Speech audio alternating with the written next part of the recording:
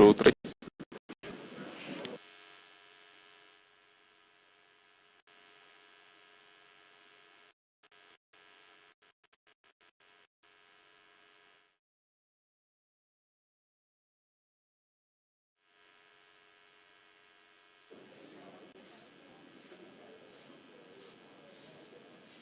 Check 1, 2, 3.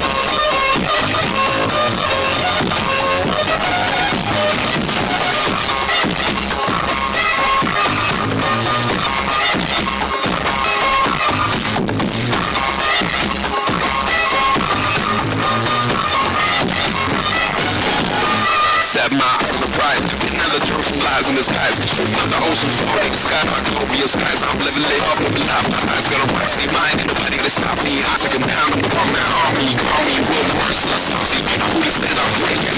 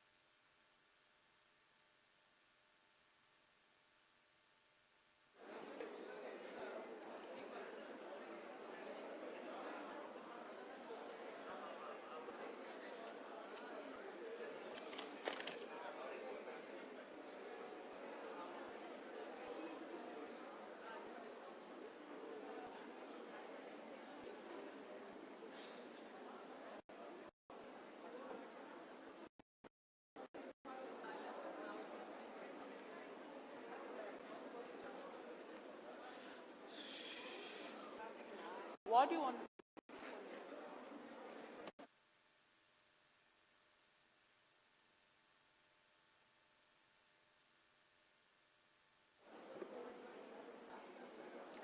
A very happy morning, friends.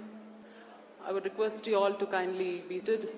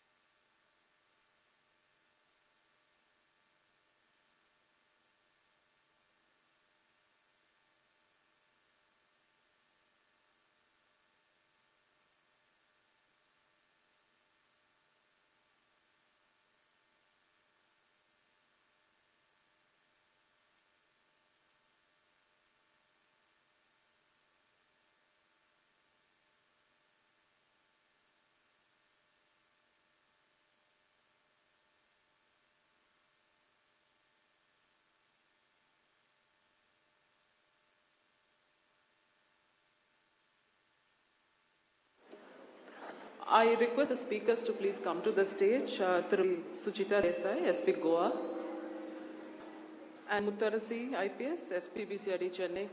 Please come on to the stage.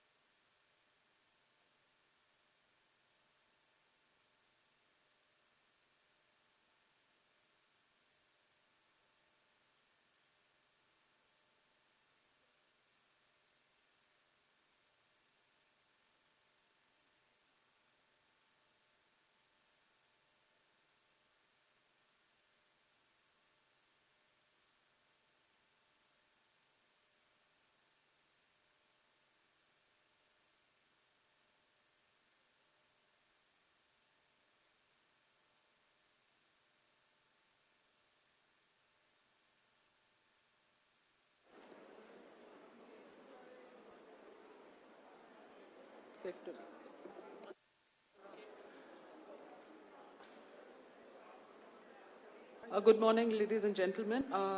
I just would like to confirm if Tirumadi Jyoti Kumari and Tirumadi G. Purani are here in this auditorium. Yeah, you can raise your hand.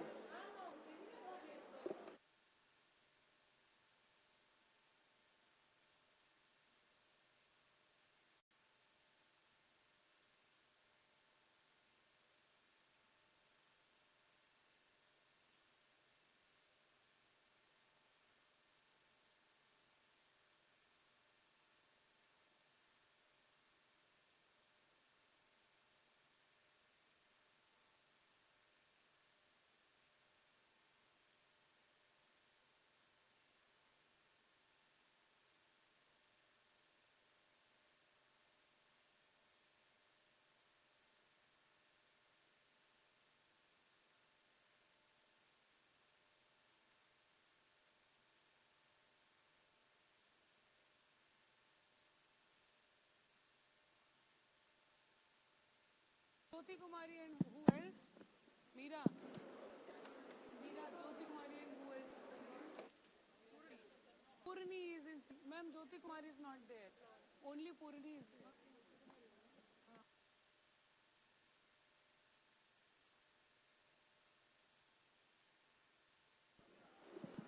Very happy morning, friends. Ladies and gentlemen, we begin our day's session with the same enthusiasm like yesterday. And today's session, session 4, the topic today is welfare measures and well-being, including mental health. I now request Mati Mallika, IPS, IGP, State Human Rights Commission, to deliberate on the previous conferences and its recommendations.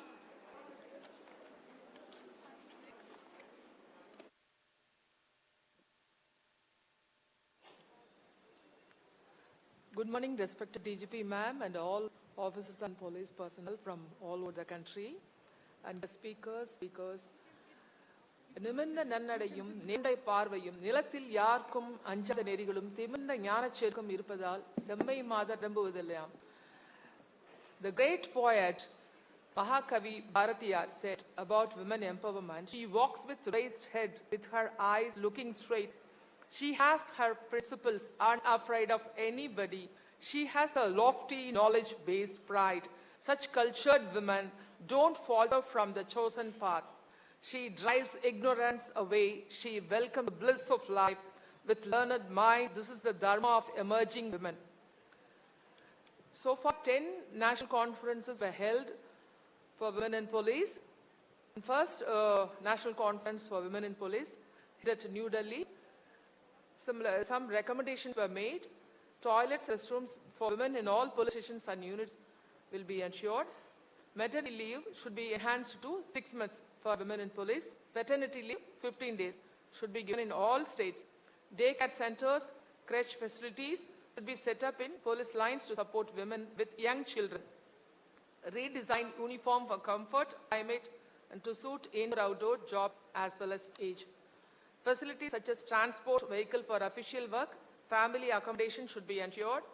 And second national conference, lifestyle management for women in police, counseling programs for recruits and their families to enable better appreciation of the demands of a police career, dual roles required of women officers in workplace and home should be considered without negative connotations wherever possible, and housing facilities may be arranged as close to workplace as feasible, and drop and pickup facilities be arranged for night duties wherever possible. And third national conference, Constitution Society, women police to spread awareness of safety and security in schools and colleges. And fourth national conference for women, recommendations were child care leave on pattern of Government of India may be given by all state police organizations, and maternity leave for 180 days may be given. Creches may be provided wherever women are posted large numbers. Uniform during pregnancy permission to wear sari, salwar kameez may be given at the beginning of 3rd month by SP or commandant. Sari permission may be continued till 1 year after delivery. And basic amenities of women such as separate toilets, restrooms should be ensured at workplace. Fifth National Conference for Women held at Thrissur. Recommendations were monitor action taken on various recommendations of NCWP, and a nodal officer may be appointed within each state organization to coordinate with assist BPRD. And in 6th National Conference, induction of more women in police, support systems such as crashes and child care facilities be mandatory, at least one in each police line and battalion unit headquarters. Maternity leave and child care leave be standardized in all states as per federal government norms.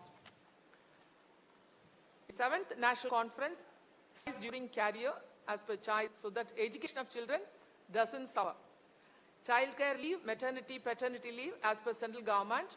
Increase the strength of Mahila battalion by 25% to cater for child care, maternity leave so that undue pressure of extra work doesn't fall on remaining police personnel. Permit women posted in BOPs live with their children. And in 8th National Conference, and SWOT analysis with a view to augment record skills to unique positioning on various work grades. Community-oriented, people-friendly policing towards safe and smart policing. In 10th National Conference, women officers who have small children should be allowed to keep help with them during training so that they can only engage in the training in a meaningful way, but also keep their children with them during training. This facility also be provided to women police officers employees during mid-career training program also. Mobile toilet may be provided during bandobast duty. Thank you.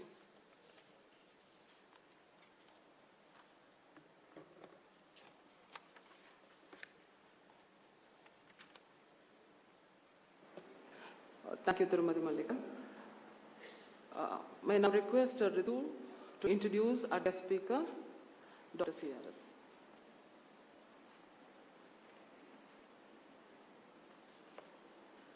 Ladies and gentlemen, good morning. It's my distinct honor and privilege to introduce to you our esteemed guest speaker today, Dr. Ramasubramanian. Fondly known as Dr. CRS, he is one of India's foremost champions of community psychiatry and psychosocial rehabilitation. With an illustrious career spanning over 4 decades, he holds an MBBS, MD, DM, and a PhD in community psychiatry. He currently serves as Vice President of the World Association of Psychosocial Rehabilitation, Senior Consultant Psychiatrist at Ahana Hospitals, founder of the MS Chelamuthu Trust and Research Foundation, and the State Nodal Officer for the Tamil Nadu Police Wellbeing Program. Dr. Ramasubramanian's vision has transformed mental health services in Tamil Nadu. Since founding MSc TRF in 1992, he has built one of South India's largest mental health networks, including a 150-bed psychiatric hospital and a 600-bed psychosocial rehabilitation center. His initiatives, such as the District Mental Health Program, Police Wellbeing Program, and the Magilchi Program, have reached over 1.5 lakh police personnel and 3.5 lakh family members. He has advised NIMHANS, the Government of Tamil Nadu, and the Central University of Tirupur. Recognized nationally, Dr. CRS has received prestigious honors such as the Abdul Kalam Seva Ratna Award, Rotary Vocational Excellence Award, and the Best Doctor Award in the years 1999 and 2018. His work exemplifies a legacy of compassion, inclusion, and systemic transformation in mental health care. A distinguished career, a wealth of knowledge, and a voice worth listening to. It's an honor to welcome Dr. Ramasubramanian. Sir, we may kindly have you.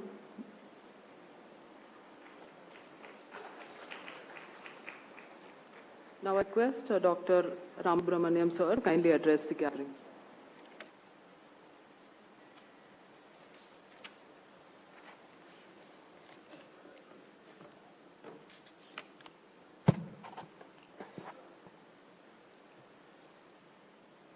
Respected Chairman, organizers of the 11th National Conference of Women in Police, participants, distinguished guests, good morning to everybody.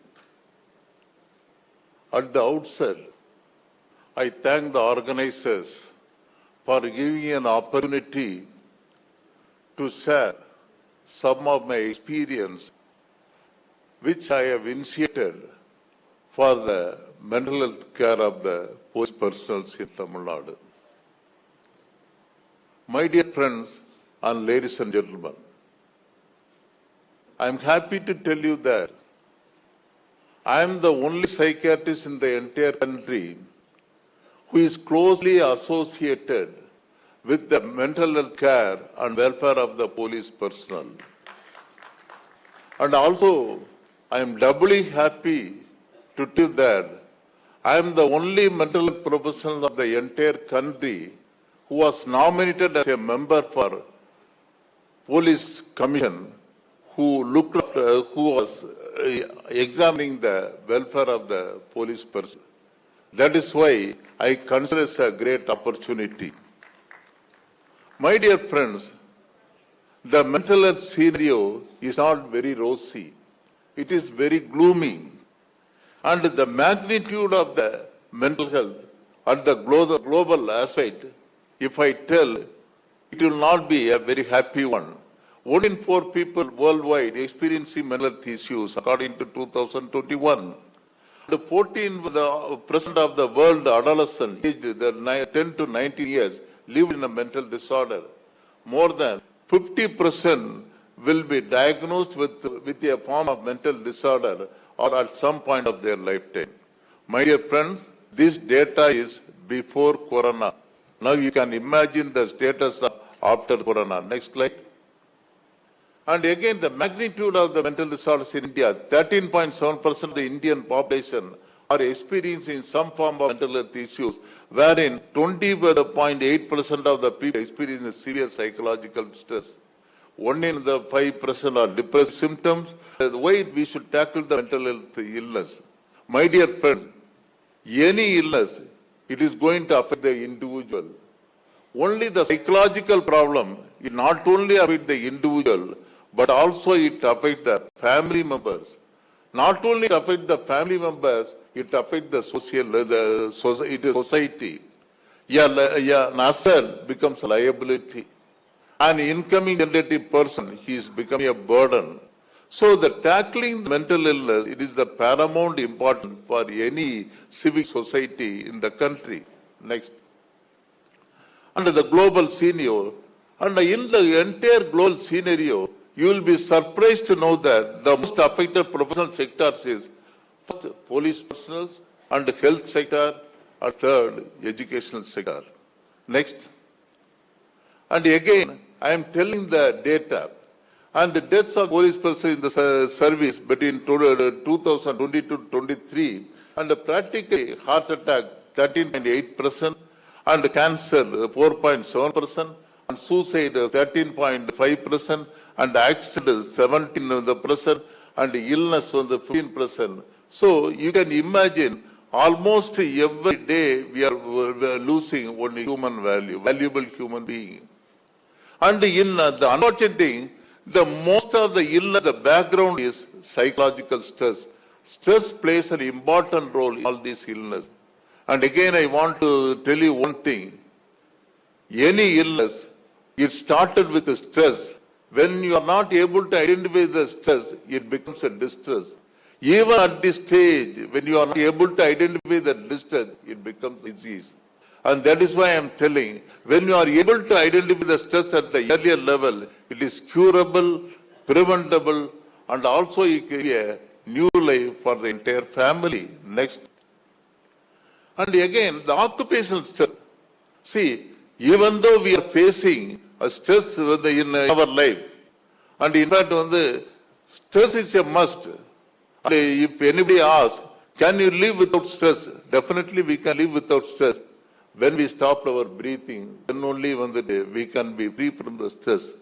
There's a stress, it is a must, but it should have a limited value. The occupational stress in the police is the nature of the system, lack of support, poor work environment, senior officer stress, and the police and public, and discrimination, and various the factors plays an important role causing the stress for these professionals. Next. And again, the most vulnerable section is women in the women police, especially the stress factors. The key stressors for women police is work-life challenges, organizational factors, especially criticism from the superiors and lack of reward, working overtime and night shift, household responsibilities, lack of family support, and gender discrimination. Next.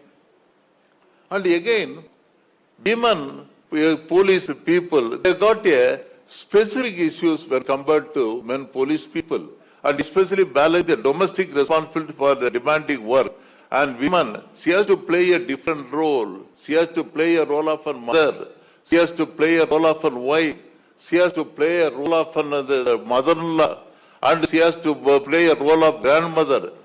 Above all, she has to perform the duty of the police officer. And also she will have to overcome her physical incapability and hormonal changes which is occurring inside her body.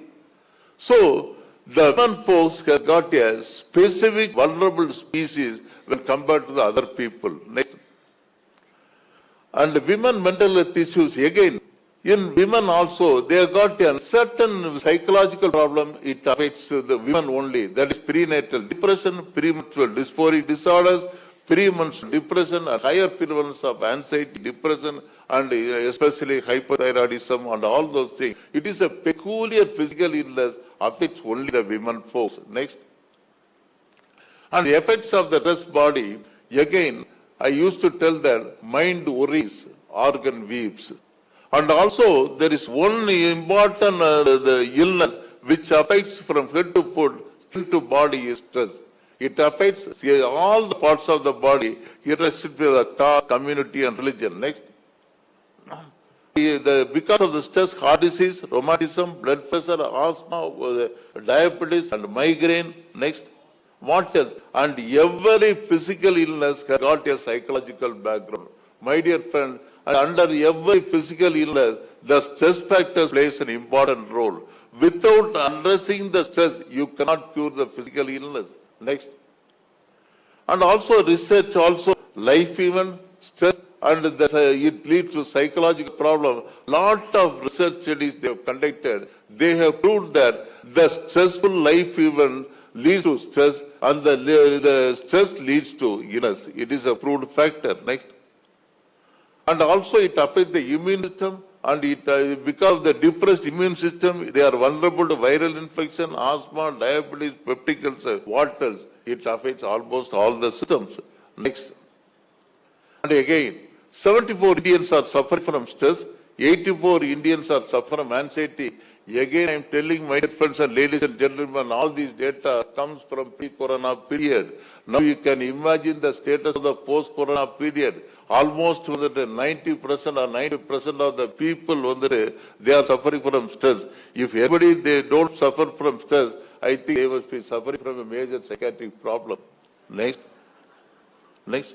And all, again, for the August audience, I want to highlight one thing, my dear friends and ladies and gentlemen. All psychological problems are treatable, curable, and preventable. When you are able to identify the illness very quickly, when you initiate the treatment very quickly, and especially when it is coupled with proper counseling, the recovery will be total. That is why I am stressing the one important point. In the 50 years of my experience as a mental health professional, I learned only one thing. Any illness can occur to anybody, not the psychiatric illness. Because the psychological problem is the only one it affects during the adolescent period, during the productive period. It makes a vulnerable person into an invalid person. That is why really it can be considered as a punishment. Next. And to address all these issues, Tamil Nadu government initiated lot of measures and welfare measures for the police personnel. My dear friends and ladies and gentlemen, and even though Tamil Nadu, the welfare measures they include lot of monetary benefits, not only for the police personnel, but also for their family members, even though they are giving lot of facilities for the kith and kin, and also for the other facilities. I am happy to tell that Tamil Nadu government is the first state who gives the importance for the mental health care of the police personnel. And again, I am happy to tell that as a senior psychiatrist of the country, and I am standing in before you, I am invited to deliver this lecture. You can imagine the importance of given for the mental health by the police department. Thank you, sir. Next. And again, the welfare measures we have got a beautiful system about which my co-speaker is going to cover. Next, I am going to cover about the mental health aspect, which is a unique program of Tamil Nadu Police Department. Next. Next.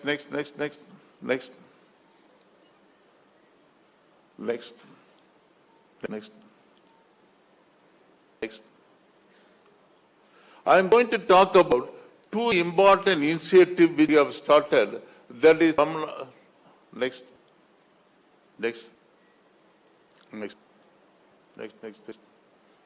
So, we are concentrating on two aspects. That is police personnel's physical health and as well as police personnel's psychological health. And about the physical health, master's health, we made it as a mandatory. There is another master's health provided to police personnel up to the rank of inspector completed 30 years. And also now the spouse of women police also included in this scheme. Next. And also these following tests are done in the master's health checkup. Next. And we have got very big hospital, police hospital at Chennai. And also we have got about 36 the medical outpatient units are functioning in 26 armed reserve headquarters. I am extremely happy to tell you that next we are conducting a special clinic in the police hospital in Chennai, wherein hypertension clinic, diabetic clinic, neurology clinic, psychiatric clinic, orthopedic clinic, Siddha medicine and wellness clinic. And this is the ones we have conducted all special clinic, and we are addressing all the needs of the police personnel and their families. Next. Again, I am coming to the point. My dear friends, there is no health without mental health. Without mental health, we cannot call anybody person as a totally the free person. Next. Again, previous slide. And again, I want to address the mental health needs of the police person and their families. We have initiated Tamil Nadu Police Wellbeing Program because of the personal stress, because of the family stress, because of the work stress, because of the societal stress, and the police and their families, they are undergoing a lot of stress-related disorders. And in order to give them the primary support, in order to give them the secondary support, in order to give them the tertiary support, we have initiated Tamil Nadu Police Wellbeing Program. Next. And again, I want to tell you, in 2015 in Madurai, we have initiated a small pilot study to assess the psychological profile of the police people and police personnel people. To my shock and to my surprise, I found out that majority of the police personnel and their families, they are undergoing psychological problem. It was a pilot study conducted by in 2015. Next. And based on that finding, we have initiated the police, the wellbeing program. And our objective is to develop a comprehensive wellness program for the police personnel. And second, to build manpower for providing a police wellness program. And to influence the wellness program within the regular police training program with the following strategies. Next. And in fact, government is magnanimous to the sanction 10 crore rupees for this police wellbeing program. And we have initiated this program next. And this police with the well-being program, it is one of the first initiatives conducted by any state government in the country when the was initiated in 2018. And the Tamil Nadu government sanctioned 10 crore for the implementation of the program.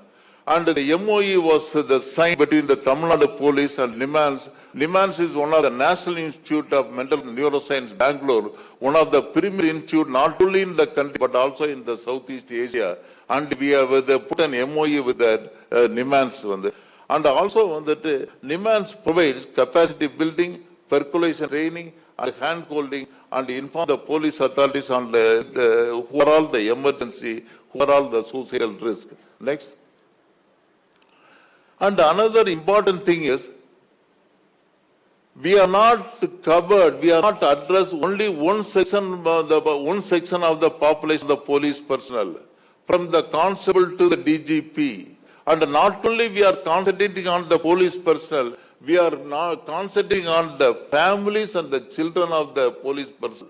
That is why we are addressing on the 1.5 lakh of police personnel and 3.5 lakh of family and the children of the police person. So the entire family, the police family comes under the program, police well-being program. So our first selection of the master trainers, we have selected 462 master trainers, in which the 254 are police personnel, 200 the people are civilians and health workers and teachers. And we gave them training at demands for about a week. Next. And totally 12 batches we have trained and the field implementation monitor. Then the master trainers, they conducted a field training, 3 days training at the district level.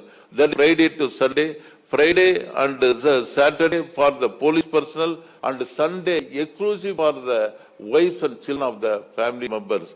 And we to understand the psychosocial profile, we formulated a tool like self-reporting questionnaire we administered to all the police personnel. Next. See, this is a 5-day training program at demands, and usually this program was inaugurated by the ADGP, and during the valedictory function, one IG usually attend, because first our concept is we should sensitize the senior police officials, and also we should make them to convince about the efficacy of the program. That is why we invited a senior police officer to demands. Next. Training of the master trainers. Next. Right. Previous slide. Now, and with this, we have conducted a research study to assess stress among the police personnel and to study the stress among the Tamil Nadu police personnel. Our objective is to study the police personnel of socio-demographic profile of participants, to study the psychological stress of the police personnel, to study the presumptive stressful life events of the police personnel, to the measure work stress among the police personnel, to compare the socio-demographic studies. Next. And this is the self-reporting questionnaire we have administered to all the police personnel who attend this program. Next. And again, I am extremely happy to tell that Tamil Nadu police totally on the 110,000 population, and selected police personnel who underwent this training is the 1,281, and data collected 88,901. And my dear friends and ladies and gentlemen, so far in the Indian literature and world literature, the data is pertaining to less than 5,000. And here we have got a data more than 1 lakh population. Again, we will have to give training for another 30,000 people, so that the data is ready for 1,32,000 people. Next. And again, first slide. The perceived stress, what we have noticed is 44% is personal stress, and 47% is social stress, and 51% is the family stress, and 72% is the work pressure. Next. And again, the body mass index, again, another important thing is, and also 3% of the people, they are underweight, and 41% are normal body mass, and the 40% of the people is obese, and 10% of the people is obese. That is why we are concentrating both physical health and as well as mental health. Next. And I am coming to the lifestyle disorders of the participant. Again, in the participant, you will be surprised to know that diabetes, so that again, 19.66%, that is 15,739 people are suffering from diabetes. The national average is 8.7%. And again, hypertension is 11.9%, and that is for totally 4,557 people. That is national average is 11,000. And again, both diabetes and the hypertension, in which 1,660 people were suffering from diabetes and hypertension. And again, the stress, many of the people, 32% did not suffer from any major psychological problem. And again, some 64% of the people, they are showing distress symptoms. And again, 4% of the people, they are suffering from suicidal ideation. Next. So the next. So again, the family members' satisfaction, we have analyzed the satisfaction. Many of the family members, they were extremely satisfied with this program. And also many of the family members, they were asking, should not finish this training program with one day. It should be a continuous one, consistent one. It should have meaning for us. Because these children, especially the girls, they want to ventilate their feeling. They want to ventilate their suppressed feeling. So they are asking for more time. This is the family members' participation, their data. Next. So, again, for building the inbuilt build, we have already trained master trainer. We have given the 1 week training at advance. And these master trainers, they trained all the district police, the police people, again the well-being. And again we want to create make them qualified counselor. For that we created a diploma course in psychological well-being for the police office by NIMAS. My dear friends, ladies and gentlemen, for the first time in the country, NIMAS came forward to give you a diploma in police counseling, not for any other state except Tamil Nadu. I am extremely happy to tell that. It is a 6 months course, duration 6 months course. Master trainers are trained by NIMAS, and the first batch of program, 40 such people were selected for diploma course.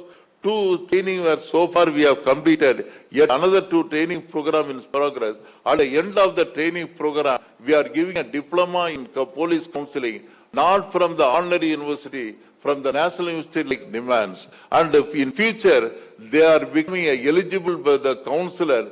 They are the inbuilt counselor who are going to work inside the police department. Next. This is the diploma in police counseling, and this is the diploma which we are giving. The director of NIMAS, she came personally, and she gave the diploma to all the participants. Next. Now, I will take another 10 minutes. So this is the end. In 88,000 people we have analyzed, in which 4% of the people on the verge of suicidal ideation. And another thing is,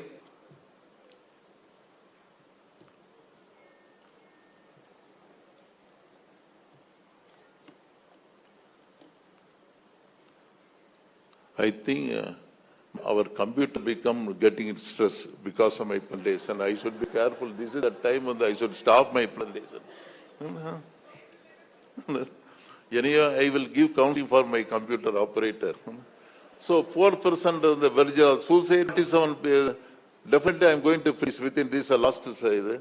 And the 47 the people, they are on the verge of developing the serious psychological problem. My dear friends, 4% on the verge of suicide, and 47% that they are prone to develop stress-related disorders. Now, our DGP has asked one day when he called me, asked one question. Doctor, by conducting the well-being program, you are able to identify the stress, and also when you are able to give certain solution for the stress. But what is the solution you are going to give? You are already developed the stress. There should be some remedial measure. So which lead to the birth of another wonderful program that is called Mailchi, which is other known as happiness. One. And again, I'm extremely happy that the Prime Minister of India, one of the program, I think the Madam Sruthi, if she is here, Kiran Sruthi, if she is here, she will be well appreciated. During the completion of the training, she profoundly expressed her satisfaction about this program. And also, the Prime Minister on his website repeatedly he quoted. And after this, the personal experience of the IPS officer of Tamil Nadu, now this program is extended to BSF and all the military force. Very soon they are going to extend it to Kerala state. I am extremely happy to tell that. If time for video work panna.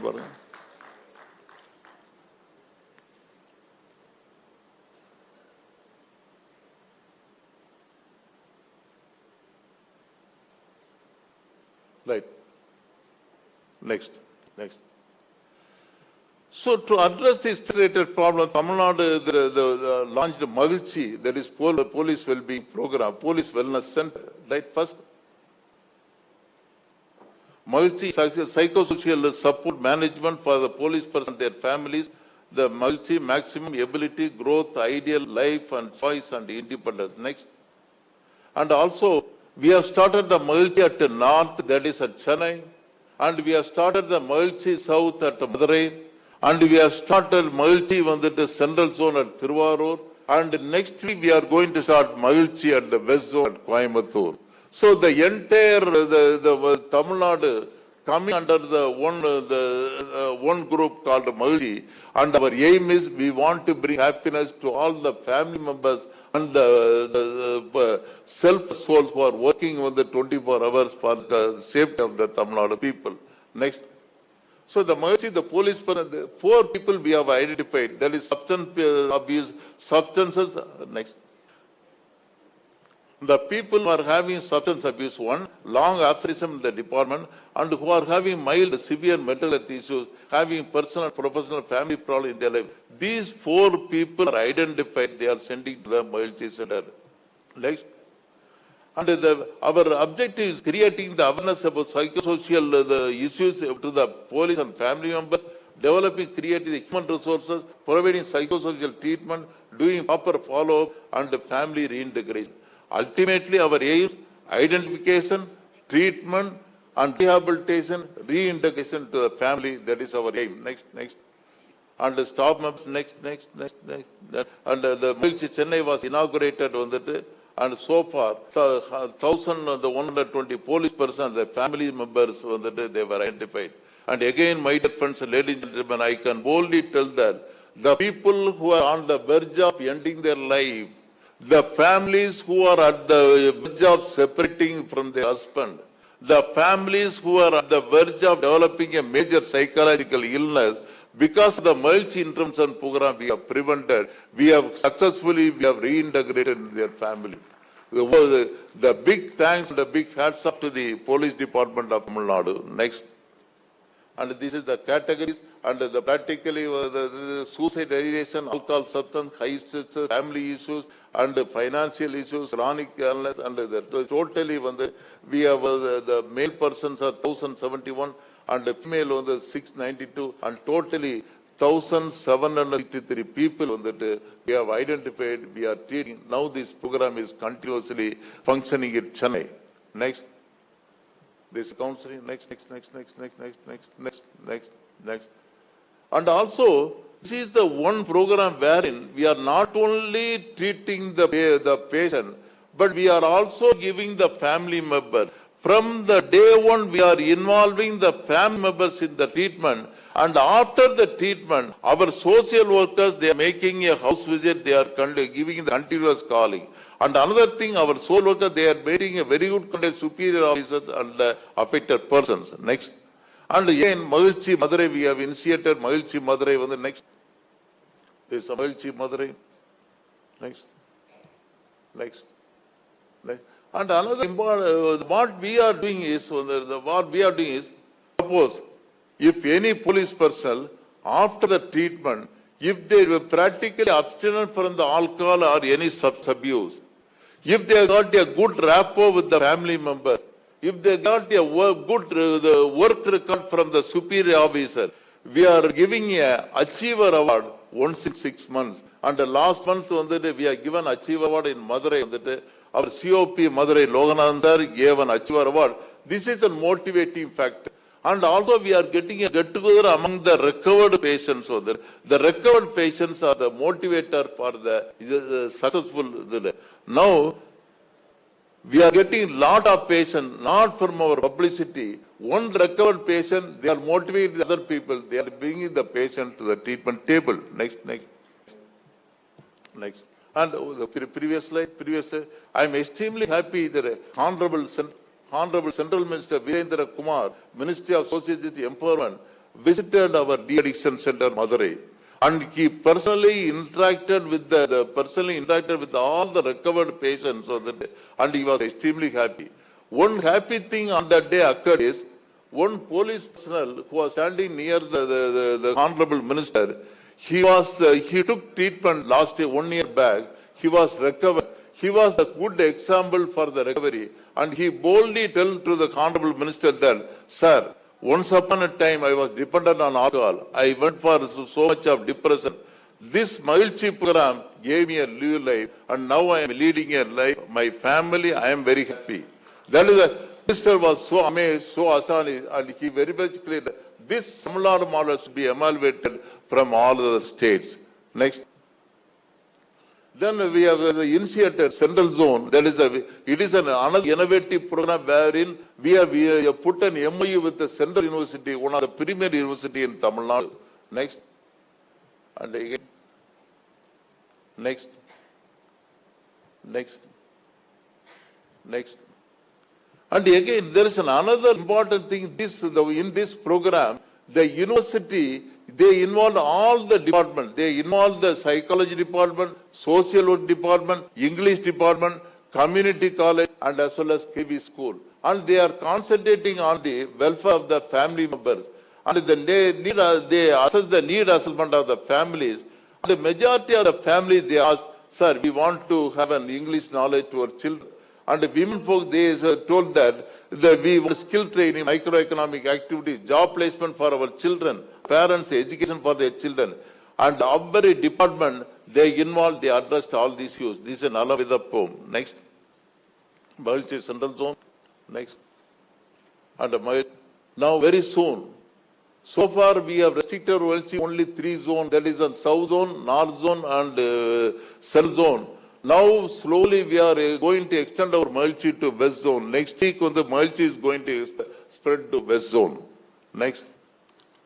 Again, social welfare and other welfare measures on that the other co-speakers is going to speak. My dear friends, ladies and gentlemen, and the honorable participant, as a mental health professional, I am having an extreme satisfaction in associating myself with this department.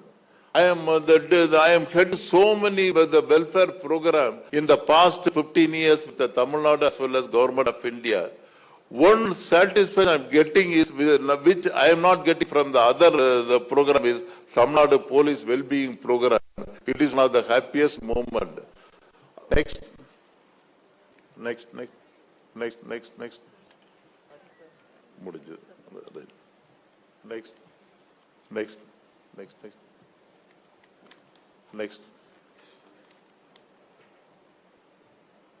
And last but not least, and the Tamil Nadu government, if they want to help all the other people still more, they have contributed the 5th Police Commission.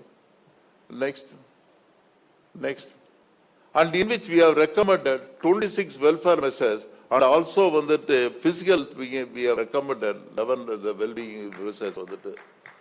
So thank you very much for giving me an opportunity. Thank you, sir.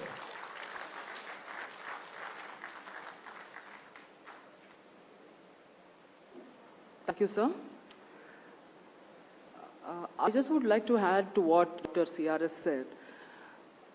Friends, you would have seen the question which sir showed. In that question, like we officers here have attended this well-being program with our families, and end of the session they give us a questionnaire, and the questionnaire we just give us, we fill the data, and finally they actually go through all the questionnaires, and they also recommend it to the DG for those who actually need some kind of a extra counseling or a treatment. But, they are keeping the DG posted about the situation of our policemen so that they get some extra help for their mental health. And another thing that we're doing in the headquarters is every fortnight we get a report from the district SPs about the suicidal attempts, like especially any police personnel, if they try to commit suicide, and those category of people, and also those drunkards who come to us notice. These reports are sent by the district SP to the headquarters, and there we are consolidating it, and through the IG welfare we are sending it to the doctor, and then he gives them a special counseling. This is an added feature, so we have to thank Dr. CRS taking individual, thank you sir, interest in treating individuals. With this now I request Tirumadi R. Malarvili IPS Madam, ADGP Bihar Police Academy, to kindly come to the stage to present a memento to our guest speaker, and also Thiru Ravi Joseph IPS, ADGP BPR to honor our guest and to present a memento as a token of love and gratitude.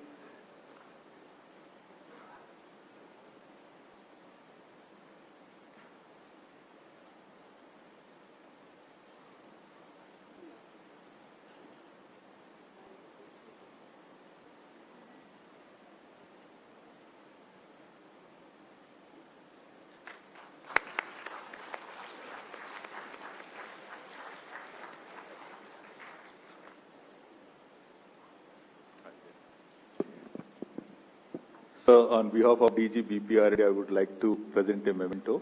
Please to accept.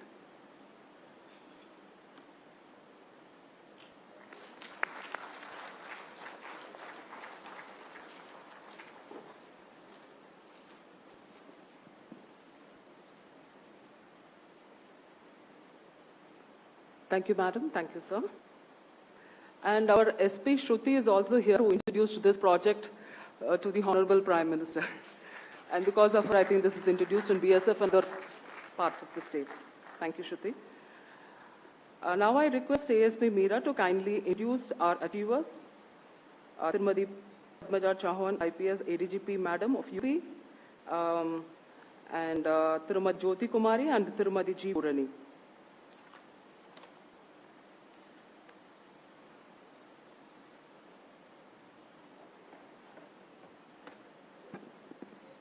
There is no force more powerful than a woman determined to rise. The achievers we are honoring today exemplify that truth, combining sharp intellect with relentless efforts to achieve the extraordinary.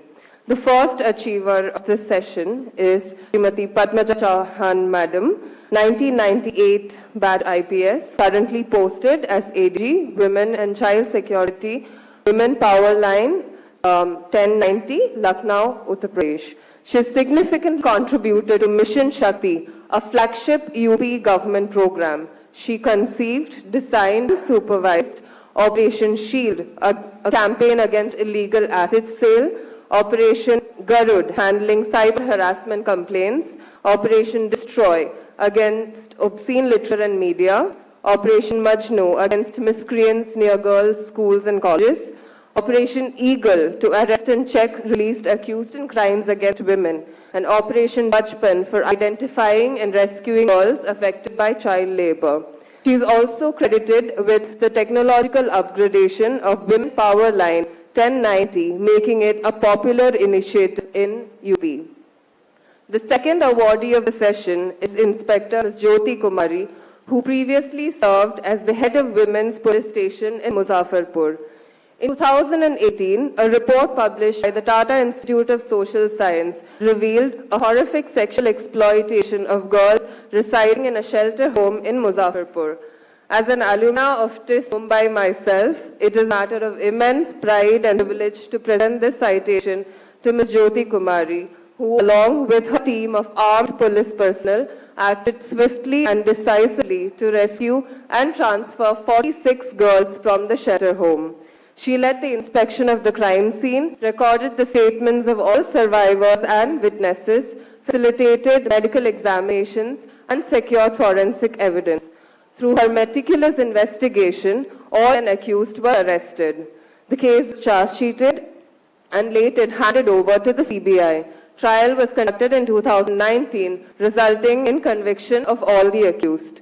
Ms. Jyoti Kumari's commitment to justice, her sensitivity, and thorough investigative work stand as a powerful example of integrity and courage in policing. The third achiever who we are honoring today is Tirumati Purani, SGSI, currently working at Grand Bazaar Police Station in Puducherry. She was enlisted in 1991 and has completed an unblemished service of 34 years. She has played a pivotal role in empowering young girls to fearlessly come forward and report cases of sexual harassment. She also gives counseling to transgenders, and due to her efforts, the offences of eavesdropping and pickpocketing were solved in her station limits. She has also served with utmost dedication during the cyclone which ravaged Puducherry, rendering her service even during odd hours. Her efforts have helped in preventing accidental drowning at sea and has also helped relating vendors at the Rock Beach. For over 34 years, she has performed her duties without fear or favor and with the only aim to do justice to innocent citizens. I request all the recipients of the award to please come on the stage. Thank you.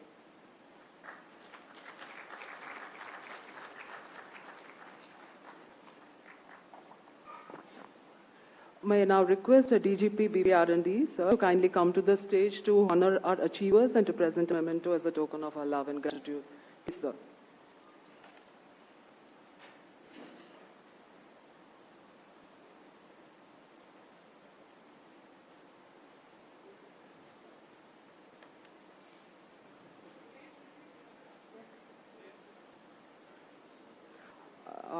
Achiever Srimati Padmaja Chauhan IP is ADGP of UP. And Srimati Jyoti Kumari and Srimati J. Paurani, please come onto the stage.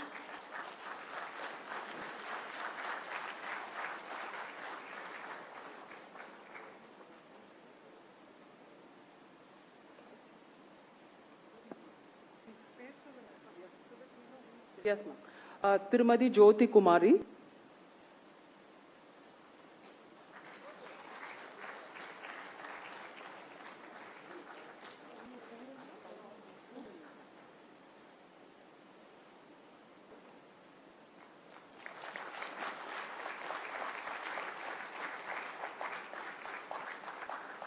Tirumadi G. Purani.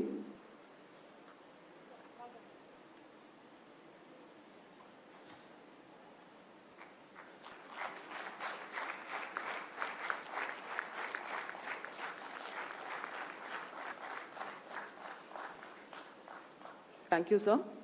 Thank you, madam. I now request SP Goa, Tirumadi Suchita Desai, to make her presentation.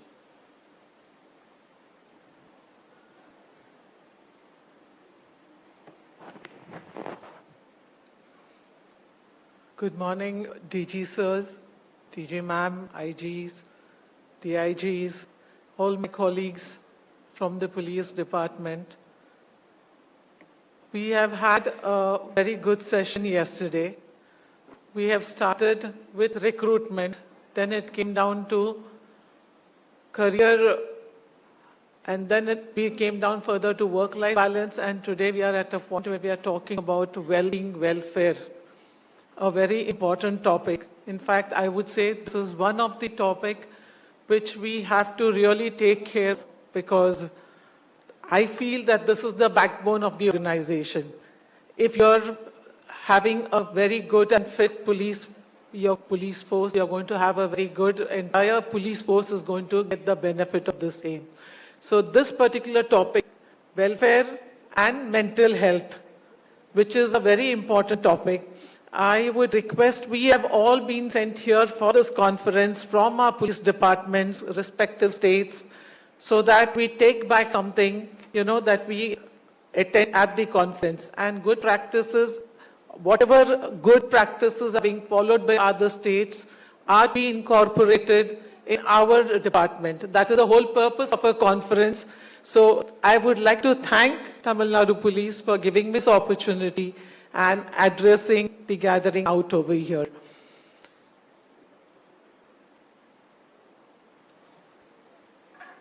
What is welfare measure and what is well-being? These are two different concepts basically.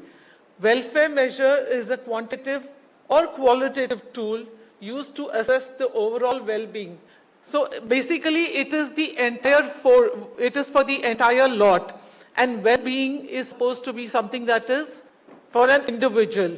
Well-being is one person who has to have a proper frame of mind and perform in a proper frame of mind. If the person is not in a proper frame of mind, he is not going to be able to deliver properly. So, in fact, there are just a few examples that we have said over here. Examples of welfare measure include indicators such as gross national happiness, human development index, per capita income, poverty levels, and consumption standards. Now, this itself it's a very diversified kind of a concept. Whereas you look at the well-being, well-being refers to the overall state of a person's physical, mental, emotional, and social health. So when all these factors are in place, the person is said to be having a good frame of mind and is having a good well-being. Now, how it encompasses how individuals feel about their lives, their ability to manage stress, maintain positive relationships, achieve a sense of purpose and fulfillment. Well-being is a holistic concept. So basically, it is a holistic, that's exactly what I was saying. We have to have it from all our social, there are different factors to it, which we will see in the next slide. Before we go to that, I would just like you all to go through, if you see this picture, does it remind you of this picture? It was breaking news. Have you all ever come across this in the news, this particular picture? This was a case where, the person from the CRP, from the railway police force, police personnel who had shot at people in the train. How many of you all have heard of that?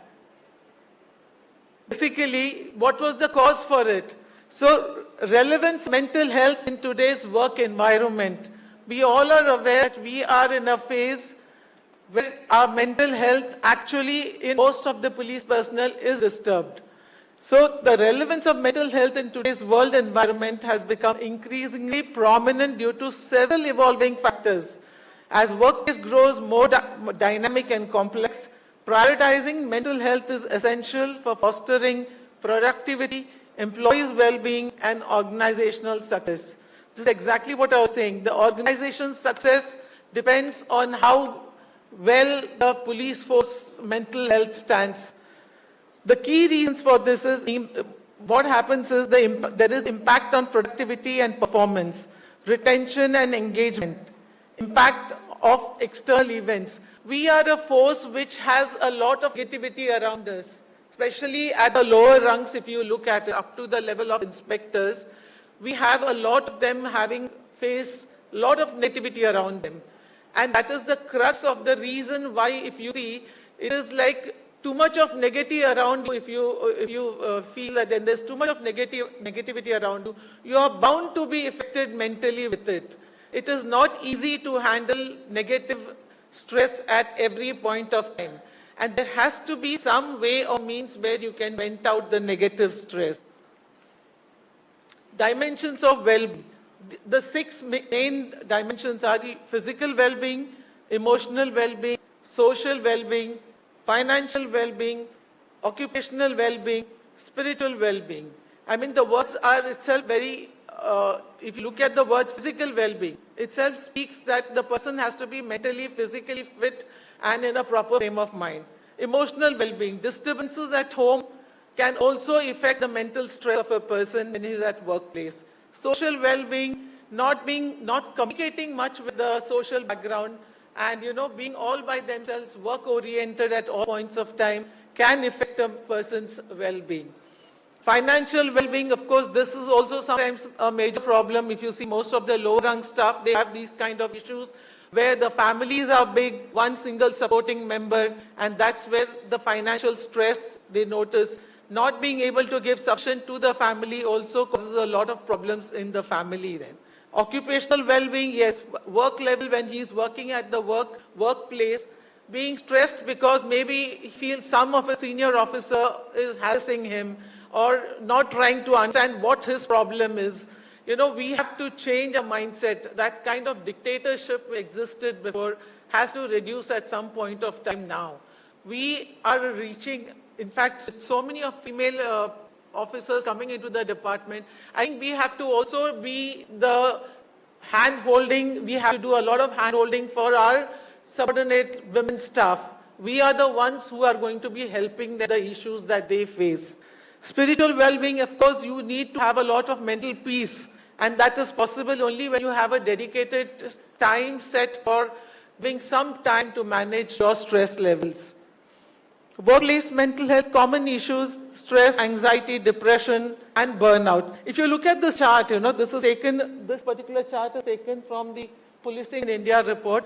And if you look at it, 8 hours factor, which we look at, the 8 hours work factor, a very few of them fall in that bracket. Majority of them are always working more than 8 hours. Practically, that is not possible for a mind to be in a proper frame of mind. So if we look at it, our police force is stressed out. The low rank especially, you find that they're working for more than 8 hours. So somewhere we have to have a balance between this and try to understand and adjust work hours in such a way that at least not at a stretch, that they do not have to work at a stretch for 8 hours. What are the causes? Of course, shifts of work, exposure to trauma. As I mentioned, we have several lower rank staff who face trauma at every point of time. They are attending to patients, maybe at road accidents, murder cases, drowning cases. It is not easy to look at all that at all point of time and then have your food in proper frame of mind. What are the signs? Yes, you do notice the signs of irritability, fatigue, withdrawal, decreased performance. And we as officers, we have to look down at the staff, recognize these kind of indicators that are there in them, and probably we are supposed to bring a change.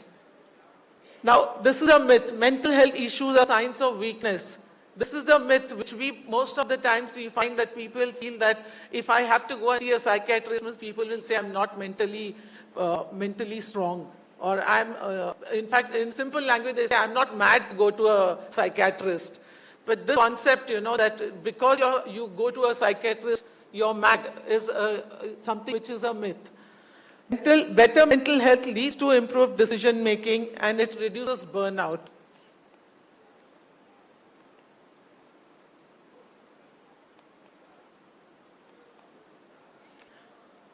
What are the support strategies? Of course, counseling, stress management, peer support, promoting work-life balance. Now, these topics for work-life balance already has been discussed.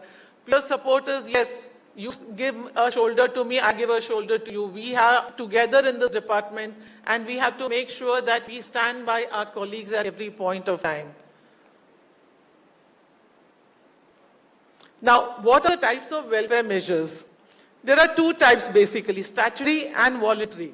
Statutory, of course, that is mandated by law. Like, basic facilities, medical facilities, canteen facilities, housing, transport, recreational, which is to be given by the department. Now, there is something as voluntary welfare. It is provided by the organization to you, where your provident fund contribution, gratuity, maternity, paternity benefits.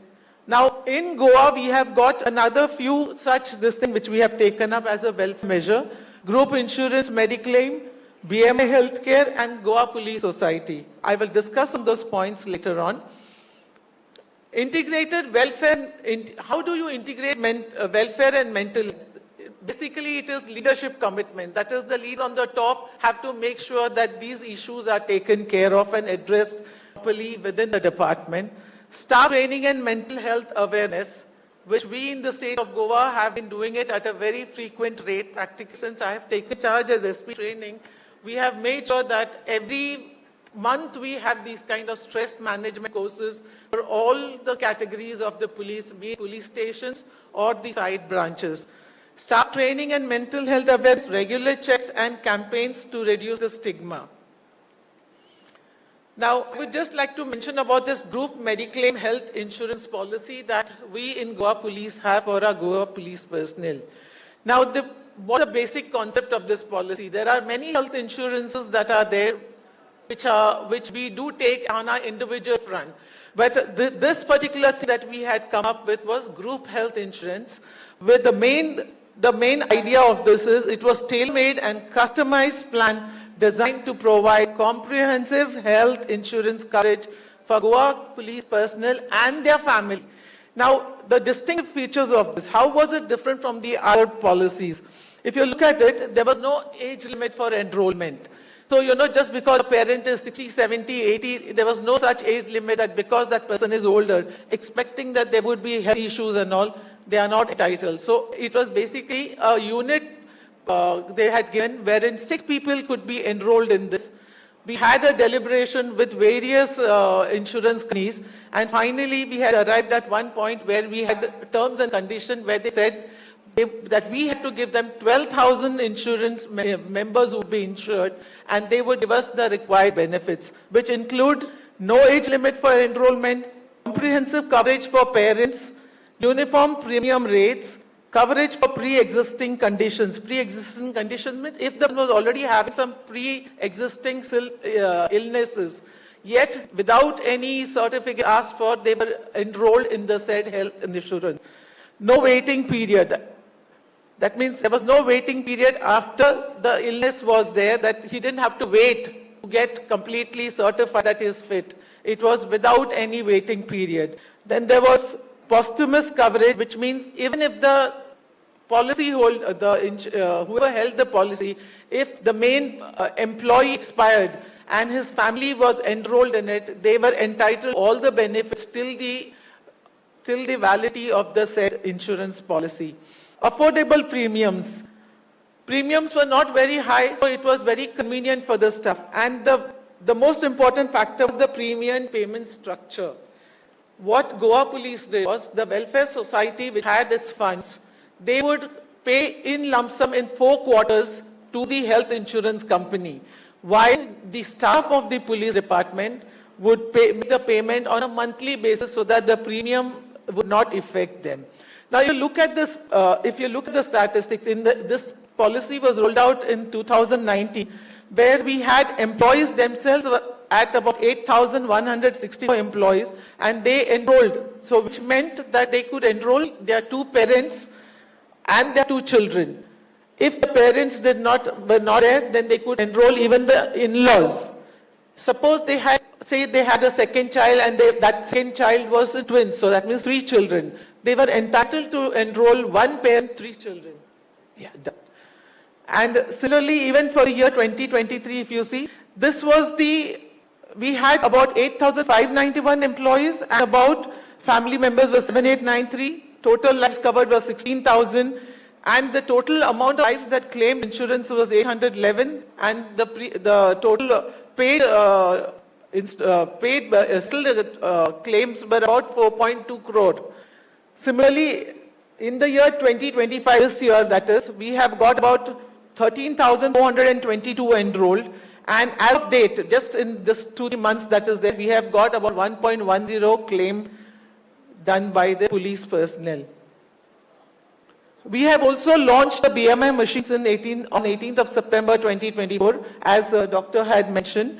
These BMI machines, which are a key component of the Fit Goa program designed to monitor health of police personnel. The program focuses on using BMI results to suggest lifestyle modifications. These machines will regularly assess police personnel.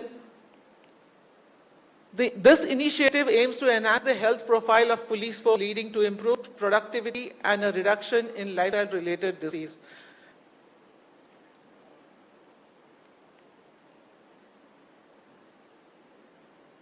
So I would just conclude in short, key measures improve overall officers' well-being, and sustained focus on mental health enhances safety and performance. Support well-being, empower police personnel. Thank you so much. Thank you, Srimati Suchita Desai, for this presentation. I now request SP CBCID Srimati Muttarasi IPS to address the gathering.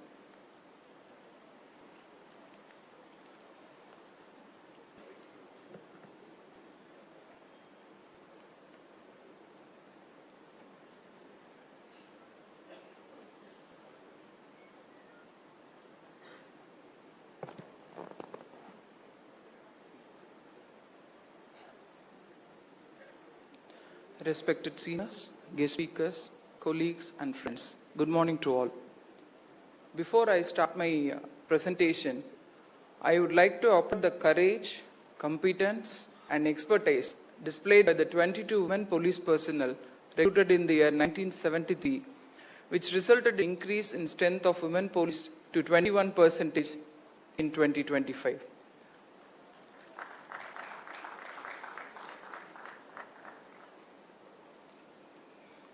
Slide Mari. PPT has changed. This is not the one.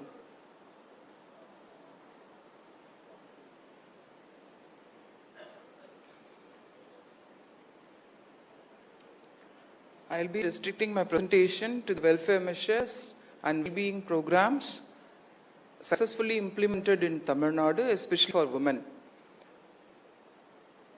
In the year 2002,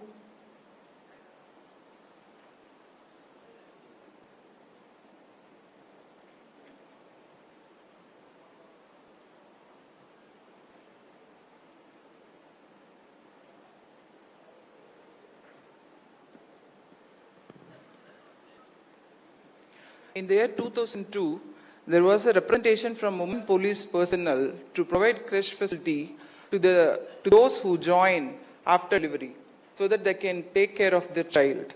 It was accepted by the government and ordered to establish creche facility 44 places, including battalions, on need basis. Right now, we have creche facility in 4 places, that is Chennai City, Coimbatore City, Kanyakumari and TSP battalion in Avadi. These creches are handled by our women police personnel, and we are continuing to increase the number of creches as per the recent announcement in Navaratna scheme by the Honorable CM. We all know that when we are deployed in law and order bandobast duties in faraway places or remote places, long hours of duty in a remote place, women will be hesitating to avoid hydrating themselves for the reasons best known to us, and non-availability of the restroom facilities. Considering the hardship faced by the women police, Tamil Nadu government has taken an initiative to provide mobile toilet facilities in the year 2013, and 5 mobile toilets per districts are provided.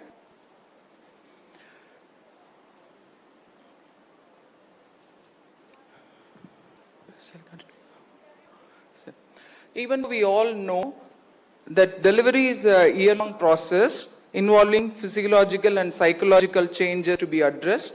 Till 2016, only 180 days of maternity leave was provided to the women police personnel in Tamil Nadu, and it has been increased from 180 to 270 days in the year 2016. And in the year 2021, 1 year of maternity leave was provided to all the who need. The maternity leave being sanctioned to support the young mothers in the uniform, and they are also provided with the facility to have priority transfer to the place where the in-laws, spouse or family member resides. This is a new thing, first of its kind, introduced in Tamil Nadu. Yes.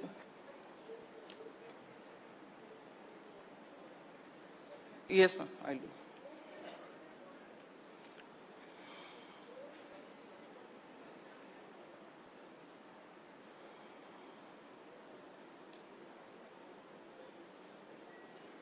In addition to that, this year an order was passed to treat maternity leave as duty those who are in probation period. This is also the first kind in India, I believe.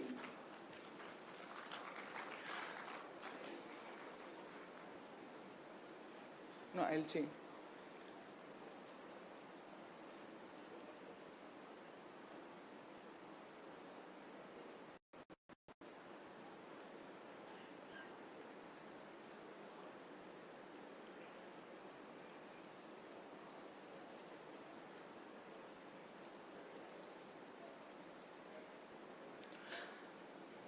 Tamil Nadu is already having annual medical checkup for both genders, and in the year 2021, exclusive checkups for women from the age of 30 years was introduced, which are listed, and this is exclusive for, initially it was 50 years, those who have to undergo the annual medical checkup.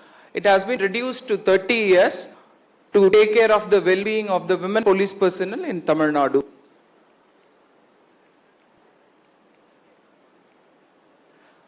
In 2025, it was announced that women police personnel visiting to Chennai and Madurai as we have high courts in both the places, it was decided to have a hostel facility to provide rooms in nominal rates. It was implemented in Puduppady, Chennai city in March 2020-25, and one more hostel in Madurai is under construction, which will be open shortly.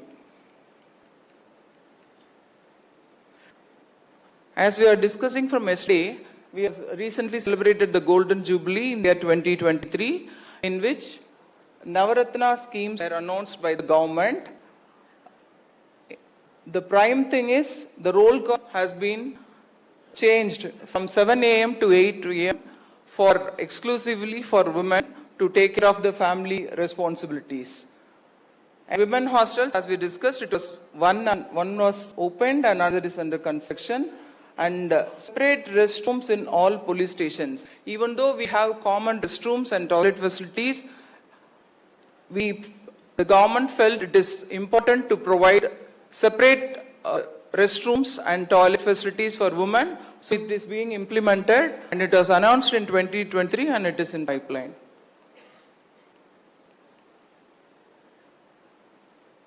As already in the year 2002 itself, we started giving creche facilities for the needy. Now it is decided that it will be spread all over the state. There is a trophy announced exclusively for women police personnel, Kalaignar Police Trophy, for 13 people who excel in investigation, CSR completing on time, and CCTV subdation, and etc.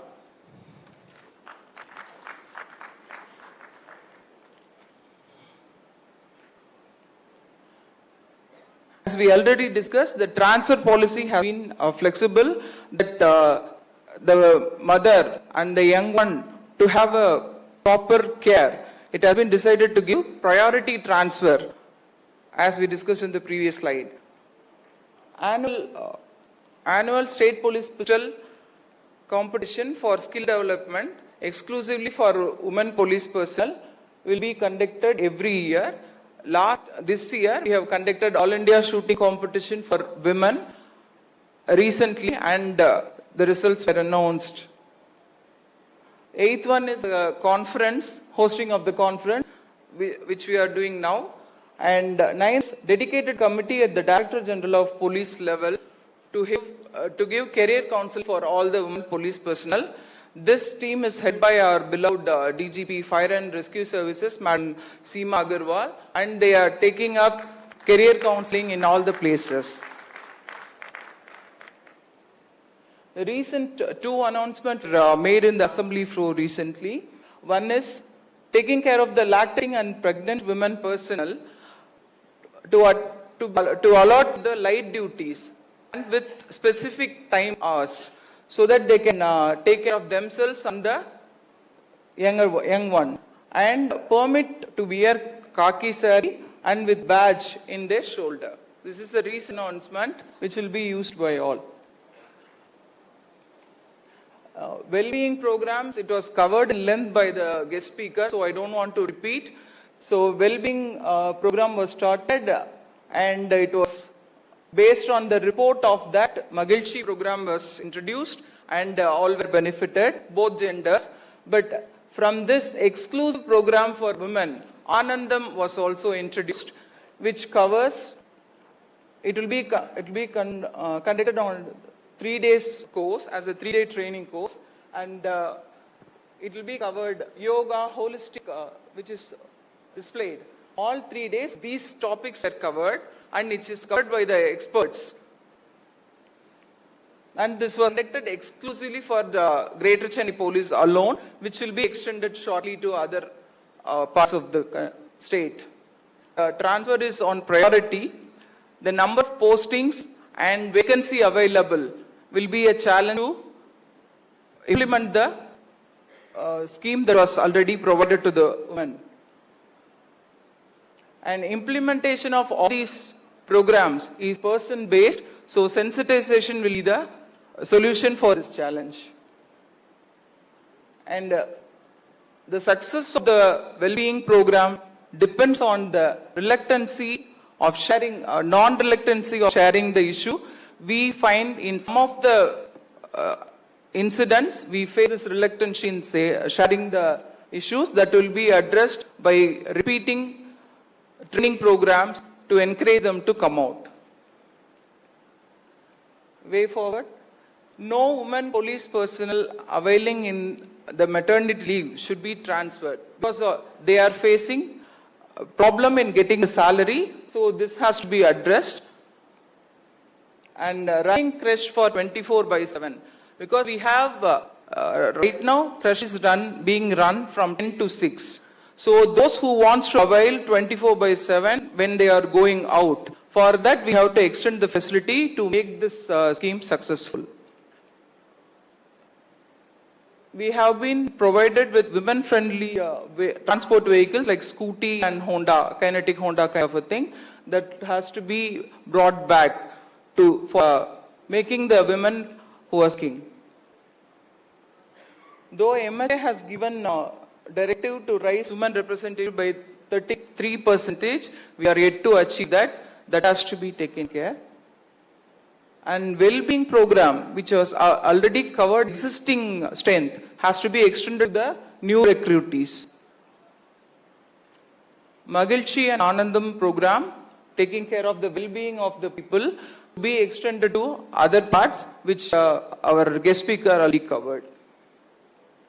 I would like to end my presentation with a quote by Vivekananda. There is no for the welfare of the world unless the condition of the women is improved. It is not possible for a bird to fly on only one wing. With that, I end my presentation. Thank you.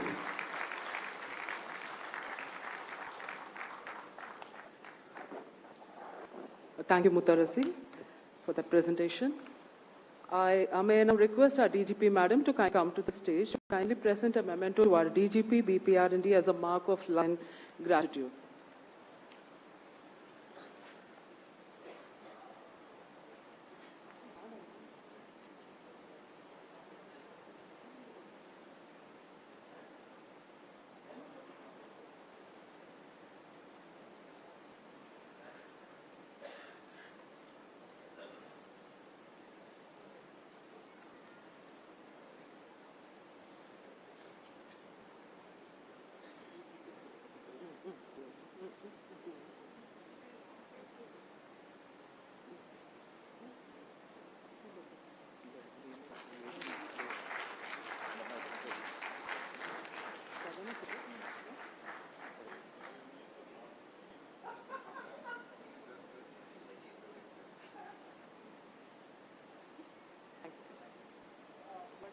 Thank you, sir.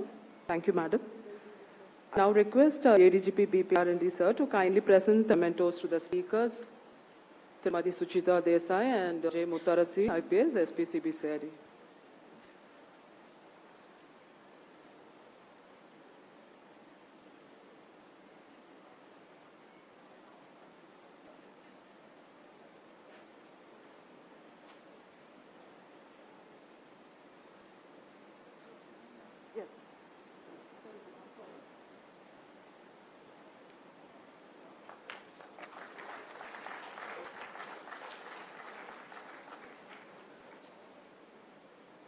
And to Srimati Suchita Desai, SP Go.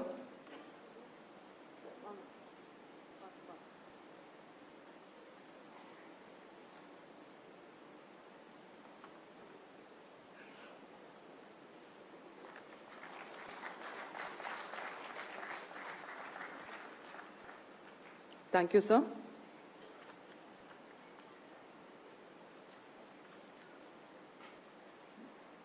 The house is open now for discussion, and if there is any questions, you can ask. And let's restrict it to 3 to 4 questions.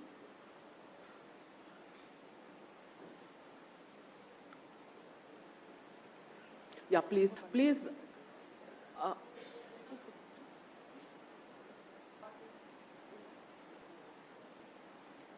give the hand mic to her. Hand mic pass பண்ணுங்க, the back. கொஞ்சம் faster.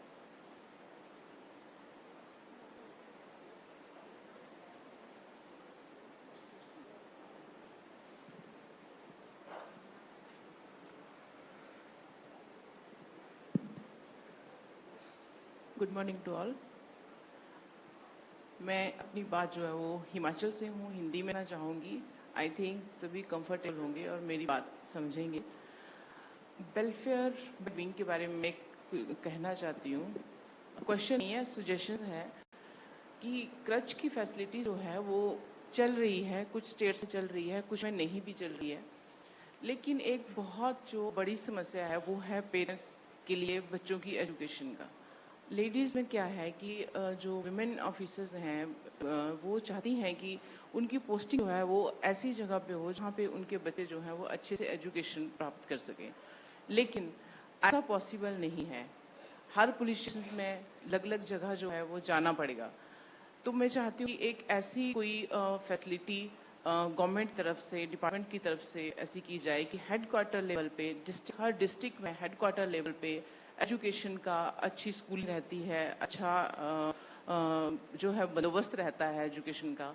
तो headquarter level पे at least paying guest otherwise hostel नाम से कुछ headquarter में ऐसा maintain किया जा सके जो स्पेशली जो विमेन हमारी ऑफिसर्स हैं, विमेन पुलिस ऑफिसर्स जो हैं वो अपने बच्चों को वहाँ रख सकें और वहाँ पे जो है वो एजुकेशन करवा सकें, ताकि ये एक प्रॉब्लम जो है वो ख़त्म हो जाए कि वो बच्चों की वजह से जो है इस खींचानी में रहें कि हमारी पोस्टिंग जो है वो हेडक्वार्टर में ही हो और हम लोग कहीं और ना जाएं, जिस वजह से एक बहुत बड़ी समस्या डिपार्टमेंट को भी रहती है एंड इंडिविजुअल जो है विमेंस को भी रहती है। तो ये मेरी एक सजेशंस हैं। एंड क्रचेस जो हमारे अभी तक नहीं चल पा रहे हैं, ये एक ऐसा कहूँ मैं कि कागजों में ही रह गई है ये बात। कुछ जगह पे चल पा रहे हैं, कुछ जगह पे नहीं चल पा रहे हैं। तो इसको जो है वो अच्छे से जो वो मेंटेन किया जाए।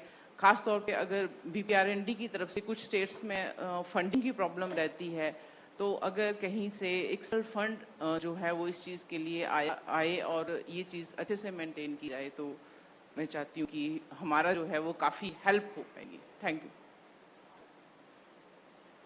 आपने जो सजेशन दिया दैट इज वेल टेकन।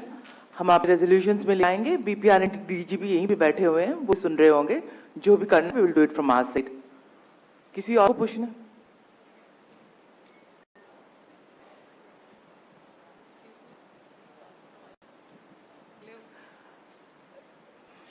और एक after they will be taking only one more questions. Rest of the questions please do write in your feedback form. Give it before 4:30. जी मैम एंड सर, मैं Nita Kumari, assistant sub inspector Jharkhand. पास में रखिए ना अपना mic जरा ऑन के। हाँ, झारखंड से हूँ। BPRND से मैं कहना चाहती हूँ कि जैसे सभी थाने में भी पुलिस की पोस्टिंग तो होती है, महिलाओं की पोस्टिंग चाहे डेपुटेशन में जाते हैं लॉ एंड ऑर्डर पर। तो मैं चाहती हूँ कि मेरी सभी थानों में कम से कम महिलाओं को रुकने के लिए व्यवस्था किया जाए BPRND की तरफ से। लॉ एंड ऑर्डर ड्यूटी के लिए जब आती हैं सब समझ में आ गया आपका क्वेश्चन। सर BPRND DGP यहाँ पे, ADG सर भी यहाँ पे। Your suggestion is well taken. They'll take your consideration. उन्होंने they we have informed them और हम अपने proceeding ले आएंगे। Thank you. किसी और को लेना? That will be the last question. Good morning, everyone. I'm from SSB, and SSB guards the border of Indo-Nepal and Indo-Bhutan. To be very specific with respect to SSB, I would like to raise my concern. One, the crèche facility should be extended to border outpost because our women personnel are posted border. With respect, in addition to this, I also would like to say there should be professional and permanent childcare which should be provided at each crèches. Because we know that crèches are working well, but still women could not leave their child alone in the crèche facilities. So in this respect, I would like to also do a gender budgeting thing and gender auditing thing to make it mandatory that there should be a childcare professional at each crèches. Second, ma'am, with respect to mental health, also I would like to suggest that there should be welfare counseling committees at the unit levels, and it should be mandatory as the constitution of internal complaint committee is there in process. So that is from my side. Thank you. Your suggestions have been well taken. We also want you to write and it up. Since it's specific to one particular organization, we would like to take it. Sure, ma'am. Thank you. So, ladies and gentlemen, with this I thank the speakers over here. It was really an interesting session and a useful session. The next session will be at sharp 11:50. I would request you all to have tea and come back. Before that, I need to say there is a session called breakout session, wherein 15 people have been selected. They are from UP, Karnataka, Arunachal Pradesh, Puducherry, and Tamil Nadu. There is an inspector over here. Her name is Chondeshwari. She will be taking you to the seminar hall where the breakout session will take up. And then I'll read out the names also of the person who are in the breakout session. They are Nda Shukla, Sup SP, Ankriti Sharma, Additional SP, Tanu Upadhyay, DSP, Neeraj Chaudhary, Inspector, Usha Bhatti, Head Constable. उसके बाद कर्नाटका से 2 है, Gita MS and कला कृष्ण स्वामी. अरुणाचल प्रदेश से गरिमा and 3 others. और फिर पुदुचेरी से doctor Rachna and 4 others. तो आप सबसे निवेदन है कि आप सीधा 11:50 को आप अपने सेमिनार हॉल में वहां पे पहुंच जाइए. यहाँ पे आपको एस्कॉर्ट करेंगे. वहां पे आपका ब्रेकआउट सेशन होगा. सो बाय आफ्टर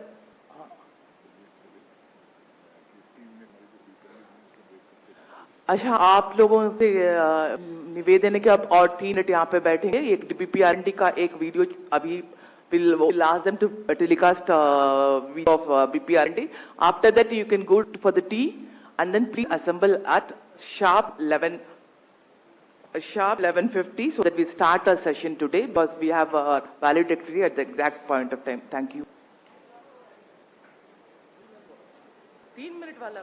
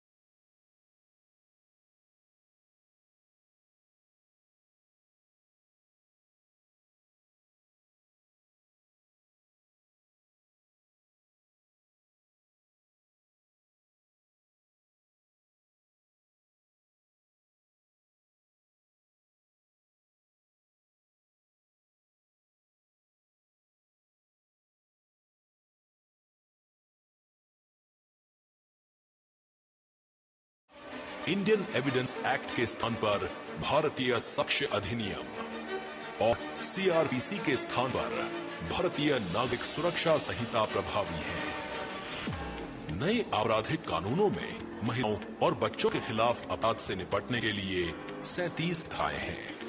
उद्देश्य महिलाओं और बच्चों के प्रति अपराधों को रोकना और उन्हें न्याय दिलाना है।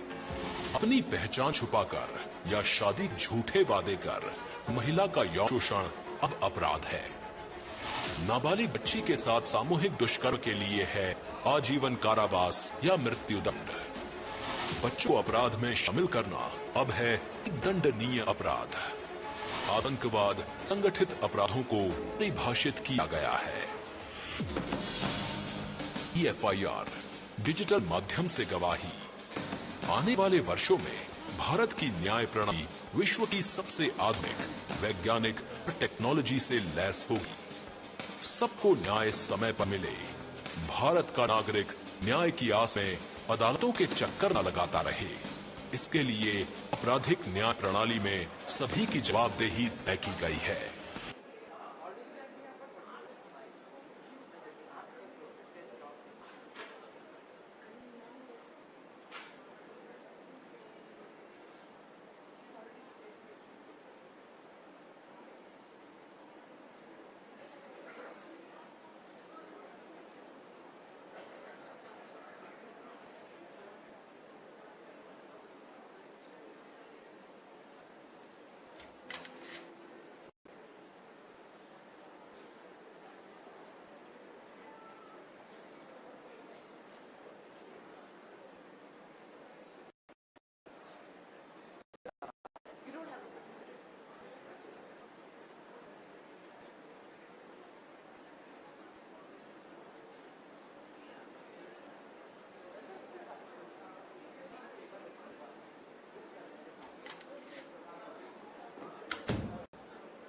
इन पर अगर आँच आती है तो इनकी दुनिया कितनी बेरंग हो जाती है। I request the participants to please seated. We'll be starting our fifth session. We have only one more session left. Kindly cooperate with us. We have got the valedictory function on time. Ma'am, please.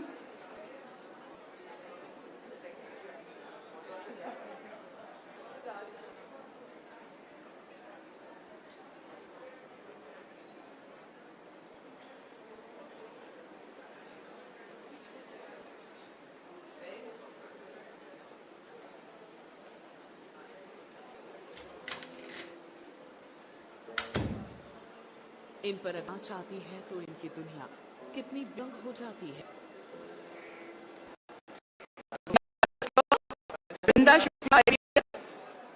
The other speaker, Vrinda Shukar from Uttar Pradesh, Sajni Lakhra. Saroj, please come. And the IGP Rajkumari, Andhra Pradesh.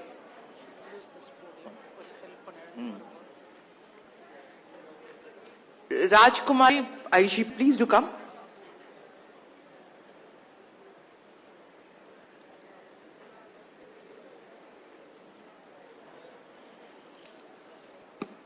Others to be seated, please.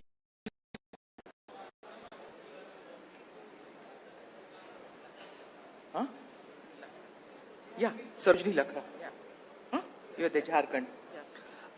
Ladies and gentlemen, guest speaker today is Tirumati Prabhashri Devan, former Justice High Court. The speakers is Tirumati Vrinda Shukla, Sarojini Lakhra and Rajkumari. The coordinator is Vijay Kumari. The entire panel is on the stage. I start now. The third session is on ideas and visions of empowerment of women. Be a woman who has money in pocket, knowledge in mind, kindness in heart, confidence on face, responsibility in soul. We need to agree that empowerment starts from within. When the woman believes herself, nothing can hold her back. Be empowered, live your dream. जैसे कहते हैं, जिसने चलना ही ठोकरों से सीखा, उस नारी को कोई गिरा नहीं सकता, बस चलते रहेंगे मंजिल तक. So with this, I request the coordinator Vijay Kumari to sum up the previous resolution.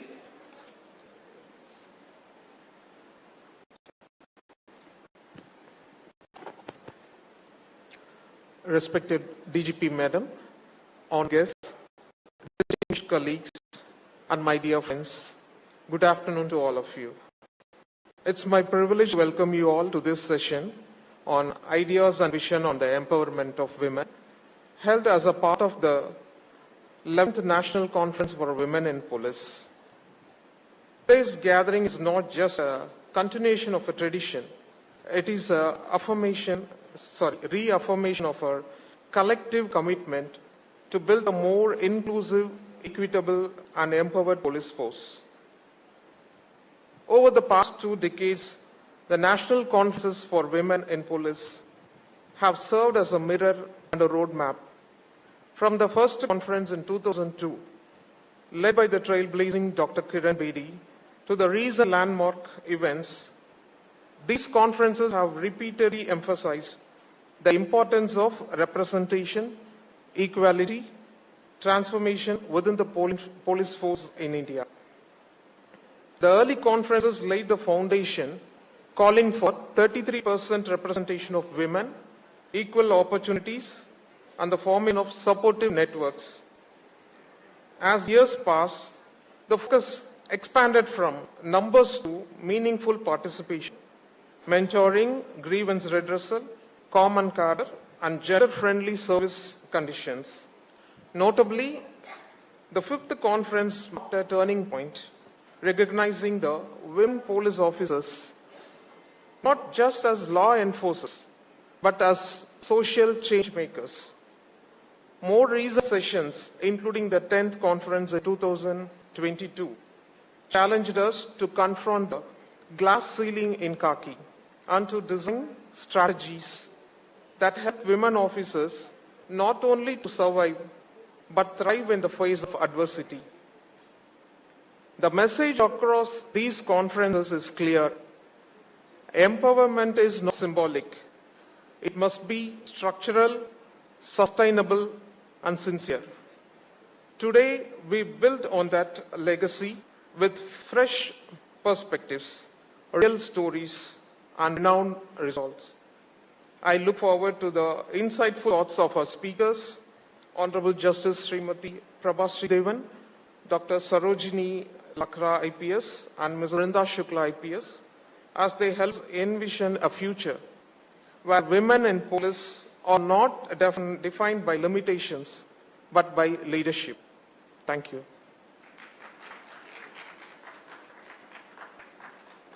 Thank you, Vijay Kumari.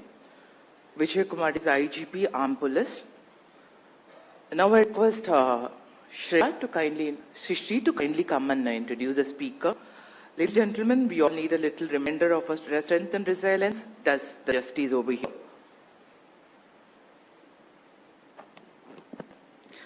Good afternoon, everyone. It is an immense honor to welcome Prabhasri Devi, Madam, former Judge, Madras High Court, whose legal acumen and empathetic attitude, approach to justice will continue to inspire judges. An eminent woman of wisdom and service, alumni of Stella Maris College, Madam pursued law after her marriage and started practicing in 1983. Madam became a judge in 2000 and served until 2010. Her contribution did not stop at the bench. After her retirement, Madam continued to engage deeply with issues of law and public policies. After her retirement, Madam has been chairperson of Intellectual Property Appellate Board, chaired India's National IPR think tank. Madam is known for her landmark judgments on freedom of speech, gender equality, illegal detentions, disability rights, mental health, Dalit rights, and homemaker recognition. Madam is also a literary translator of 15 books. Echoes of the Veena won at the Valley of World's Literary Festival. Madam has received following awards: Justice Shivraj V. Patil Award for Service to Humanity, Chellamal Bharat Award, Rotary Social Reformer Award, and the Hindu Lifetime Achievement Award in 2025. Justice is not about laws, it's about people they serve. Justice Prabha Sridevan Madam embodies that ideal, blending intellect, integrity, and compassion. We are delighted and honored to welcome Madam as our esteemed guest speaker.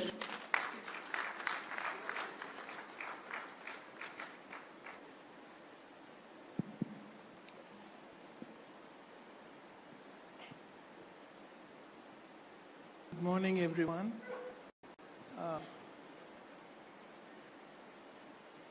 My sisters in the police, I would say.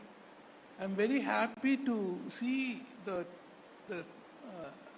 heading reads as Women in Police and not Women Police.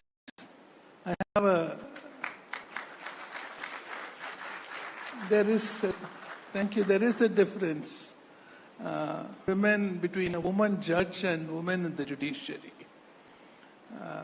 It is customary to say that I am very deeply honored and pleased that I have been invited, but this is not just custom. I truly feel honored and delighted that I have been invited to address you all. When you think of law and justice, the first phase that the common man and women see is the police. It's only thereafter, if they want to, they come to courts. So you are the first phase that infuses confidence in people that there will be justice, there will be law. And the members of the society are bound to abide by those laws and rules. Today I read in the newspaper that the 33% women in police will soon achieve or has already been achieved. I just want to know if it is only about numbers. Suppose we reach 33%, is that all? What do the numbers mean? What should the numbers mean? The numbers should mean, the title is Ideas and Vision on the Empowerment of Women. It should mean empowerment of women who come to the police, empowerment of women in your own minds, and empowerment of women, the capital W, in the minds of the younger generation who you maybe as a sister or a mother is seeing the growth of. And when I say younger generation, I particularly refer to boys. Unless the idea of dignity of women is instilled in the younger generation, then it is unlikely that it will translate into a worldwide phenomenon. When I talk of empowerment of women, I have addressed public organizations like banks, and I know what goes on in the judiciary at various levels. The first thing that should be there in every police station, wherever you all are, there should be a decent toilet for women. Only then it means that all of us are concerned about women. Because it's not just the women in police, it's about the woman who comes as a complainant. And she could be a pregnant woman, she could be a woman with an infant, and what do we all expect them to do when they come to the police station? What about the men, you may ask? Nature makes it easy for men, but has not made it easy for women. So you have to look at women. We cannot be invisible. We must refuse to be invisible. We must assert our rights because it is our right. It's not some, in Tamil we say cha, in Hindi I think you say bheek. It's not that. It's our right. Nobody gives it to us. It's ours to take. So if we have a place under the sun, then every police station, every place that a police visits, every prison should have decent toilets for women that recognize the woman's dignity.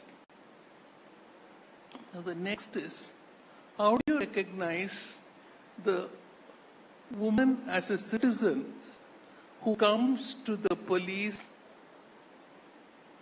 for redressal? Nobody voluntarily comes to the police. Did you know that? In Bhopal, there is a National Judicial Academy where I used to go as a resource person.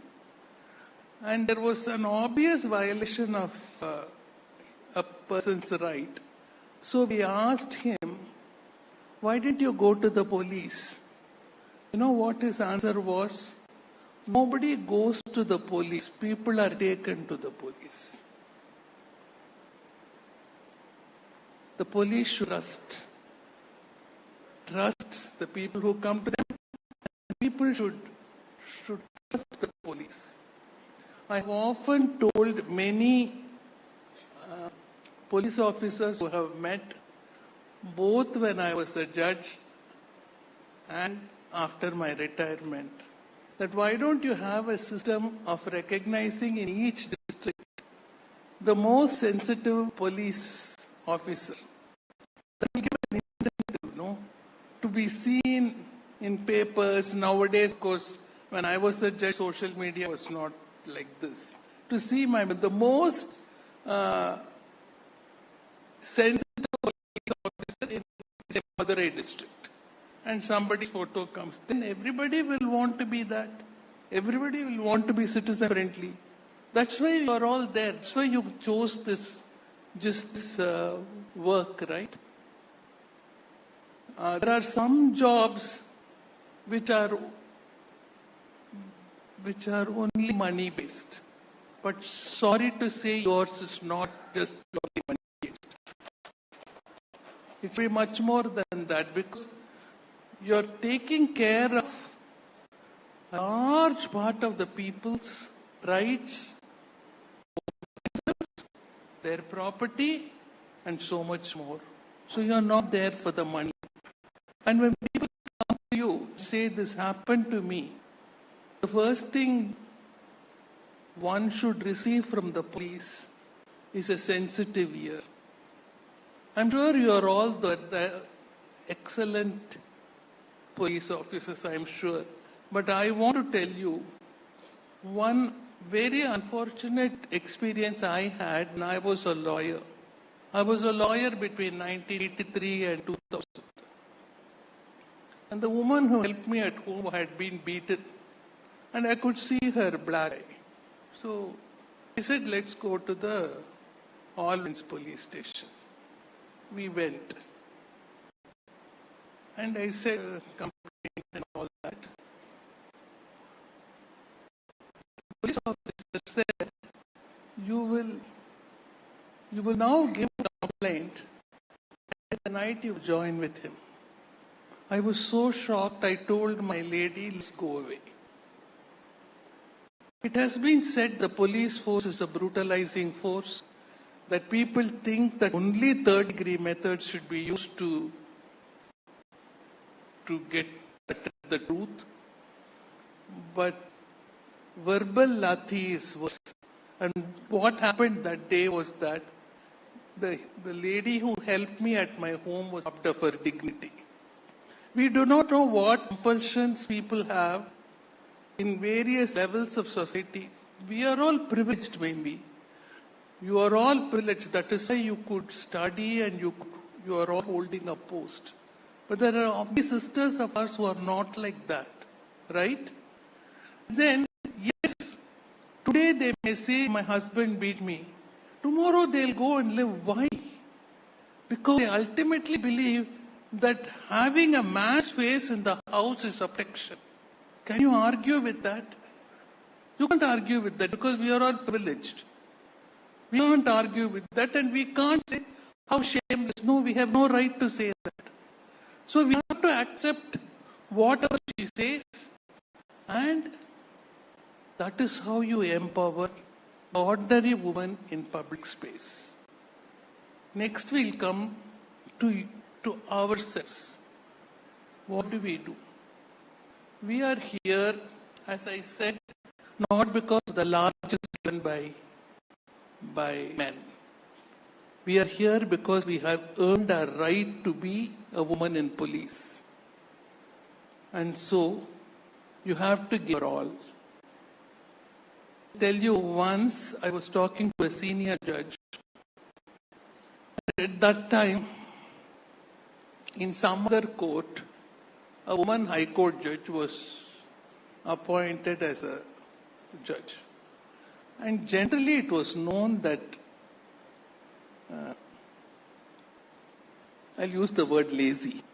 She would not work hard. Okay? So this senior judge came and told me, sad. So I said, sir, what's so sad about it? There are so many men judges who are also lazy. So you know what he said? There are very few of you. So you all have to be, your bar level is higher. Because you are not default appointee. Women are not the default appointee. M33 is we have begged and now we are reaching, and for 33% we are happy, though we are 5% of the population. Okay? Okay, a small mercy, thank heaven. But we are not the default appointee. The default appointee is a man. So we have to be excellent. We have no choice. We have to be excellent. Only then the vision of woman as an empowered individual will become real. You may think that it is unfair, but life is unfair. Life is not fair. Life teaches us very hard lessons and we have to survive. So we have to be excellent. I will cite one tangential example for you. Now, everybody talks cricket. And everybody talks about Mr. Virat Kohli's retirement. Do you know what they all say? He was not just good. He wanted to win no matter what, and that showed in the field. I want you all to be like that. The best there is. And when you retire, people should cry. We have lost a great officer because she has passed that age. That should be what you should be like. Because that is what you owe. You serve the public first. Only thereafter you serve anybody else. And for this, I know your service is a very hierarchy-ridden service. There are seniors, there are juniors, and there may be some seniors who always want the junior to be obsequious and do this. There may be some seniors who are large-hearted and who don't want that. But I would request the seniors to do mentoring. Your service needs mentoring. Your service needs reorientation. And if I may use the word detoxification. Every day you have the kismet that you see dark side of the world. So detoxification should happen. And you must feel hope. There must be hope in you that I will make a change, and I will make a change for the world to get better. This is something that you must all feel. That is empowerment of yourself. It is not, neither be, nor must you be cruel. If you behave cruel man. What's the point having women in police, right? Because they say that is why we have all women's police station. Because men are supposed to be not sensitive to women's issues. No, if we also behave like that, we may as well have all men's police station everywhere. No. So we have to live up to the need for which we came into the service. So this is the next empowerment. Now there are two other speakers, so I should be brief. The third empowerment is empowering the younger generation. I don't know how many of you have children.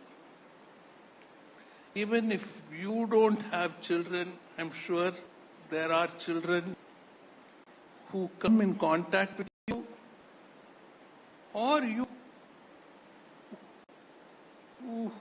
who you can influence. Let us say that.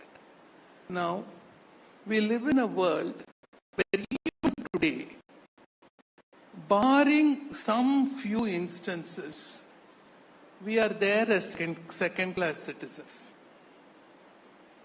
Right? Recently, I saw a very interesting ad. This woman, she will be cutting onions, and her husband will be fixing a mixie. Okay, and their son will ask, so where do I invest? She will say, in mutual funds. She won't stop chopping onions. And he thinks, oh, my mother and financial gyan she is giving me, what? He'll say. Then he'll change her voice. You must invite in mutual funds. And then he says, yes. The ad is very good.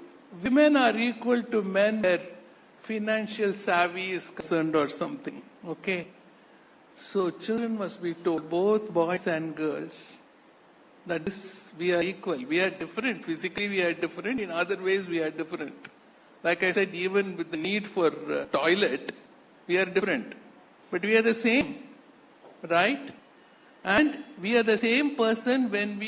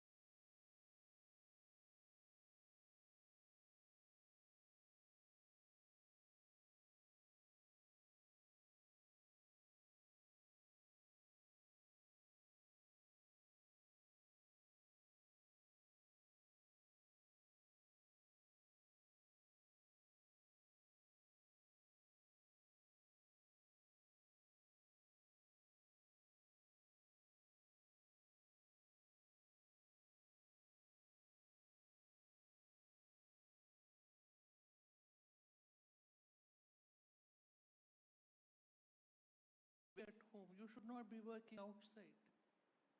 You're working outside. And you're also working at home. And when they talk of life-work balance, just if I call somebody and say, I'll say life-work balance, who comes to your mind? Which figure comes to your mind? Any of you answer. Who comes to your mind when I say the word life-work balance? Mother. See. So what it means is that the work done at home is life. The work done outside is work. So, can we ignore all the work that is done at home? We can't. We never think of father as part of working out the work-life balance. The father should at least probably in earlier generation, there was a joint family, there were better supports. Now it's not there. And every young family wants two income, right? You all want your children to study in the best school, so you want two income. You want two income, but the man won't lift his little finger at home. There is some justice is going skewed. I don't know if we can change the men, but we can definitely change the boys.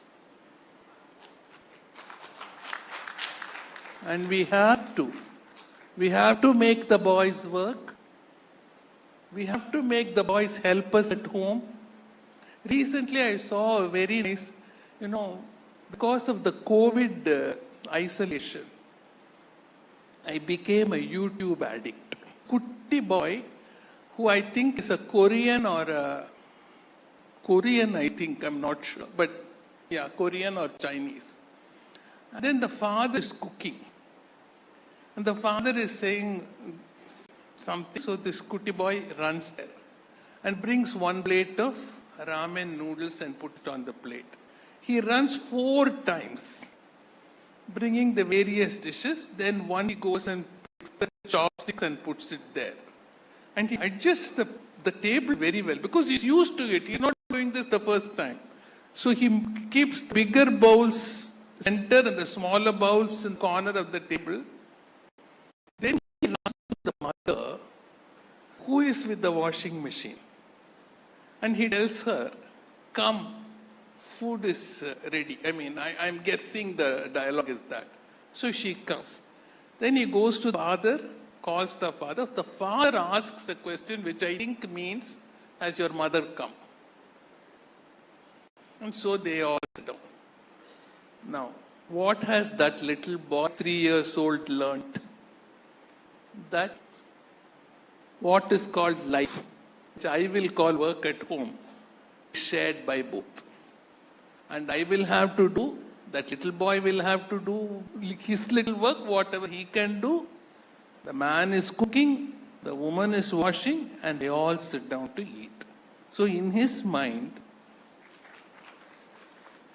now how many of us can say that our partners were brought up like that, our brothers were brought up like that, or our sons were brought up like that? I think, especially in India, son glorification has gone on for too long, and I think it's time to stop. The equality of son and daughter must come. And that is one way, because you are uniformed women, right? The image you create at home will be inspiring. So the boy will listen to you. So you must not let go of this chance. You must make him help. You must make him understand that he and his sister are equal in your eyes. So that is another vision which you have to constantly build in your mind. I wind up with just one judgment that Justice Sivanyanam and I in a bench we give. Many law students don't know it, so I don't expect you all to know it, okay? This was a child who had lost both her parents in a motor accident. So her grandfather filed a case for compensation, okay? And the first tribunal gave a compensation, whatever. The insurance company felt that the compensation was too much. So company filed an appeal. The one rare, unique feature of motor accident matter is, even if the insurance company files an appeal, the court can increase the compensation. Normally you can't do it, but in insurance cases, because what the court should do is fair and reasonable, just and reasonable, it can increase. So the insurance company lawyer argued there was only one accident and the tribunal has awarded 2 compensation. So told the lawyer, but for the child it is 2 deaths. Both parents are dead. It doesn't matter that it was 1 incident. It was 2 deaths for the child. So both father's loss, she must get compensation, and mother's loss, she must get compensation. Then the lawyer said, but mother's not working. So compensation given for the mother is on the high area. So we asked him, how much is a mother worth? He said, you are being very unfair. No, I said, you are saying that you must not give too much. So you please tell me how much is a mother worth. Then he just kept quiet. So for the first time, we worked out 4 methods by which you can calculate the economic worth of a homemaker's work. And 3 years ago, the Supreme Court, a 3-judge bench, said that that was the correct view. So now, every court in India has to follow it. Now, why I am saying that is, my colleagues came and told me, there is a custom that we call each other brother and sister, okay? So they said, sister, we have also thought the same thing, but we never thought of giving the judgment. Because it's not their lived reality. For us, it's a lived reality. So, while I started with saying, I object to women police, but I like women in police, we have a lived reality. So we have a role to play in empowering, making the vision of women a stronger vision, an empowered and enabled vision that you all have very important role to play. I'm very happy that you invited me to speak to you all. It's a real honor. I wish you all the best, and I wish you will make idea and vision of women as an equal real in wherever you work. Thank you very much. Jai Hind. Thank you, ma'am. It was really inspiring. Politely, madam has asked us to make a history or make a difference, at least that we can. Madam, we assure you, the girl who are going to go from here will remain as the same girl with the same name, but just new mindset and a better game. With this, I request DG Madam to kindly present the memento to our chief guest. I also request IGP BPR&D, ADGP BPR&D to present the memento. Additional Director BPR&D to please present the memento.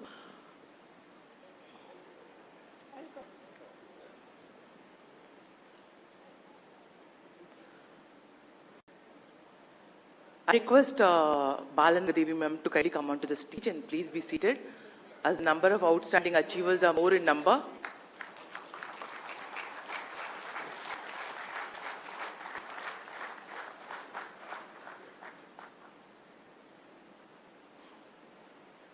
Please sit down, ma'am.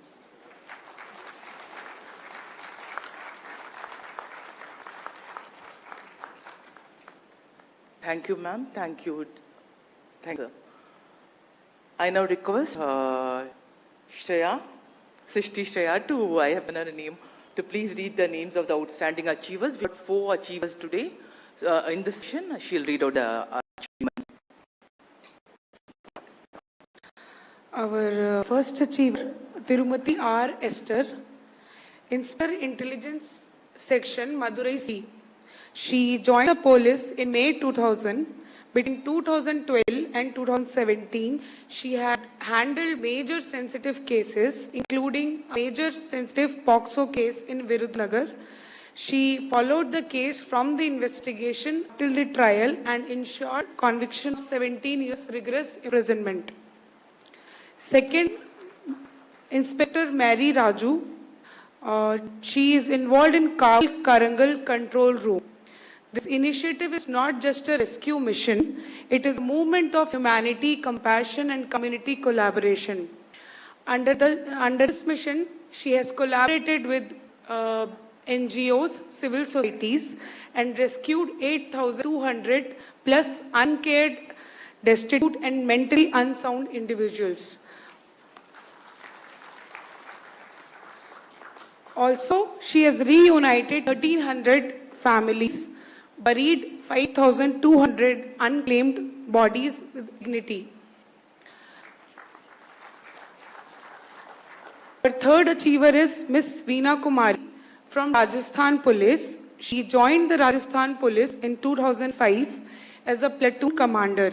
After serving for 4 years in the battalion, she was transferred to Hadirani Women Battalion, where she continued her service. In 2011, she was appointed as platoon commander and later as company commander at Rajasthan Police Academy. She trained personnel from constable to RPS ranks in various disciplines.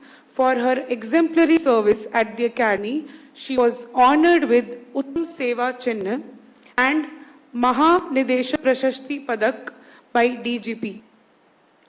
Our fourth achiever is Ms. Geeta Chaudhary, who have been working as ADSP SIU CW at Rajasthan Police. As DYSP, she has worked through in field and dealt with various complicated law and order issues and investigated various heinous crimes. In year 2023, she investigated a case of 5-year-old girl victim who was brutally raped by her own relative. Her quality investigation was appreciated by POCSO District Magistrate and mentioned her excellent performance and dedication in his judgment as well. Let's welcome our achievers to the stage.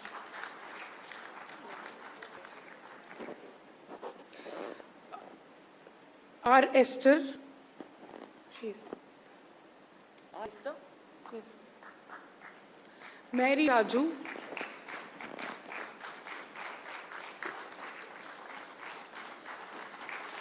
Veena Kumari.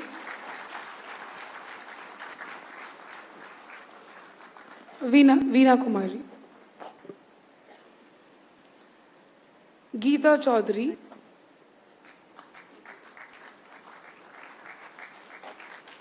Veena Kumari.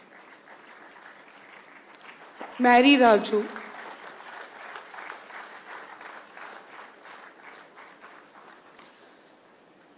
Geeta Kumari. Veena Kumari.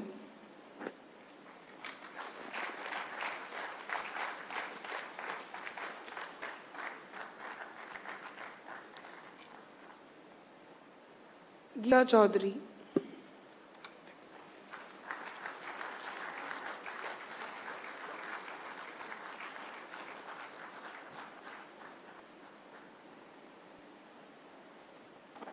Thank you, ma'am.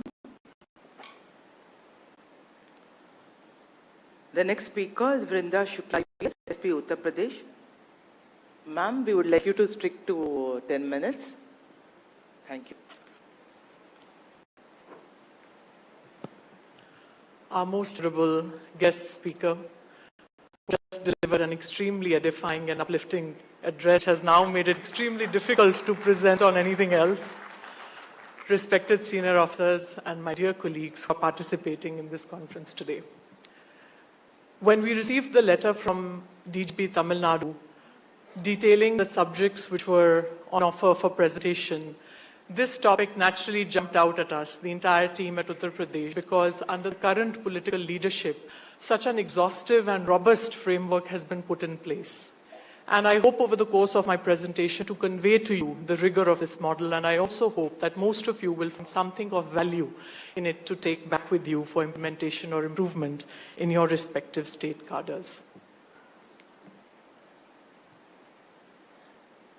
I just want to start by saying something that we would all agree with as women police, that safety and security is paramount to any other empowerment. Nothing, no other form of empowerment, socio-economic, cultural, financial, can flourish unless there is safety in private spaces, public spaces, and the workplace. That puts the police at the heart of any mission to effect real empowerment.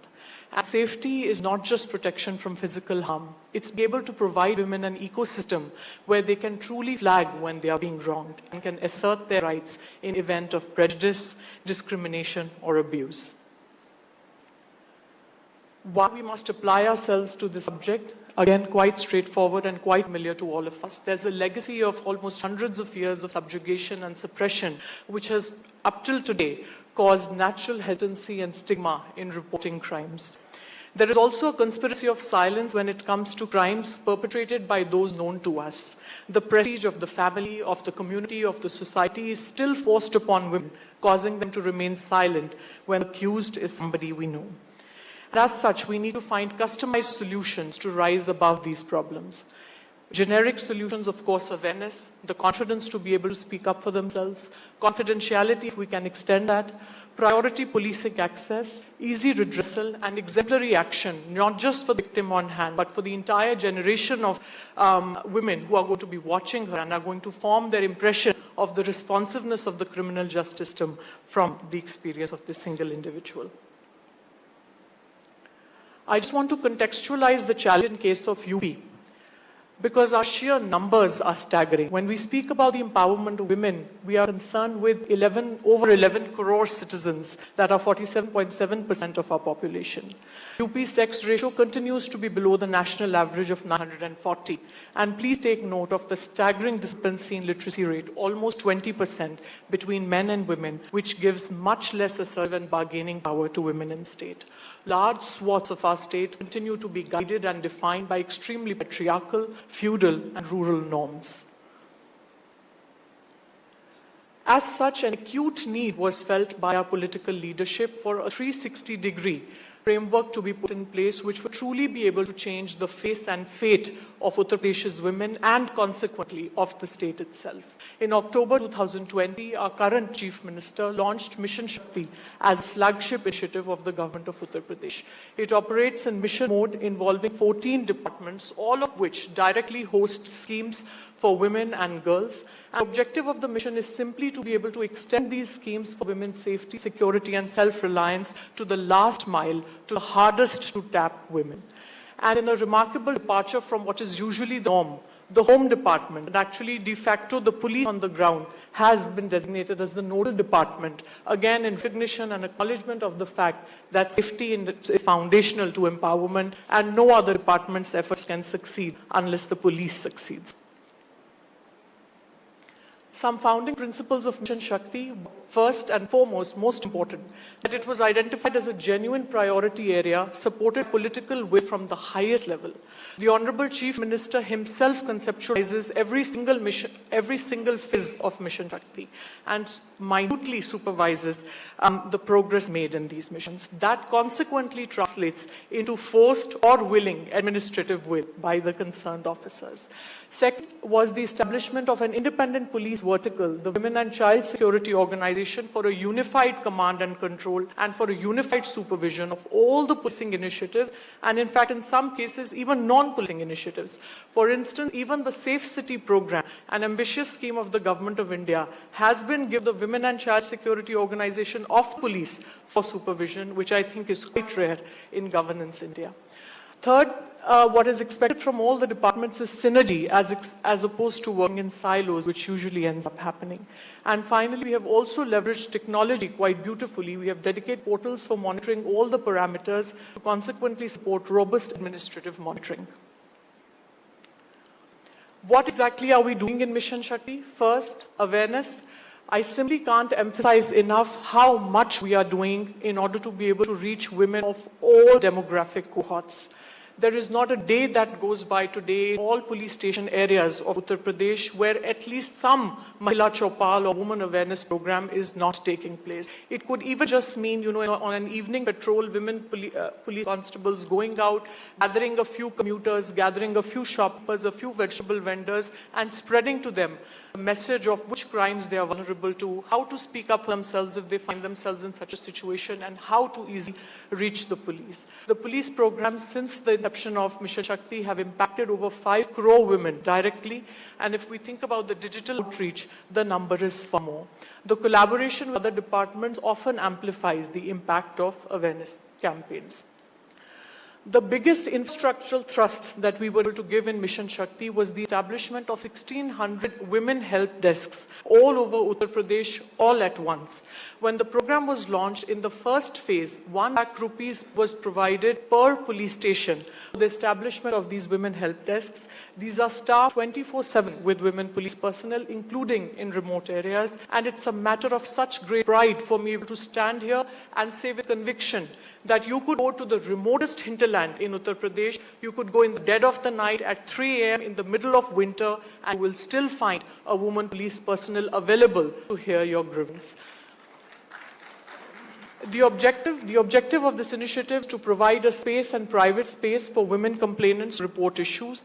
I do want to highlight here, this doesn't mean that we are restricting to women complainants who are coming in with complaints of sexual offenses or bodily offenses. A woman could have any problem. It could be a dispute with a neighbor, it could be a case of theft, it could be a case of loot. As long as the person coming into the police station is a woman, the woman help desk is expected to respond with alacrity, give her a place to sit, offer her a glass of water, and hear her complaint.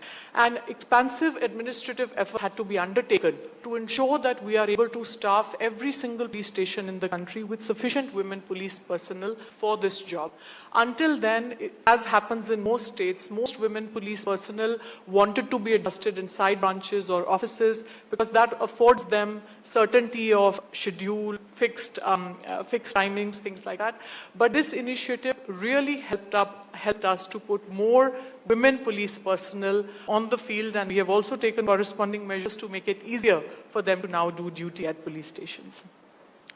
The next great intervention was the Mahila beat system. So we have beat systems in most states, but this was a parallel system where over 3 regular beats we created a Mahila beat only in all the notified rural areas of Uttar Pradesh. So that covers every single district, because even in urban areas we have pockets which are notified as rural areas. And this is basically to bring policing services directly to women's doorstep. The Panchayati Raj Department was directed to provide Mahila Shakti Kaksh or Mission Shakti Kakshas in all the Panchayat offices. 2 constables staff 1 beat or man 1 beat, inappropriate verb to use here, but unfortunately we don't have another one. So 2 women personnel to man 1 beat. We have over 9,000 beats covering all of Uttar Pradesh and 18,000 women police personnel who make this possible. They are required to go every week or fortnightly, depending on the crime burden in that area, to the village. They remain there for a few hours, conducting a little awareness program and sitting there to receive any applications that women may want to provide. Smaller petty issues which can be resolved by things like counseling or some preventive action are disposed of on the spot. And for more serious complaints, these women police constables act as a bridge between the complainant and the corresponding chowki or police station, which then has to act. Here, I just want to take a minute to highlight an excellent example of the kind of synergy building that I mentioned earlier. So it was recognized that the police in general has the largest grassroots network of personnel on the ground, close citizens, as compared to any other department. So when Mission Shakti was launched, we got all our women beat constables trained by Chief Development Officer's office in all the most important schemes that are being done by various departments in support of women. And then what these girls were tasked to do was that when they go out on their beat, if they're able to identify somebody who's in need of a widow pension, if they're able to identify a lady who needs a disability pension, if somebody's husband has abandoned her and her children are in need of a destitute support scheme. So these women constables would then liaise with counterparts in the corresponding department and help extend this benefit. I'm very happy to say that we had stupendous success. There were so many girls who took this mission to heart, and they went and did their job judiciously, and they helped extend the benefits of schemes to women who had been unduly deprived of them until then. Finally, in the latest phase, we also give them a more tangible and clear mandate for crime prevention and crime identification. Those are the 8 operations that our ADG Paja ma'am was also honored for today, because she's the one who actually conceptualized them. And it's a beautiful system, because what this helped do is the regular beat constable may often have vested interest in reporting many of these things. For example, illegal sale of acid, or a shop that sells obscene literary or video material, or for instance, an unauthorized spa or massage parlor where women are being exploited, shelter homes where women are incarcerated and not being taken care of very well. So we tasked the Mahila beat constables with checking of all these things, and that also includes checking of accused who are out on bail and who are charged with some crime against women, to make sure that former victims are not being harassed or intimidated in any form. We have detailed formats to furnish information, and so many follow-up FIRs, thousands of follow-up FIRs and preventive actions have been initiated against people who were found errant in these operations, all of this executed by our women police personnel. However, in order to make sure that we don't just languish alone, struggling to execute these things, we have also fixed accountability of a gazetted nodal officer, often at the rank of additional SP, at the district level, who's required to make sure that they are able to carry out this mandate, and also of the SHO, who's required to make sure that they receive vehicles and other support system to travel to these far-off beats. How we have been able to also empower our women police personnel in the process, we undertook a massive drive in a subsequent phase of constructing separate women toilets in all police stations. Again, I'm happy to say with conviction that is now a lived reality in Uttar Pradesh. Second, we have mandated, our Honorable Chief Minister recently mandated that every district must have at least one woman SHO in a regular police station, not a Mahila Thana. I think Uttar Pradesh is among the rare states that have truly effected this. It has come into practice. I think it has been about 1.5 years that we are now going on with this. We have also, like Tamil Nadu, purchased mobile toilet vans for 55 districts in the first phase. The order is nearing completion, and we hope to extend that to all 75 districts very soon. And finally, in order to truly boost the morale of our police women, in order to encourage them to go out into the field, to take on crime work, we hold regular felicitation ceremonies at the conclusion of every phase of Mission Shakti to acknowledge the achievements of those who have gone above and beyond the letter and spirit of directions given to them.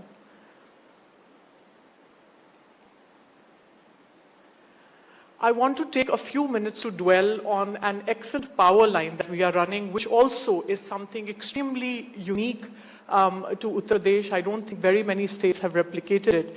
This is a customized security solution. Why I call it customized? Because it overcomes the most significant impediments that women face. They don't want to do a police chowki or a thana. They don't want their identity to be made public. They simply want the harassment to stop. So this is a 24/7 helpline which responds to complaints of harassment, stalking, phone bullying, cyberbullying, domestic violence, which is the biggest quantum of crime that occurs against women. It's a reform-based service which basically tries to stop the irregular behavior by sternly warning or counseling the accused, and in case of defiant accused persons, also counseling and warning their friends and family. Significant success has been demonstrated, and annually rising call volumes indicate growing trust and usage of the service. The last year we resolved 450,000 complaints, and as on date we are clocking an average of 8,000 phone calls received every single day. This is just a picture of our control room. So salient features, 24/7, dedicated for women, received by women operators. The victim does not have to go anywhere. The identity of the victim is not disclosed, and there is a multiple feedback system. These are types of complaints. I already mentioned them. We also now have full integration with the 112 emergency services, such that if the complaint is of a nature where automatically a vehicle also should be immediately dispatched, we are able to do that. Our caller, meanwhile, remains on call with the woman, giving her courage until the vehicle reaches. The counseling of the accused is done by male police personnel. That's the counseling cell you see. The initial call received by the victim is answered by women. The feedback, so we take one feedback 24 hours after receiving the call. Within 24 hours, we act on it. The accused is counseled, and after 24 hours, we take the first feedback to ask the victim whether the errant behavior has stopped or not. And finally, we keep the complaint open for 30 days. The final feedback is taken after 30 days. And in case there is a relapse and there is a recurrence of the errant behavior, we take it to a modified complaint cell and reopen it as a fresh complaint. And these few modified complaints are closely monitored to make sure that we are truly able to redress the grievance. We, of course, have full integration with police stations. There are many complaints which need to be directly referred. They are not be cured by counseling. So those are taken care of accordingly. This is just a chart. Finally, I want to come to the most important component of our presentation and Uttar Pradesh's most significant achievement, empowering women's lives through justice. We are committed to the entire process of making sure that no genuine complaint falls out of the net. There is ease of access, there is ease of registering FIRs, and finally, we are pursuing them all the way till conviction. And I just want to show you how unprecedented the numbers are. So, of course, we have our Mahila help desks, we have our beats. Other than that, there are many modes of receiving complaints. We have a thriving media that flags a lot of things. We have a very robust grievance redressal portal, which is run by the CM office itself. We have women commissions, 112. We have dedicated cells that feverishly respond to complaints coming in from all these nodes, again in the attempt that no genuine complaint should fall out of the net. Once the FIR is registered, we are committed to a time-bound investigation within 60 days. And I just want you to take a moment here to appreciate the magnitude of this achievement, given the numbers that we are talking about in UP. This is now also tracked by the Investigation and Tracking System for Sexual Offences, which is operated by the MHA. The WCSO monitors this 60-day compliance, and the way we do it is we have a dedicated nodal officer, again in the rank of additional SP, who attends a monthly crime meeting online that is conducted by us at WCSO and has to answer for all cases that are about to cross the 60-day timeline. And then beyond that, we have an in-person monitoring every month where hundreds of IOs from across the state have to come all the way to Lucknow and answer for why their case has defaulted. And in cases where we find no valid reason, disciplinary action is ordered centrally from the headquarters itself. I just want to again share the numbers. I'm just going to say this in the interest of time. Since the start of the ITSSO portal in 2018 till date, the number of cases that we have taken care of is 1,20,047. The only states that manage to outpace Uttar Pradesh are those with a double-digit case burden every year. So over the course of 6 years, just about a few hundred cases, and look at Uttar Pradesh, and we managed to stay top in the top 3 ranks. And in fact, if you look at the monthly rankings, we are invariably first or second. And finally, the most important bit. Uttar Pradesh has achieved the highest conviction rate in India in crimes against women. This data is for 2022. And that's when we were just warming up. Mission Shakti has just started. So I can say with conviction that these numbers are going to go up for the subsequent years. And our conviction rate is 71%. The national average is 18%. And I want you to look at this chart here, which compares us to other states with a comparative size and caseload. So it's just leagues ahead. And the most important way that we have been able to do this is by fixing the accountability of the prosecuting officers and the ad hoc government councils, which are appointed by the government on nomination basis and which in most places remain completely unsupervised and do as they please.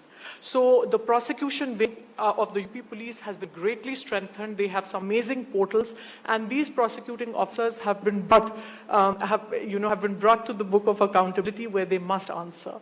We have really strengthened our forensic network. We have a network of forensic lab now in every single range, and cases which are found worthy of conviction in crimes against women are taken off the wait list for priority testing so that we are able to deliver their reports to the court on time. So I just want to share a final number that in 2022, 37,500 judgments were given out in cases of crimes against women all over the country, out of which 13,500 are from Uttar Pradesh alone. So I simply want to stop by saying that a state which was once infamous for being unsafe has emerged as a model for its policy of zero tolerance for crimes against women. Mission Shakti was replicated by the Government of India in 2021. That's a testament to how comprehensive and robust the framework is. And if something like this is supported by genuine political will, anything is possible. The results are here for you to see. Thank you very much. Thank you, Vrinda. Your Shakti really made a difference. Here we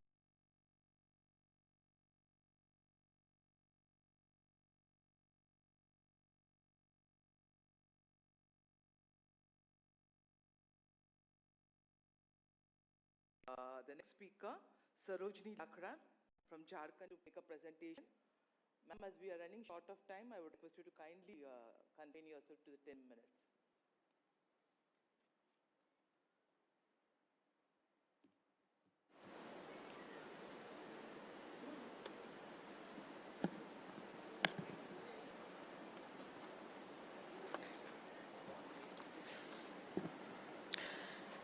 Jai Hind, seniors, and good afternoon all delegates and participants.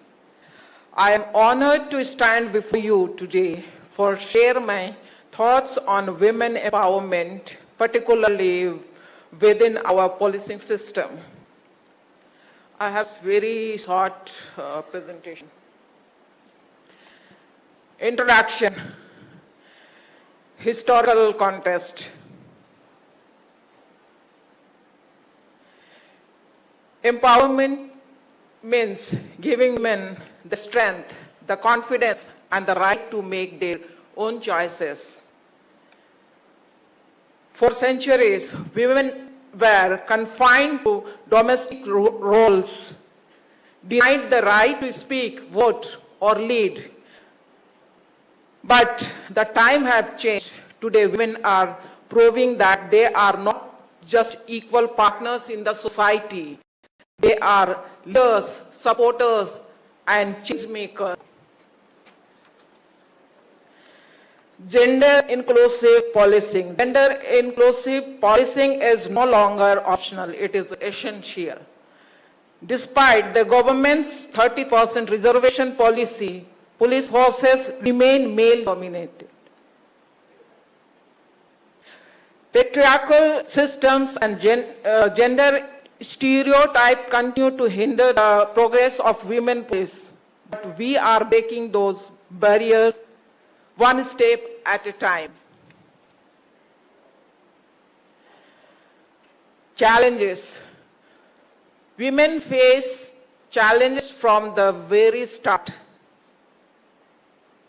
Irregular recruitment processes, workplace barriers, balancing responsibilities, limited infrastructure, and societal biases. Even after joining the force, many struggle with poor facilities, lack of privacy, and minimal support for child care. Stereotypes persist that policing requires physical strength and aggression. These outdated beliefs lead to discrimination, harassment, lack of separate toilets, and even mental health issues.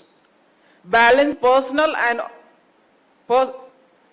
and professional duties adds another layer of difficulty for women, especially mothers. Child care and family duties remain major obstacles for women's caring growth in policing. Solutions. Supportive work environment. To truly empower women in police forces, we need systematic changes. Safe, inclusive work environment with zero tolerance with harassment. Infrastructure support, safe toilets, child care facilities, and secure housing. Clear leave policy for women, especially during pregnancy and illness. Fair and transparent recruitment with permanent state-level boards and special drives to attract women. Training. Training is also key. Gender sensitization, digital literacy, self-defense, and leadership development should be routine. Vision and initiatives. Some of our key visions include infrastructure improvements, mobile toilets, women's barracks, child care rooms, and family quarters prioritized for female police, medical and leave policies, sanitary supplies, medical insurance, special leave for traffic duty, and special allowances for pregnant women. Safe working policies, strict Vishakha guideline, state level complaints committee to ensure accountability, transport facilities, and body pair duty for safety. Digital and technical training. Women should be proficient in technology and smart working methods to enhance their job performance. Capacity building, regular gender sensitization, IT, financial management, self-defense, and work-life balance training are vital. Recruitment policy, modify recruitment policy to enforce 33% reservation and also sports quota for women, ensuring their representation. मैं यहाँ थोड़ा सा include करना चाहूंगा हमारे झारखंड में 10 Jharkhand arm police, 10 IRB and 2 SIR, लेकिन वहां पर एक महिला बटालियन जैप 10 जो यूनिक बटालियन है, 2003 में ये बटालियन एस्टैब्लिशमेंट हुआ। 2004-05 में लगभग 1400 women constables recruited। उस समय बहुत दिक्कत था उनके लिए, बैरक्स क्वार्टर्स तो था, बट वो फैमिली प्रोफेशन एंड वर्क्स को वो बैलेंस नहीं कर पा रहे थे और काफी दिक्कतें हो रही थी। और नए नए न्यू मैरिड विमेन पुलिस थे, उनके साथ फैमिली का प्रेशर, ससुराल का प्रेशर, सास का प्रेशर, अपने मदर फादर का के लिए वरीड हो रहे हैं, अपने बच्चे के लिए।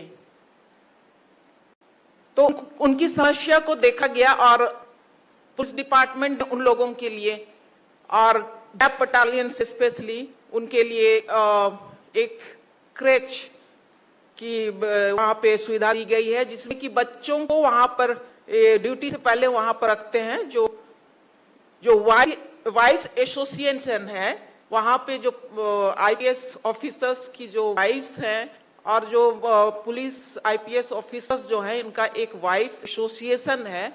उन लोगों ने ये क्रेच का के लिए बहुत सारे फैसिलिटीज दिए हुए हैं। तो वहाँ के जो महिला बटालियन की वीमेंस के लिए ये बहुत ही सपोर्टिव है। इसके अलावा जो भी कंपनीज है, जैसे जेल कंपनी है, तो जेल कंपनी में उनके लिए जो छोटे बच्चे हैं, 2 साल या 5 साल से बच्चे हैं, तो वैसे मर्द को डे ड्यूटी शिफ्ट दिया जाता है और जिसमें कि वो नाइट में अपने बच्चे के साथ वो अपना टाइम स्पेंड कर सकती है।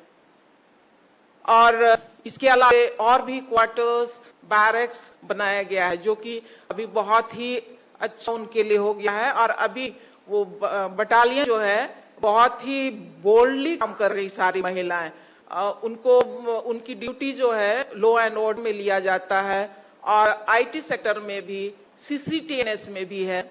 और जो स्पेशल ब्रांच में जो विमेन पुलिस जो है वो CM सिक्योरिटी में और गवर्नर हाउस में भी उन लोगों की डिप्यूटेशन हुई है और बहुत अच्छे से वो लोग अपना रोल कर रही है।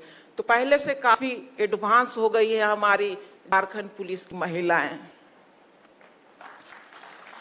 एक अचीवमेंट बता चाहूंगी, जैप 10 का अचीवमेंट है, ITBP द्वारा पंचकुला में ये all India police band competition आयोजित किया गया था, जिसमें कि जैप 10 महिला बटालियन की बैंड टीम ने गोल्ड मेडल लिया था 2003 में। Conclusion. To build a better police force, we must build a fairer one. Women bring empathy, resilience, and innovation to enforcement. Changing mindsets. Education and awareness campaigns should challenge stereotypes about policing as a masculine profession. Representation builds trust. Increasing women in police forces improves community trust and shows accessibility to all citizens. Police inspiration. Reservation in legislature and police can inspire broad women's representation in various fields. Outgoing training and awareness, continuous capacity building and stereotype challenging campaigns are vital for sustainable change. Let's move beyond tokenism and build real opportunity with bold policies, infrastructure, and the right mindset. We can ensure that the future of Indian policing is equal, inclusive, and powerful for both men and women. Thank you, Sarojini. Now I would like to inform you that last year we organized the first state-level women police conference in Ranchi. Over 200 police officers and women police participated. The theme, Seva, Suraksha or Samman, highlighted the essence of women's role in policing. Key recommendations for that conference were submitted to the Honorable Chief Minister Jharkhand and are currently under review at the government level. And now I want to share this small video. Ma'am, shall we have it later because we are running short of time. Unfortunately, our achievements are many that we are not able to accommodate in this particular session. We will try to show it during the tea break. Okay. Sorry for the inconvenience. Thank you for your attention to empowering women in policing for a safer, more inclusive society. Thank you. Thank you. The final speaker of this particular session is Rajkumari IGP from Andhra Pradesh. She will be presenting on the very same topic. Ma'am, as we are running short of time, I request you once again to please stick to your timing.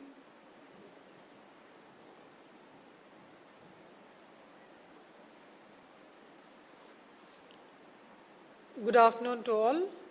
It's an honor to me to present before this August gathering to present on women's safety initiatives of AP Police, contributing for the empowerment of women, and also my deepest gratitude to the BPRND and Tamil Nadu Police for organizing such an esteemed conference with wonderful arrangements. And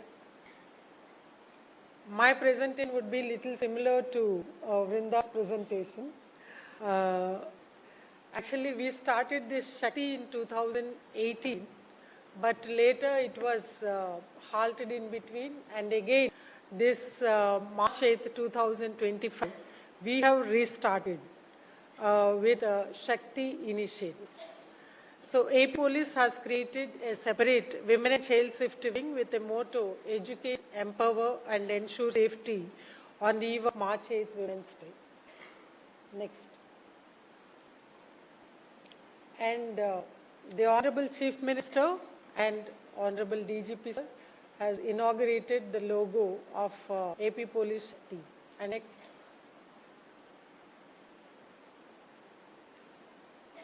We have inaugurated the Shakti app.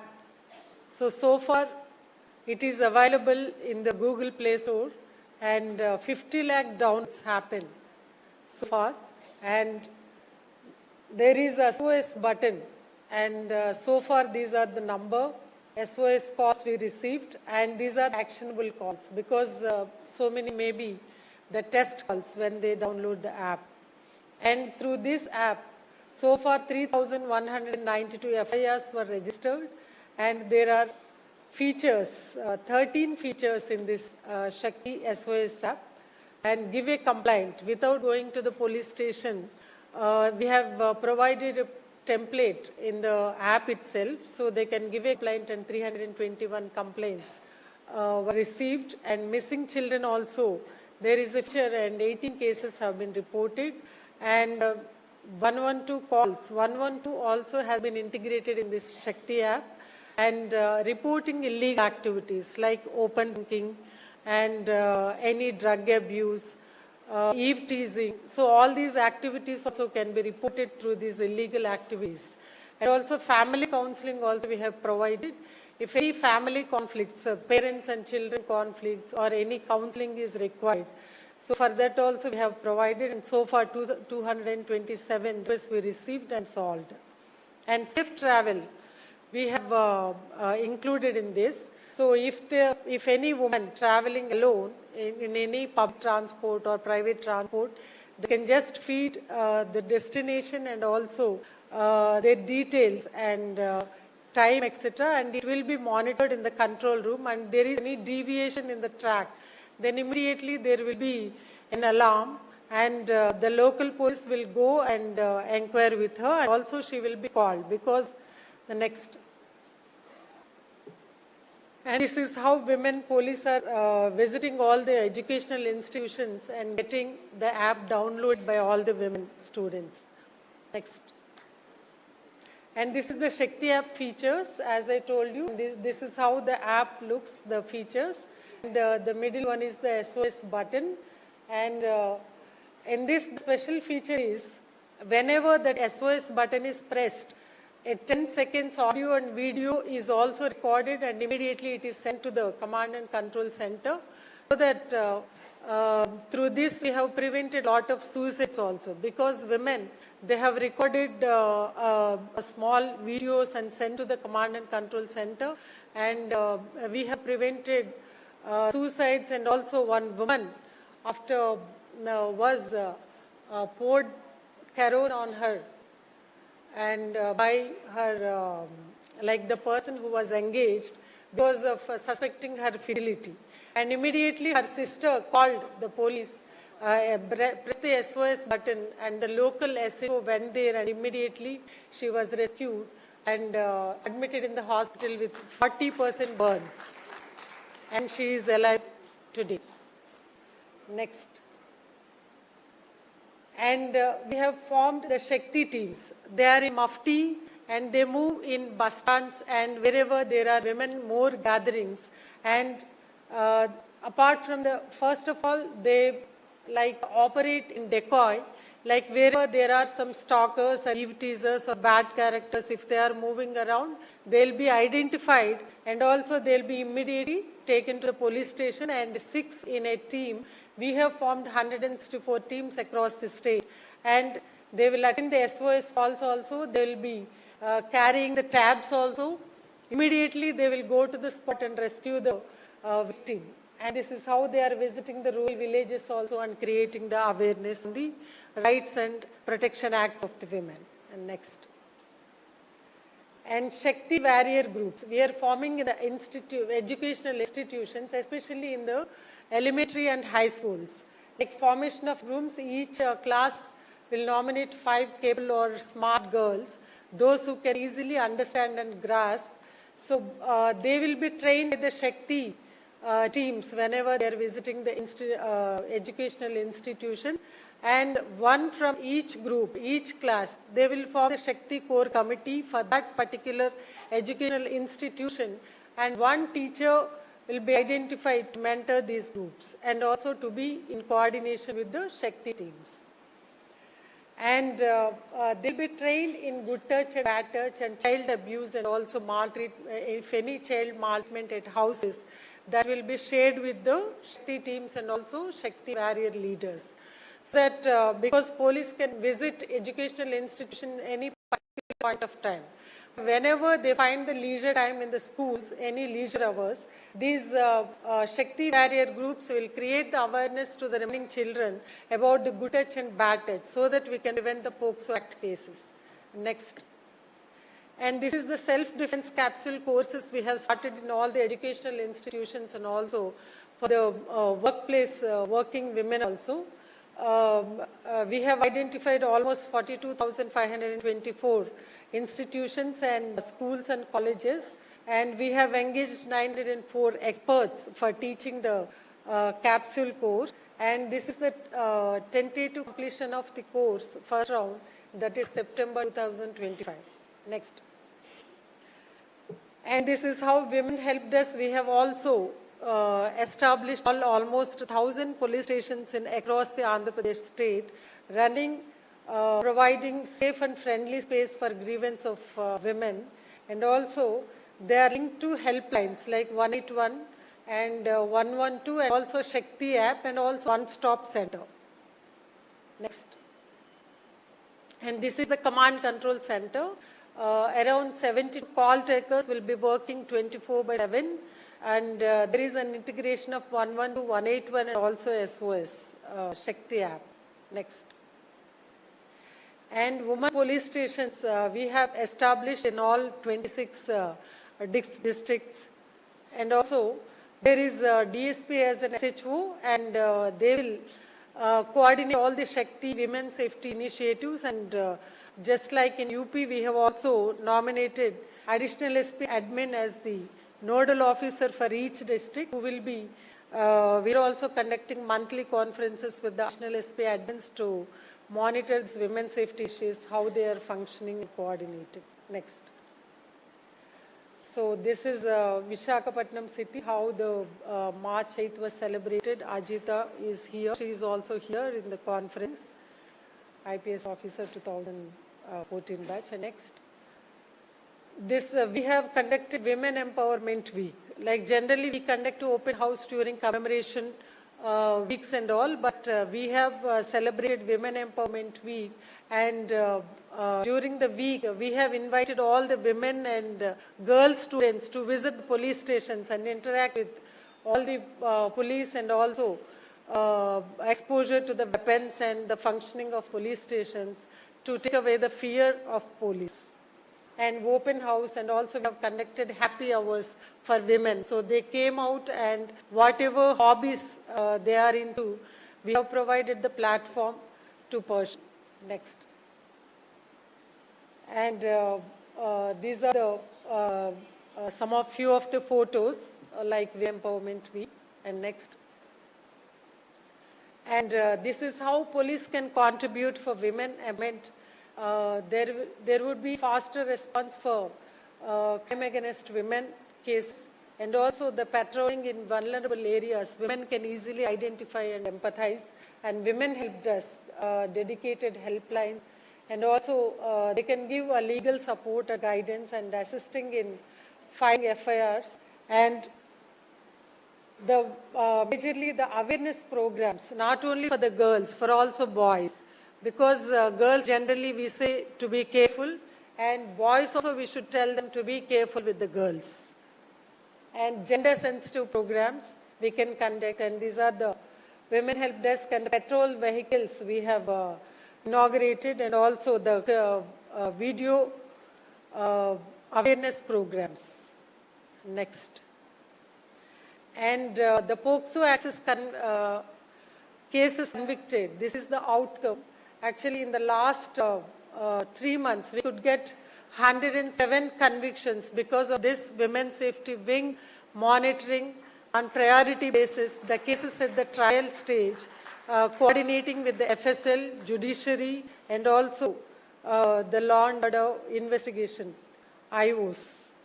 And these are the top 5 units which got the more number of convictions. And next.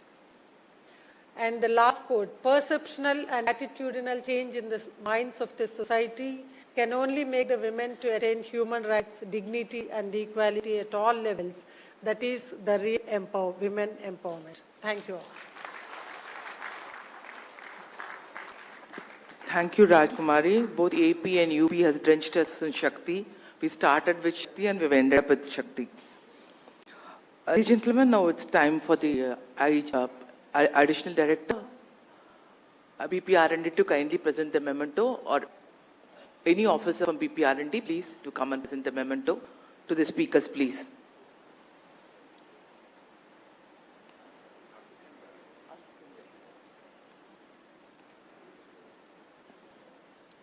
Thank you, sir.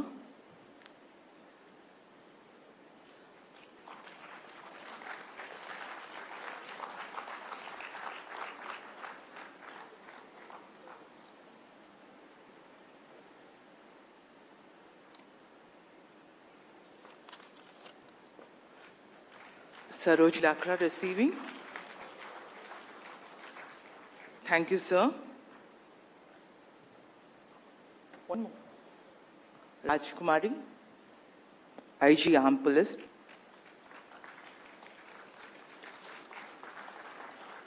Three questions. Sir, please. Oh, mic Angakuda. Let the questions also be a small. Today we enjoyed hearing to all the speakers. Madam, you said about economy work of homemaker. So how much has it worked out? I just want to know how much the amount has worked out to be.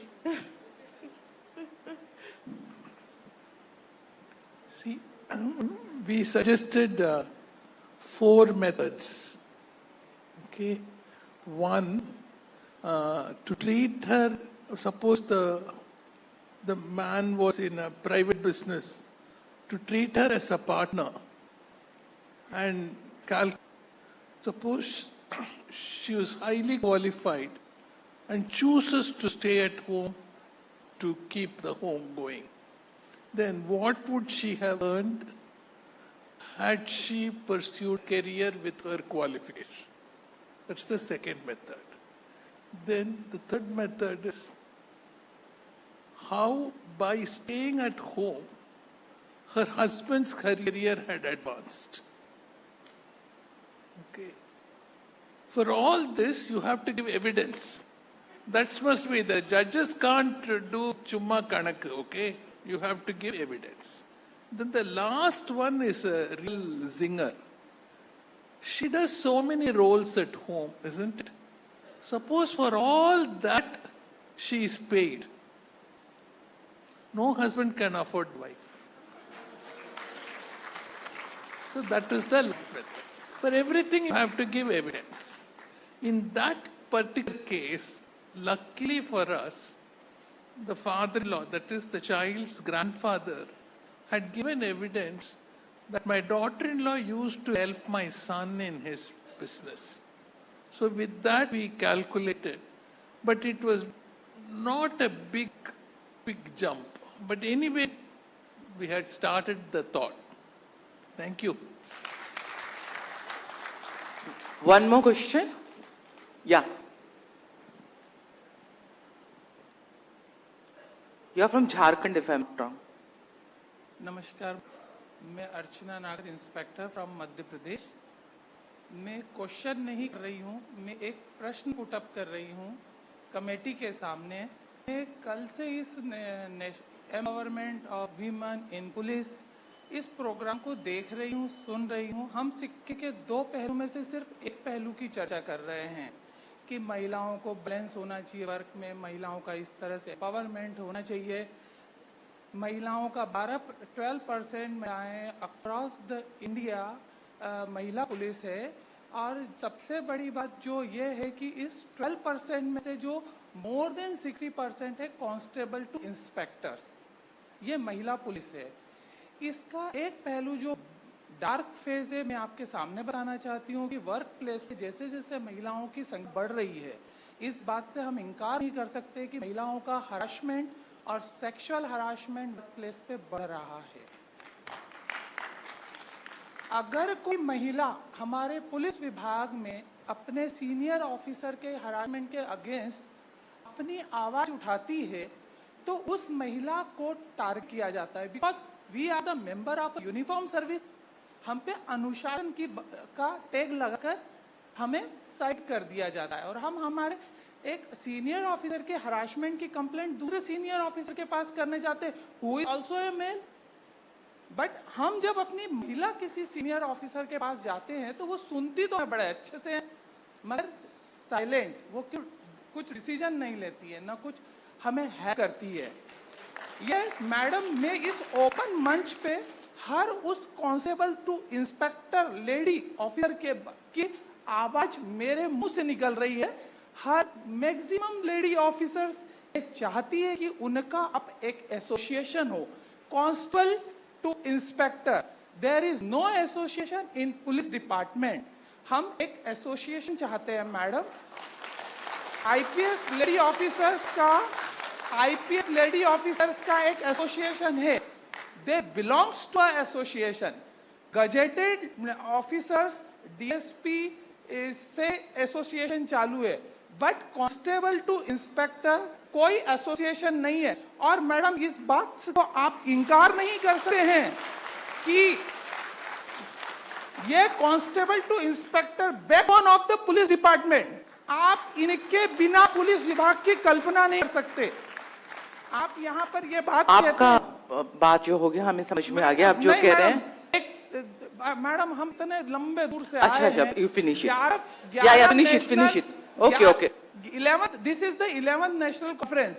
We don't know about 10. कब हो गई 10, हमें पता ही नहीं चला। तो madam हमें हमारे साथ क्या हरासमेंट हो रहा है, आप अच्छा क्यों देखना चाहते हैं? इसका डार्क फेस पुलिस विभाग में जो महिलाओं के साथ डार्क फेस है वो क्यों नहीं देखना चाहते? हम अच्छाई को देखने बड़े शौकीन है। कॉमेडी फिल्म देखना चाहेंगे, हॉरर फिल्म नहीं देखना चाहते। मैडम हॉरर फिल्म देखिए। अगर वास्तव में आपने हमें यहाँ बुलाया है और हमारी समस्या का समाधान करना चाहते हैं तो कांस्टेबल टू इंस्पेक्टर हमें एक एसोसिएशन दीजिए नेशनल लेवल पे। तब तो इस कॉन्फ्रेंस का कोई मीनिंग है। अदरवाइज हम आए, खाए, घूमे, कुछ दिन गुजारे गुजरात में, इसी तरह कुछ दिन गुजारे तमिलनाडु में और हम चले जाएंगे। हम कोई महिला ये नहीं चाहती है हमें टॉयलेट दीजिए, हमें नहीं मिलता madam.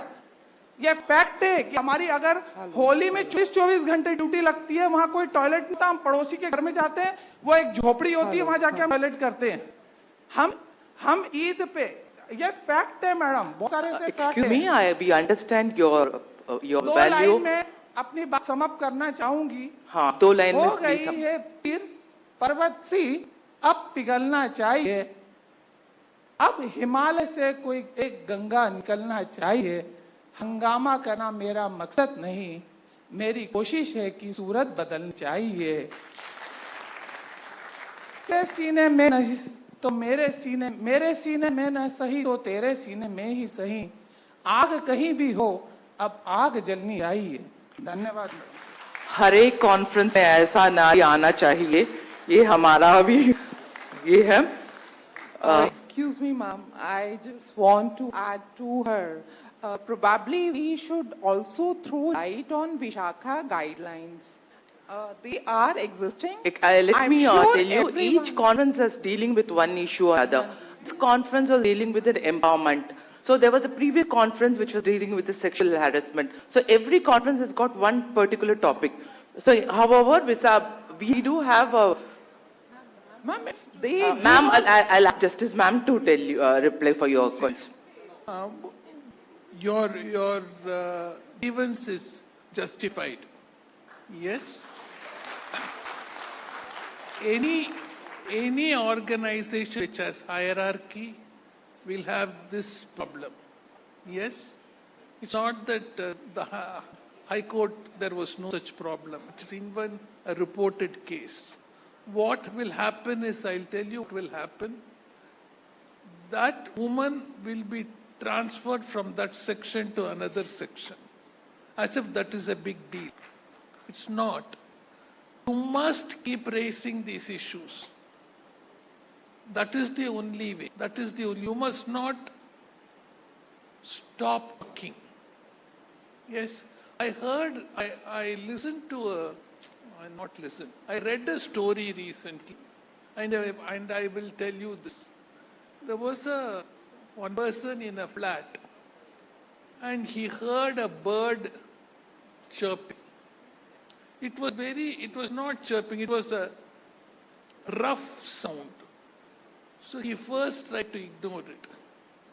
Then another bird joined. And he came and looked out to the window. There was their friend bird who was hurt. That is why they were making the noise. And so in that case it happened to be a man. So he helped that injured bird to stuff, then they all flew away. So we are all birds. We must make noise. We must make noise. That is the oral protest that we can make. We will be heard.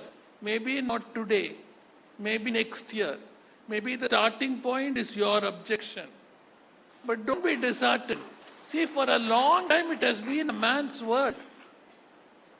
The change is happening slowly. It is wrong. What you say is you are raising a very valid grievance. Congratulations. But we must not stop making noise like those little birds. We must shout. So keep doing that. We will be heard. Justice will come. That's all I can say. Excuse me, ma'am. May I add just 2 minutes? Vishakha guidelines हैं. आप उनके बारे में पढ़िएगा. ये mandatory है. हर institute में जहाँ पे more than I'm not like it is the number is more than 10 female persons employed. There they need to have a committee chaired by a lady and back face. Excuse me, shall we finish the session? Please read about it and get it implemented. है ना? Ma'am, I have only few default men over here who are a little restless because they want to go for lunch. So we didn't climb the mountain to show the men that we know how to climb. In fact, we climbed up to see how small the men look from there. So I said in Hindi, शून्य ही हमारा जीवन, हम भी रण में लड़े हैं, टूट कर बिखर जाते हैं मर्द जहां, हम नारी आप अब तक वहीं खड़े हैं. With this, I extend a very heart thankful to all the speakers over here. Thanks a lot. Thank you.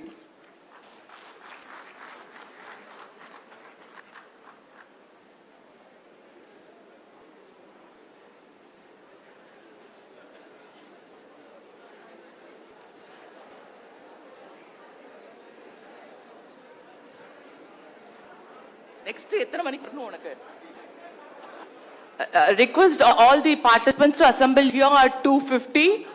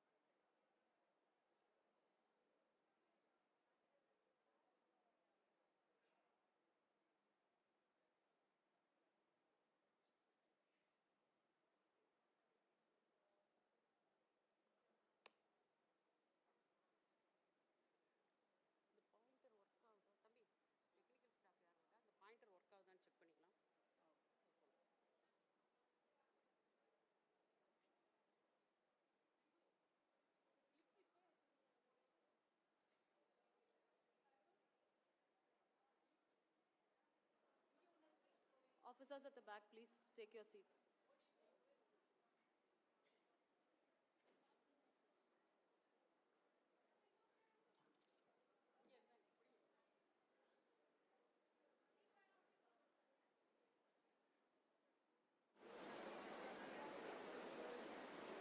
Kyle, we'll start because we are having the valediction. Yes. A very good afternoon, ladies and gentlemen. We have come to the last session of the conference, and today's last session is on best practices in prevention of human trafficking. So I now request DGP sir, PM Nair sir to please come onto the stage, and ADGP madam, Trimadi Malini Agarwal madam to kindly come onto the stage, ma'am.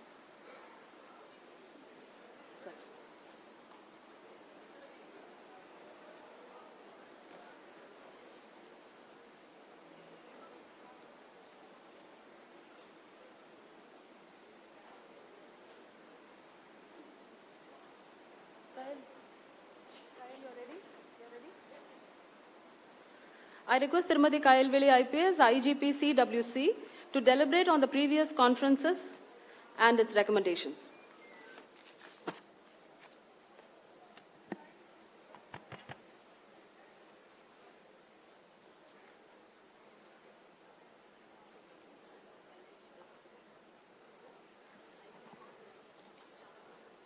Good afternoon to all.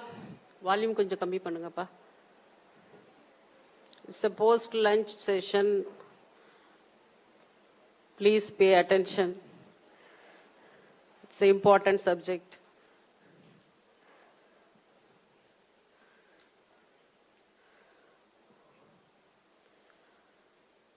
Human trafficking. Human trafficking is one of the most atrocious violations of human rights, affecting millions of people globally every year. Victims of human trafficking are often exploited for labor and sex or both. In face of this widespread issue, prevention is very crucial, while law enforcement plays a vital role in combating trafficking. Prevention requires multifaceted approach that involves collaboration from governments, organizations, communities, business, and individuals.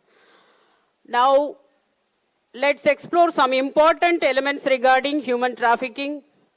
Look at the anti-human trafficking unit functioning in Tamil Nadu for 3 seconds. And we can see the previous recommendations from the women conferences. In Tamil Nadu, 43 AHTU units are functioning effectively based on 3 key components: awareness and sensitizations, creating awareness among public and departmental officials about dangers of human trafficking, preventive measures, planning and surveillance to prevent the crime before it occurs, rescuing the victims, it's an important subject, arresting the offenders and initiating legal action.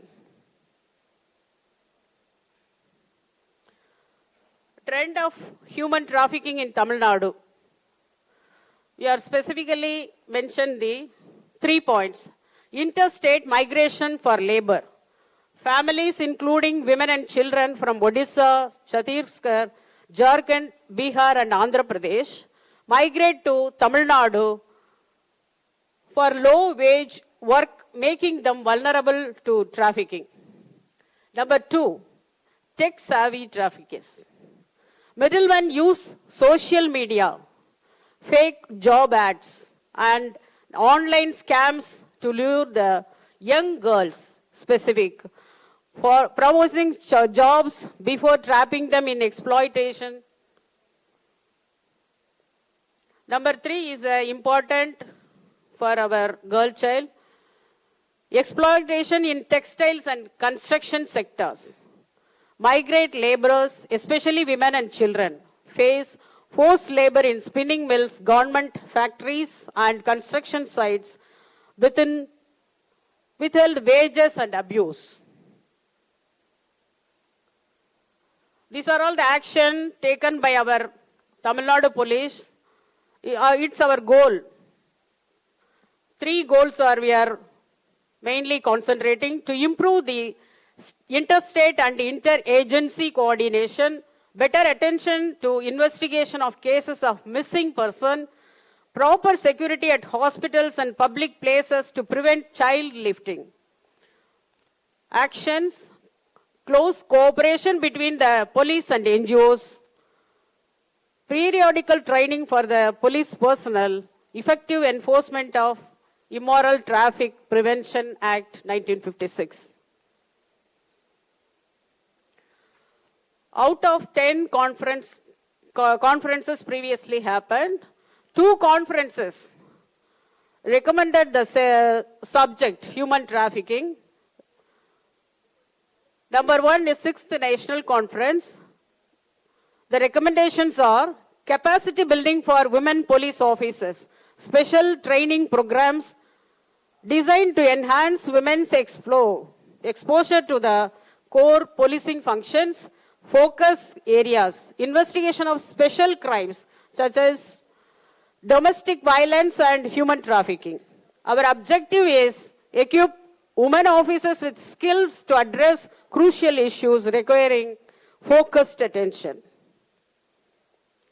This is a recommendation from the 7th conference. Special court setup. Establish courts under the Immoral Traffic Prevention Act 1956 for timely justice. Strengthening the anti-human trafficking units. Enhance anti-human trafficking units with funds for victim handling and medical intervention. Nodal agency was formed. Create a monitoring agency under MHA with senior officials to oversee trafficking cases with the functional setup of ADG or IG, rank with 1 DIG and 2 SPs. This is also 7th conference recommendation. Offender registry and expanded security roles. Registry of habitual offenders. Maintain a centralized list in NCRB and BPRND to track convicted traffickers. Security forces expanded role. Include CISF, CRPF, and SSB in trafficking prevention, especially at airports. Enforcement of brothel closure and community sensitization. Mandatory brothel closures, investigative accountability, community awareness. Then support for rescued victims and NGO collaboration. This is also institution policy. Strongly recommend against the legalization to prevent the promotion of trafficking. Funding and compensation for victims. Corpus for victim handling compensation funds. Media and public awareness campaigns. Publicizing convicted traffickers. Use media to widely publicize names and details of convicted offenders. Community engagement. Raise awareness to prevent trafficking and encourage reporting suspicious activities. Cross-sector collaboration. Engage business, NGOs, and communities in prevention efforts. So, conclusion that human trafficking is a global challenge, demanded united response from various departments, but by adopting best practices, enhancing legal frameworks, and supporting victims, we can reduce this crime prevalence. Together, we can build a safer world for everyone. Thank you. May I now request Ritu to introduce Dr. P.M. Nair, IPS retired, former DGP of NDRF.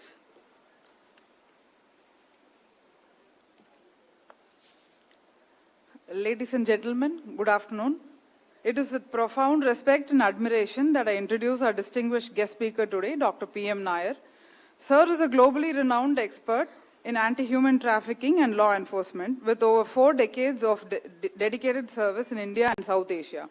A retired IPS officer with 35 years of service, he held senior positions such as DGP of NDRF and served a decade with the CBI, investing landmark cases including the Rajiv Gandhi assassination, the Bofors scandal, and major human rights violations. Widely respected as the father of the anti-human trafficking mission in India, Sir pioneered critical innovations like setting up India's first anti-human trafficking units, AHTUs, and AHT clubs in over 500 colleges. He led the development of training manuals, SOPs, and handbooks, including the National Book on Investigating Trafficking Crimes. Dr. Nair has trained over 100,000 stakeholders, rescued more than 60,000 victims, and personally drafted India's legislation on human trafficking. He has also served as Tata Chair Professor at TIS, led national and international research projects for the NHRC, ADB, World Bank, and India's only UNODC international expert on trafficking. Academically, he holds a PhD, LLB, and MA in sociology, and is a graduate of the National Defense College in India and the FBI International Academy of the US. His lifelong contributions have earned commendations from the Supreme Court, senior government leaders, civil society, and academia alike. It would take far more time than we have today to do justice to all of Dr. Nair's accomplishments, but what matters most is that we are incredibly fortunate that he is here with us today. Please join me in welcoming Dr. Nair to the stage. Please, sir.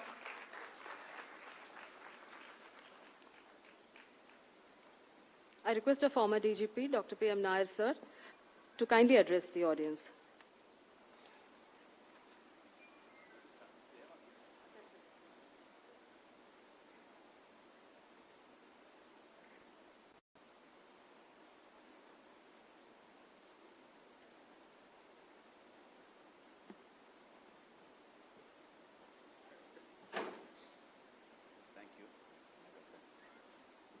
Vanakkam, Namaste, Pranam, good afternoon. Thank you so much. All the gracious women, gracious police officers, gracious women of the country. हमारे ऐसे एक आध आदमी को बीच में बुला लिया, अच्छा लगा. The amount of work a woman can do, amazing. I have also a mother, wife, daughter, all. You know, police officer, a wife, mother, and what not. I can't do all this. Nobody can do all this. This multitasking only you can do. Salam pranam. Sincerely. So very happy that we could do, people like sitting here, my friend Mr. Ambu, Mr. Anil, and all the esteemed colleagues, Madam Malini, you know, they are of course women, but men like us also could do something for the women of the country. That puts us in a very great self-satisfaction. In that context, I know we are time short, so we'll rush through the presentation. And I will not be speaking on what is trafficking, etc. Aapko pata hai. I'll go only on the best practices, a few of the hundreds and thousands of best practices in the country. Hundreds and thousands of best practices in the country, but not documented. Hindustan ke police itna badhiya kaam karta hai, commendable work, but hardly anything get documented. Jo hum log nahi karte hain, uska bare mein logon ko pata hai. What we are not able to do, people know. What we do, people don't know. Therefore, this good practice compendium and good practice initiative by BPRD is something amazing. I salute the DG BPRD, the DG Tamil Nadu, and all the esteemed colleagues out here for taking this mission. We will have a focus attention on prevention, protection, prosecution. All the best practices by different agencies. I am not going to confine myself only to a police officer, but others also. All these agencies I am going to touch upon. First of all, it's a national action research on human trafficking. 2002-2004 mein NHRC decided to do an action research along with Government of India, Ministry of Home Affairs and Ministry of Women and Child. Got the UN also into that, and thereupon the 2 years of intense research across the country. You know, research plus action. Action research, amazing. You know, this research, 2 years of intense research, I was privileged to be the principal researcher, not as a police officer, but as because of my sociology and PhD background. And national level research hua, and then so many issues have come up. One human trafficking was 13,000. 13,000 people were arrested in the human trafficking case in 2004. In 2000, and out of the 13,000, 89% were women. That means all the 89% traffickers in the country were women. 2004. Research came, findings came, and all the mystification of the myths were done.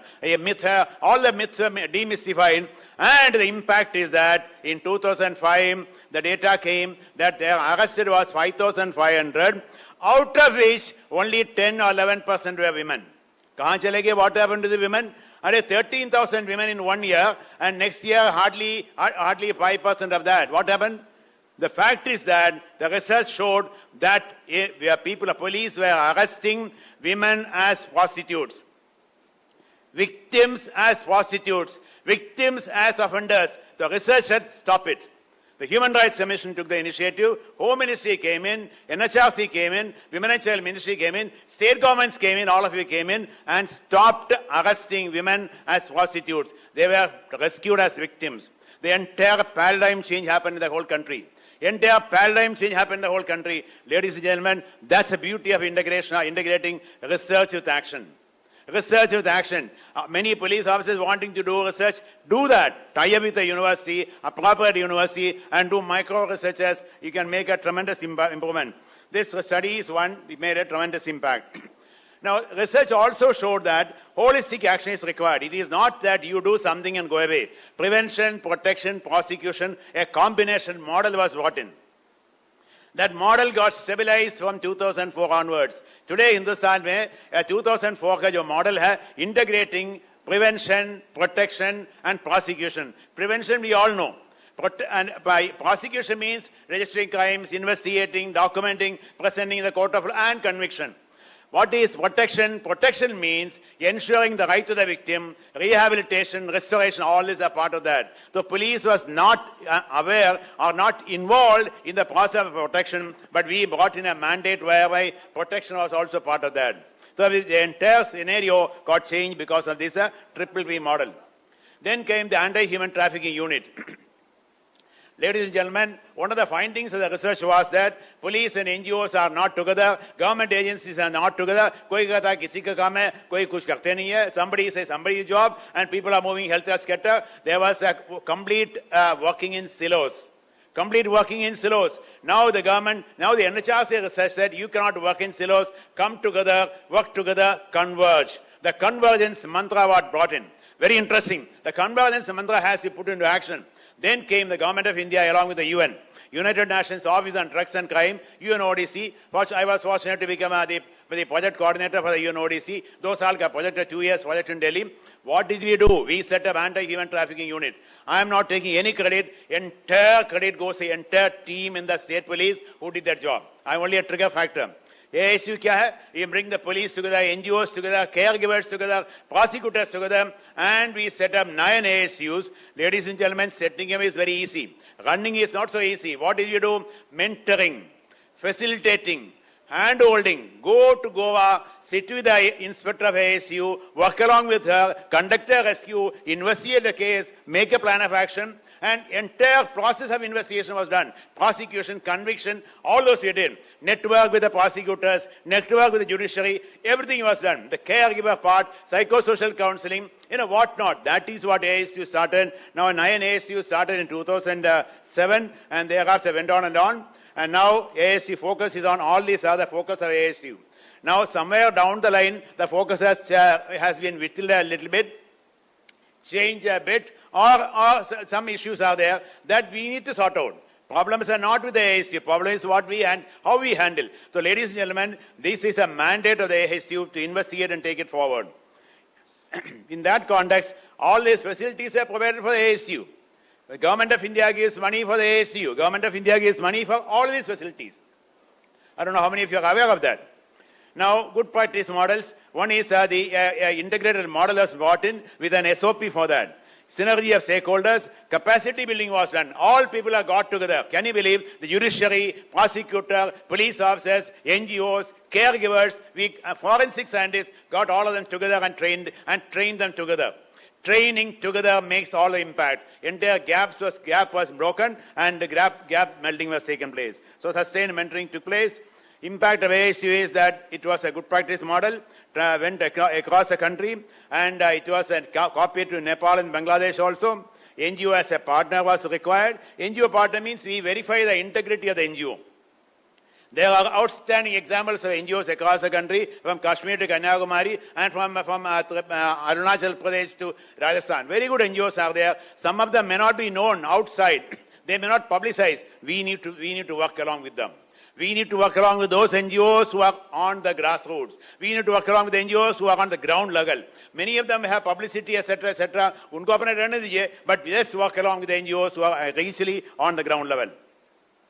Made a huge impact, and the NGO partner became a great institution. Then comes the institutionalization. Ladies and gentlemen, when you start a research project, findings of the research, based on the research anti-human trafficking unit setup, evaluation of the ASU, replication of the ASU, in 2020, Government of India set up anti-human trafficking units, all the 729 districts of the country. Then they gave it to BSF, gave it to ITBP, gave it to SSB, gave it to RPF. Today, ladies and gentlemen, all the entire country has got anti-human trafficking units. Secondly, and most importantly, in a Bachchan Bachao Andolan case which came up to Supreme Court of India said wording like this: if a child missing is not traced in 3 months' time, the case shall be handed over to anti-human trafficking unit, a specialized investigative agency for dealing with human trafficking crimes. Supreme Court has given a blessing. Ladies and gentlemen, tell me in India where we have started research, administrative unit, replication, evaluation, and Supreme Court ruling. Entire circle is full. Amazing workers. This is what is required in the entire scenario. A classical good practice model which nowhere in the world exists. This is only a characteristic of India. A Hindustan ka apna hai, made in India and nowhere else. Made in India. That's what. Ladies and gentlemen, wonderful initiatives by Government of India. You are aware of the Crime Act, Crime Multi-Agency Center. I don't know how many of you are aware. Wonderful agency. Any intelligence you want, any state government wants intelligence, connect with them.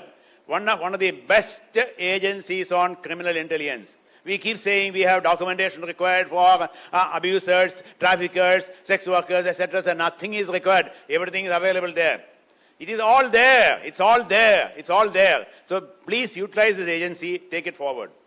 Significant measures include the track child portal, online exploitation trafficking, and a nodal cell, National Investigative Agency notified, and National Commission for Protection of Child Rights also. Ladies and gentlemen, when we speak about the NHRC, I must highlight this good practice model. How many of you are aware of this? Can you believe if children are rescued in a let's say Rajasthan, 65 children are rescued in Rajasthan by somebody and put it before the Child Welfare Committee, Jaipur. Child Welfare Committee will identify 20 from Gaya, Bihar, and send to CWC, Bihar. Now, how do they send? Rajasthan police has to give escort, or Bihar police has to give escort. The child has to go to the CWC, Gaya, and the child goes home. That is the protocol. But are you aware, and on today's date, at least 5,000 children are languishing, use the word languishing, in homes for repatriation to the state. For repatriation state. It's a matter of shame for all of us. I have been advising in NCPCR in their review meetings. So many state governments come, I keep firing at them. I said, yeah, there are 36 bache hain, West Bengal se Bihar, inhe kyun nahi bhejte ho? Why are you not sending the child? Tera beta hai to nahi karoge kya? Do it. Next week it shall be done. I don't get irritated because we don't care. We don't care why children are not material to be circulated here and there. That sensitivity part, that responsibility part, that samvedanshila is somewhere missing. Therefore, this Ghar Wapasi portal is a very interesting thing. Ladies and gentlemen, if child reported missing or child rescued, he has to be sent a particular state. The CWC is responsible. State DCPU is responsible. And this Ghar Wapasi makes a DCPU responsible. And you have to take records to them and ensure it is being done. Government of India initiatives, many legal amendments. I think I don't want to get into that, but there are very interesting examples here. CBI has been notified. They have been doing a great job. CBI report card is a long list of commendable work done by the CBI. The presentation, you can see that, you can read through that. Amazing work done by the CBI in these matters. Each principle has got a value of its own. Interpol and CBI, an interesting case study. They did an Operation Stormmaker across the world on anti-human trafficking. 2023, amazing work. The whole world got to the Interpol and CBI is part of Interpol there. Interpol across the world got together. They operation on an operation on trafficking persons, and interesting work was done. Can you believe children missing in India were in Nepal? Children missing in India were in Bangladesh. Children missing in Bangladesh were in India. They were all trafficked here and there. We think trafficking does not take place in Bangladesh. We have trafficking to Nepal also. We have trafficking to Bangladesh also. And within the country also. Within the country also we have a lot of trafficking takes place. They have an interesting model here. Then on a cyber crime, I am sure Madam Malini will be speaking details on that. But this is also a good practice model. Very good practice model. When you go to the schools and colleges, please educate the children on what needs to be done.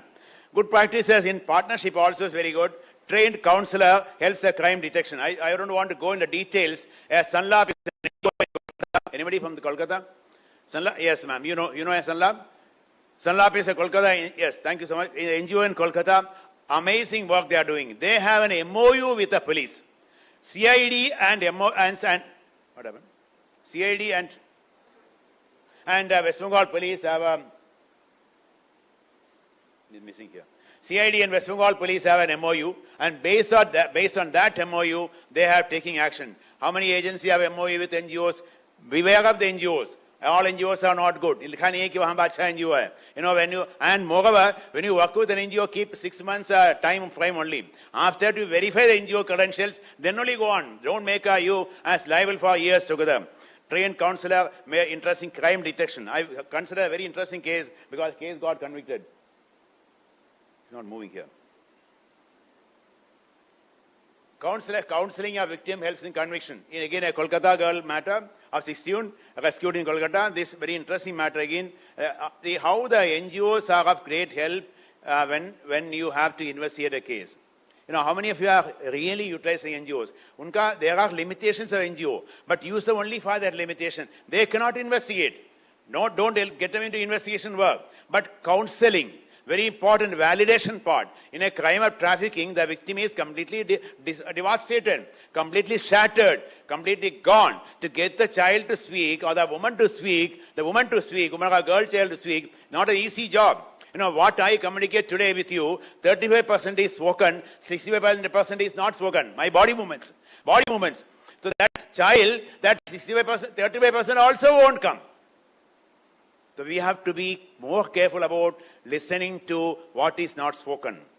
Listening to what is not spoken. Your observation capacity, your listening capacity, all these are very important. Ladies and gentlemen, hear this. In that matter, counseling helps a lot. It's not moving here. Yeah. Harm assessment. I don't know how many of you do that harm assessment. Say child or the victim woman has lot of trauma.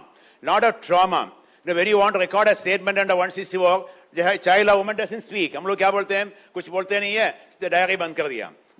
The girl doesn't speak. Therefore, we close the case. Don't do that. We are committing a crime on ourselves. The child has to speak. How do we make the child speak? That's the beauty of the interviewing technique. Interviewing techniques. How many of you have spent time on interviewing techniques? It's a very interesting professional art. It's not just a police job, it's a psychologist job, psychiatrist job, all together. Ladies and gentlemen, this interesting art of interviewing is very important to get to know the child. And then record the harm assessment. Harm assessment, you have to record under 172 CRPC, that is 192 BNSS. I hope you are aware of that. We normally write the case diary only for case diary open, statement recorded, close the diary. Diary khul diya, bayan likh diya, diary band kiya. That's not the way. 172 portion of the diary is a very important diary where you can record entire harm to the victim. That harm of the victim, recorded by the agencies concerned, including psychosocial caregivers, you can take it into consideration. In Shakti versus Union of India, a case I was privileged to investigate when I was in CBI, the father is undersecretary in Home Ministry, sodomizing his own daughter. The child will not speak anything. Child finally says, Papa ganda hai, Papa doodh pilata hai, bottle se pilate hain, and maagta hai ganda hai. But we put on record that what the child says is not milk, not feeding bottle, etc., etc., etc., through psychosocial counseling. Through involving psychosocial, Dr. Neera Bora, head of psychiatry in Ram Manohar Lohia Hospital. Dr. Dogra, forensic expert in AIMS. These doctors came and we trained ourselves. The investigator, we went to them and trained ourselves. How many of us do that? We trained ourselves and then got the entire story. The Shakti versus Union of India, all of them got convicted and the accused, of course, ran away and committed suicide also.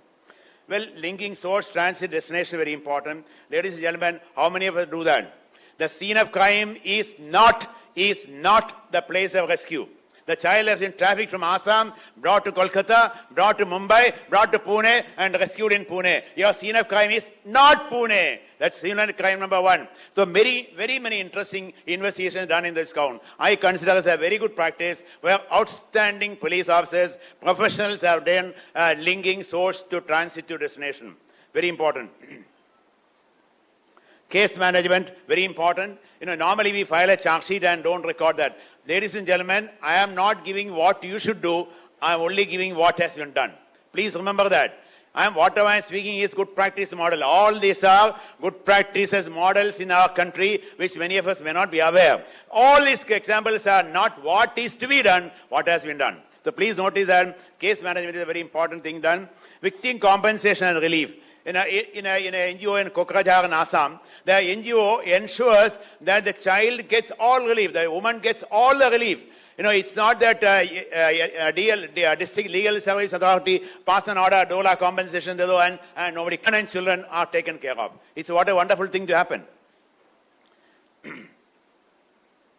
Video conferencing and trial. Did I miss something? Video conferencing. Bangladeshi girl trafficked to Mumbai. Nepali girl trafficked to Mumbai. 16 years and 14 years children. They were rescued in Mumbai and they were kept for 2 years there. Then they were repatriated to Bangladesh and repatriated to Nepal. The trafficker was the same fellow, 2 fellows in the jail.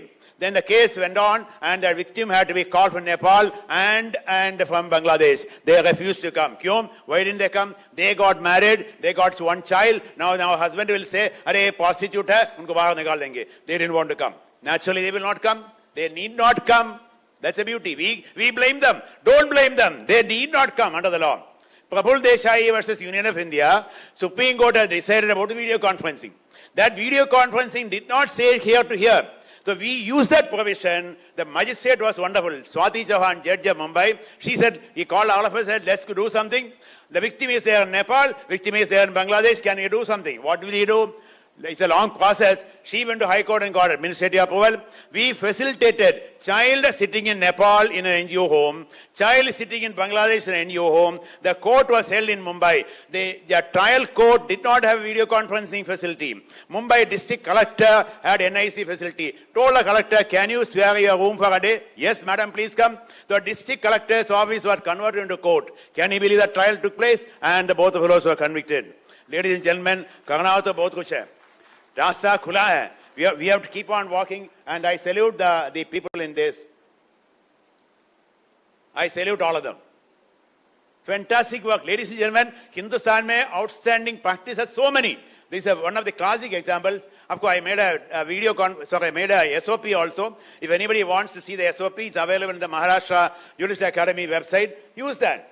Every important step, we have an SOP made for that. SOP means your job becomes easier. And you read that, you can follow it up. Of course, you can amend your way you want. Nothing wrong with that. Nothing sacrosanct. It can be amended, it can be changed. Please do that.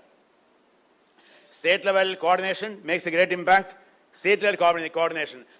Can you believe in Goa, many other states may also have. Goa, the Chief Minister holds a review of anti-human trafficking every year, every 6 months. Because the Chief Minister holds there, Chief Secretary is there, Welfare Secretary is there, Information Secretary is there, DGP is there, CID is there, everybody is there.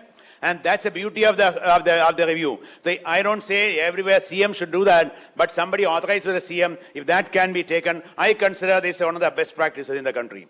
Today, the response systems in the country, in Goa, is one of the top class. response system in anti-human trafficking, in prevention and combating both. Goa is a classic example. You know, there are many reasons to that, but every reason we find this coordination at the highest level makes a huge impact. When he set up the anti-human trafficking unit, 9 of them, every state, I'll go to the chief minister. Ask Andhra chief minister, Bihar chief minister, West Bengal chief minister, Goa chief minister. I told him, sir, aapko launch karna hai. CM came to launch AHTU in 2007. Why? When the CM comes, chief secretary, welfare secretary, labor secretary, everybody comes there. All of them came. So we brought the synergy with the CM. So ladies and gentlemen, this state-level coordination is very important.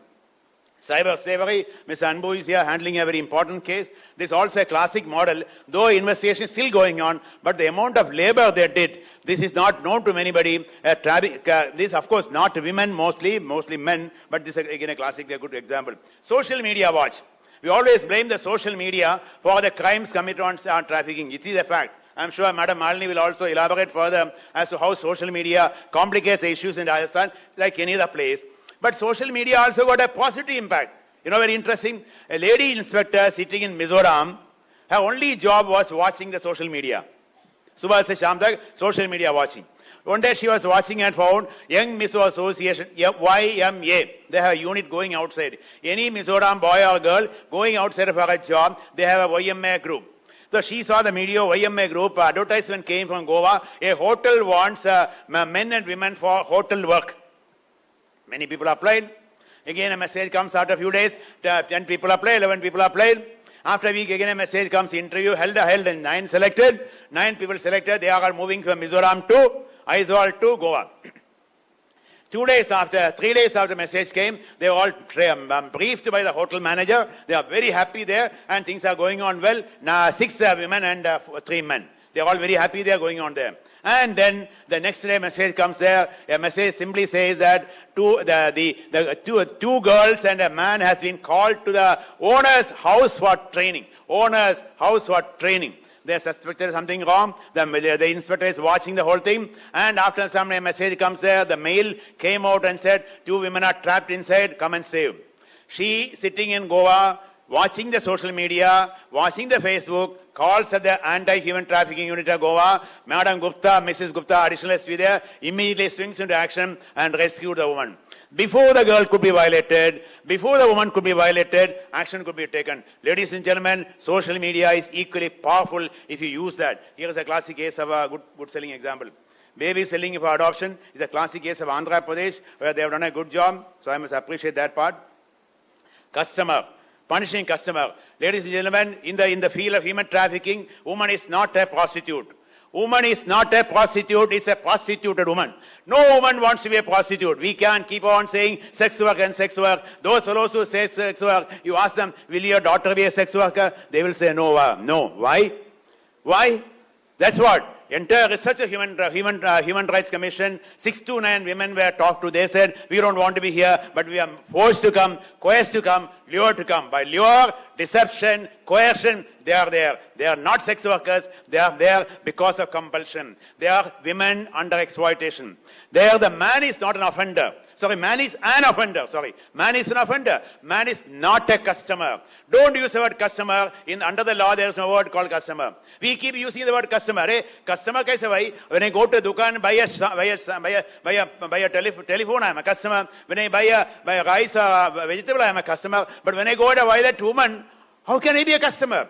The man is not a customer, man is an offender. Prosecute him. Section of law is impeded. Not many Supreme Court decisions are there. Kerala High Court judgment is there. And next interesting thing is the eviction.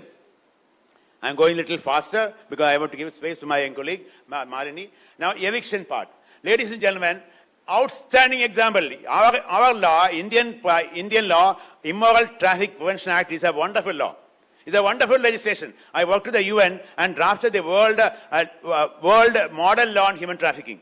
World Model Law on Human Trafficking we drafted in 2010. I could stand up and say, Indian law is supreme. Indian law is supreme because we have so much interesting provisions. An eviction of a place of exploitation where the child is exploited, done by an SDO cannot be upheld, cannot be, High Court, Supreme Court, cannot be appealed against. There is no appeal, nor stay, by any court, High Court or Supreme Court against the order of the SDM under 18(1). 18(1) ITPA. 18(3) says the SDM's order shall not be stayed or set aside by the order of any court. Even Supreme Court cannot do that. Can you believe that? There are many interesting provisions. Ladies and gentlemen, when we started talking about this, interesting provisions have come. That provision is already there, but it was implemented. It's a classic case where we find so many. Today, 400 plus places of exploitation have been closed down in many places. We have an SOP for that, for the SDM's job. We want the SDM to be empowered. Here is an SOP for that. It's available in the Odisha National Police, Odisha Judicial Academy website. Confiscating illegal assets. How many of us do that? Big money. I salute that Sub-Inspector Aradhana Singh of Jharkhand. Jharkhand koi hai? You know Sub-Inspector Aradhana Singh ma? If you don't know, go and salute her. Sub-Inspector Aradhana Singh is a wonderful woman of Jharkhand police. She investigated a case of Mahato, and this Panalal Mahato, and she found this fellow has been trafficking girls from Jharkhand to Delhi and other places for 8 years. 8 saal. 8 years trafficking. How much money he would have made? Please guess that. 8 years, 59 crore. 59 crore. Enforcement Directorate came and confiscated. Ladies and gentlemen, it's a huge money. We don't know. We don't know the gamut because we are not investigated. There are many examples like this, but I take this as a classic case because finally Enforcement Directorate came and they have confiscated 59 crore asset. Ladies and gentlemen, when you investigate a trafficking crime, please go into that. Illegal assets are huge. Take that into consideration. Cybercrime, Kerala police. Cybercrime. We always think the cybercrime is done by somebody sitting there. All engineers. 41 techies, IIT, IIM, what IIM, IIT? If you don't know what is human rights, what IIT you are, isn't it? If you don't know what is human rights, if you can't respect your daughter, if you can't respect somebody else's daughter, what are you there for? They were all circulating child pornography. Now, Cyberdome in Kerala did an outstanding example. I call it a very good practice model. I am sure all the state Cyberdomes or cyber initiatives can take it forward. Rehabilitation, amazing work can be done. Ladies and gentlemen, rehabilitation may not be our job, but we have to be catalysts. Tomorrow, the rescued woman is not rehabilitated, then she will be re-trafficked. Prevention is our job. Therefore, we have to take initiative in rehabilitation. Amazing work examples can be given. I don't want to show a case here. These are tribal Naxalite women. Naxalites have trafficked them. We have brought them back. They are doing industrial stitching. Life with dignity. Life with rights, life with protection. They are security guards. They are all security guards in Ranchi. The man standing there in the collector is Collector Ranchi. मैंने कहा बेटे नौकरी दो, and he gave all of them job. I'm not showing my picture. I'm saying this girl that तेरा हाथ मेरे हाथ से मजबूत है. I'm telling that girl, your hand is more powerful than mine. That girl was an Naxalite. This one was an Naxalite. And now she is a security guard. I don't want to have picture to be go to the media. We don't allow that to happen.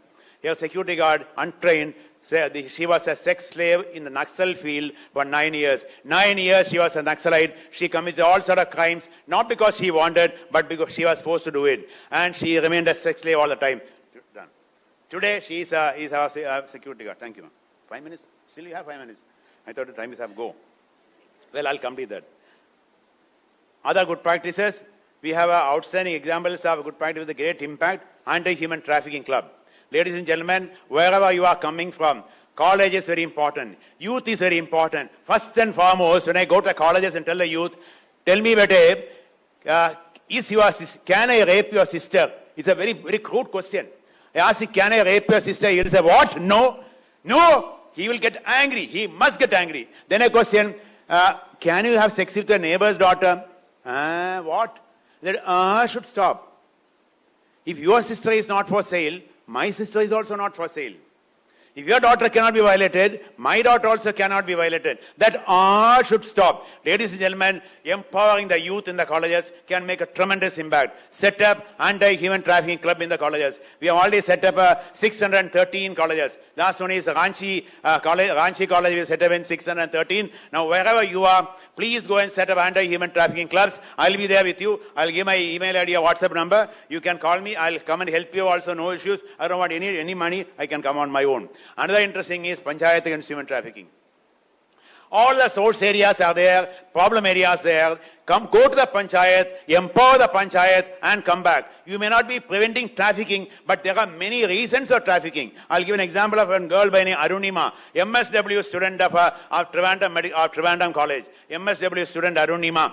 She went to panchayat and set up a panchayat against human trafficking. Took the panchayat to an interior place on the Tamil Nadu-Kerala border. That Kerala-Tamil Nadu border village, parameters are very interesting. Development, tick mark, double tick. Electricity, double tick mark. Water supply, double tick. Internet, double tick. ATM, double tick. Really violated by grandfather or father or uncle or chittappa or somebody. What tick mark are you giving? You are giving tick mark for development, parameters, water supply, electricity, etc., etc.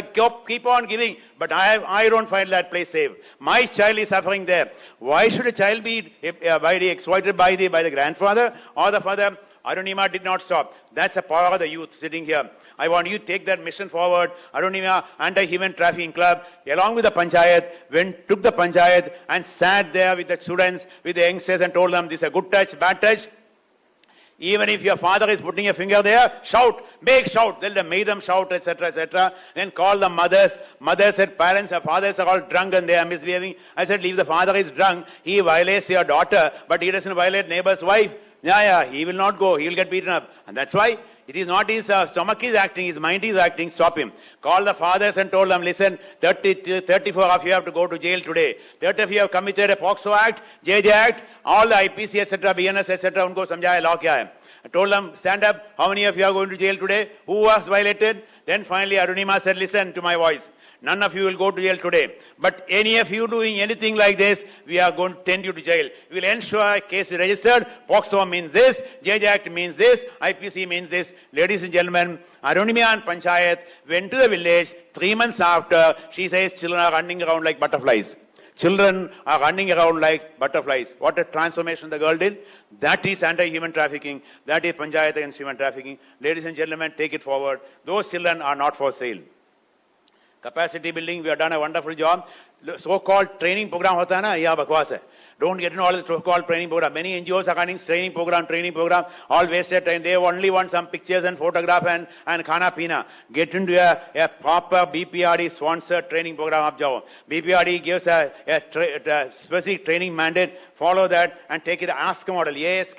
Attitudinal change is very important. The police officer should know customer is not a customer, he is an offender. Police officer should know that a woman is not a prostitute, she is a victim. All these are transformation of the mindset. So take it forward. ASK model very important.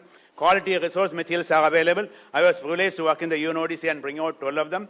Many more are there. Handbook I mentioned. There is a company of good practices with 2007. Now BPRD should take it forward and make another one like this. It's a wonderful collection of good practice at that point of time. One by police and one by NGOs. Take it forward. I'm sure you can do much more. Thank you. Namaste. Jai Hind.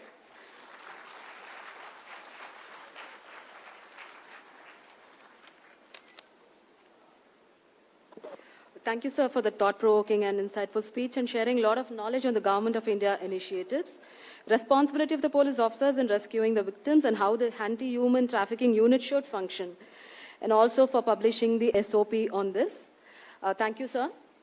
Now I request our ADGP EOW Madam to kindly come onto the stage to present the memento to Dr. P.M. Nair, sir.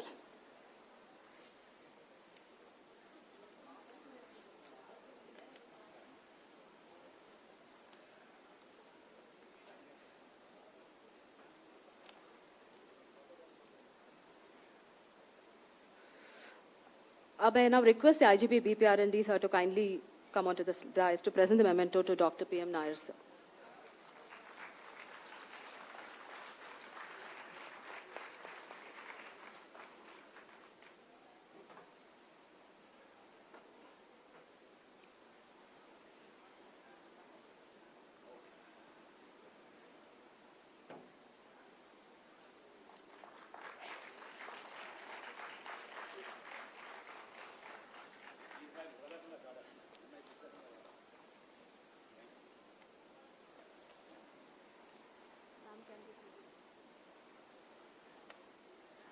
I now request ASP Meera to introduce our achievers.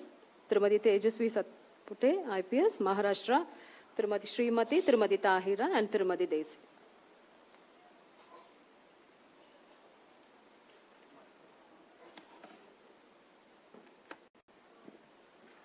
By recognizing these achievers, we wish to honor their spirit of service, the grit in leadership, and the resilience that defines every woman in uniform. The first achiever of this session is Ms. Tejasvi Satpute, IPS 2012 of Maharashtra cadre. Madam received the Prime Minister's Award for Excellence in Public Administration for Innovation in 2022 for Operation Parivartan, for transformation of lives of women from illegal liquor traders to dignified laborers in Solapur district of Maharashtra. Ma'am has also received insignia by Director General of Police Maharashtra in 2024, DG BPRD Disc for Paper on Community Policing 2024, Best Police Unit Award of Maharashtra Government in 2022, Arun Bongwerkar Award for Excellence in Police Service 2024, and FICCI Smart Policing Award and Governance Now Award for Best Governance Practice in 2021. The second achiever for today is Srimati S. Srimati, Inspector, belonging to the batch of 2000 and has investigated several conventional and special crime cases for which she has been appreciated by the Honorable Chief Justice of Honorable High Court of Madras. She has been a part of the special investigation team that investigated the Tamil Nadu Public Service Commission question paper leakage scam, Salem RBI cash train theft case, etc., for which she has received Tamil Nadu Chief Minister's Medal for Excellence in Investigation in 2016. During her stint on deputation at CBI, she has been a part of teams investigating several high-profile cases such as the Hathras gang rape case, post-poll violence in West Bengal, and rape and murder of a minor girl in Uttarakhand, for which her team went to the US for DNA phenotyping, the first case in India where the new technology was conducted. She was also part of the online child sexual abuse exploitation prevention unit, and in one of her cases, a search operation, Operation Make Chakra, was conducted in 69 places across the country. For her exemplary investigation skills and meticulous efforts, she was awarded the IPM for meritorious service on the occasion of Independence Day 2019. Next, we would like to honor the team efforts of Srimati A.S. Tahira, Inspector of Police, and Srimati Desi, Head Constable, in tracing missing persons and reuniting destitute people with their loved ones. Srimati Tahira was posted in Police Computer Wing in State Crime Record Bureau in 2016, where she headed a team of police personnel tasked with tracing missing persons by comparing the photos of unidentified bodies available in CCTNS database or by checking missing person database available with NGOs. As an outcome of their efforts, 1,338 persons were traced, of which 118 missing persons were traced alive. Srimati Desi, a part of Inspector Tahira's team, traced 61 missing persons herself. It is worth mentioning that she traced a 12-year-old boy in a children's home and reunited him with his family. Inspector Tahira also took up the task of reuniting over 250 destitute persons and persons with special needs with their loved ones across the country, and she visited over 40 NGOs to gather information to accomplish this extraordinary task. A true testament to compassionate policing, her efforts have been recognized by various forums like Lions Club and Rotary Club. Head Constable Desi is also a recipient of Chief Minister's Medal for Distinguished Public Service in 2019 and Utkrish Seva Padak in 2020. I request all achievers to kindly come on the stage. Thank you. Thank you, Meera. I now request our ADGP Madam to kindly present the mementos to our achievers. Tirumati Tejasvi Satpute, IPS, Maharashtra, will now receive the award.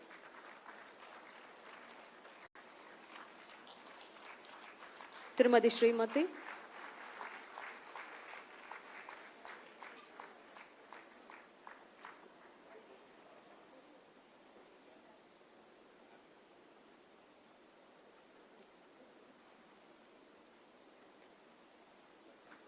Tirumati Tahira.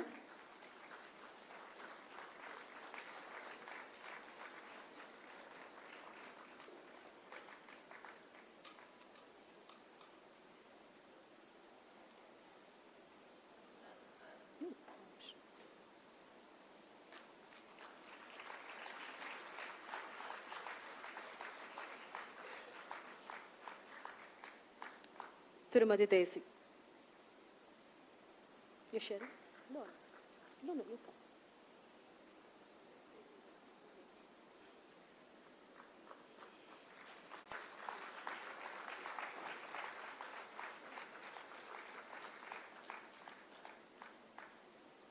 Thank you, ma'am. I now request Srimati Malini Agarwal, IPS, ADGP Rajasthan, to address the audience. Okay.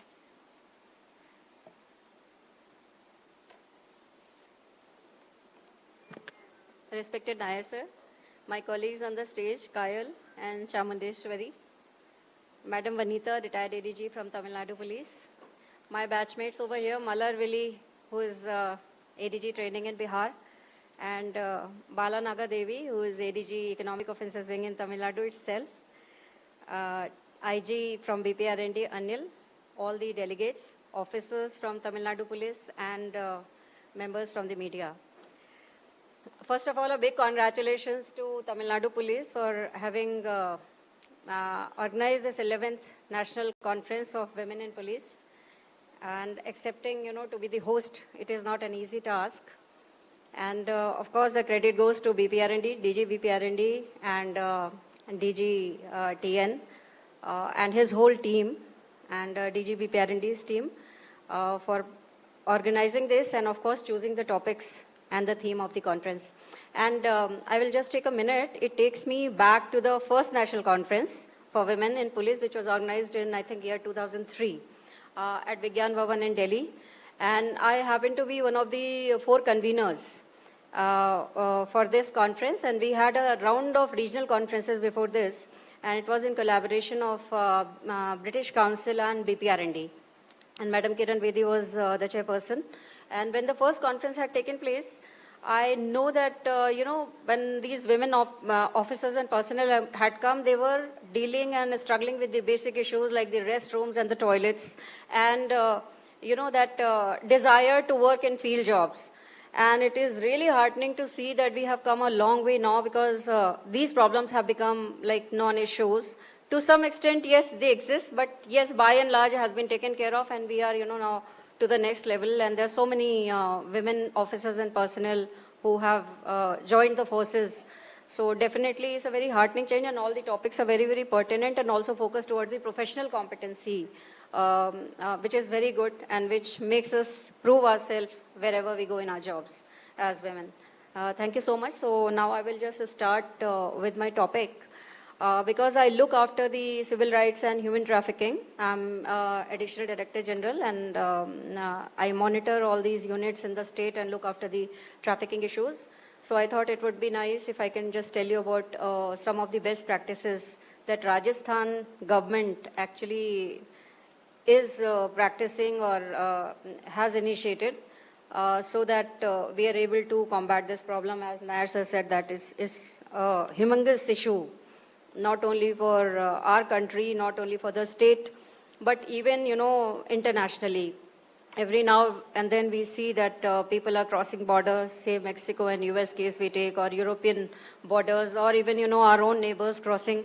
So we deal with a lot of issues. And within the country also, we see that women and children being trafficked from one part of the country to the other. Children and women are being bought by these middlemen at small petty amounts. Sometimes parents, because of whatever, their weak economic gap. Please change the slide. Yeah. Can I have that here?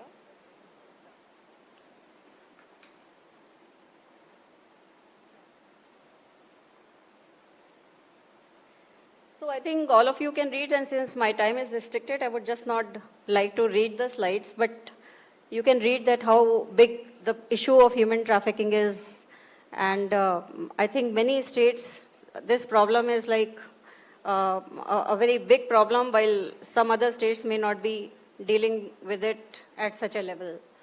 So when we talk of best practices, one of the first and foremost thing is training. So as you can see that we have a state police academy, and because this issue is continuously reviewed, monitored by National Human Rights Commission, State Human Rights Commission, Women Commission, then of course our own police department. At Chief Minister's level also, the meetings keep on taking place, and all of you at one point or the other must have presented yourself in the court with the writ of habeas corpus. And then, the High Court and the Supreme Court being very strict and passing orders, also sometimes giving you very strict timelines that yes, you have to recover the missing child, you have to recover the missing person, you have to recover the missing woman.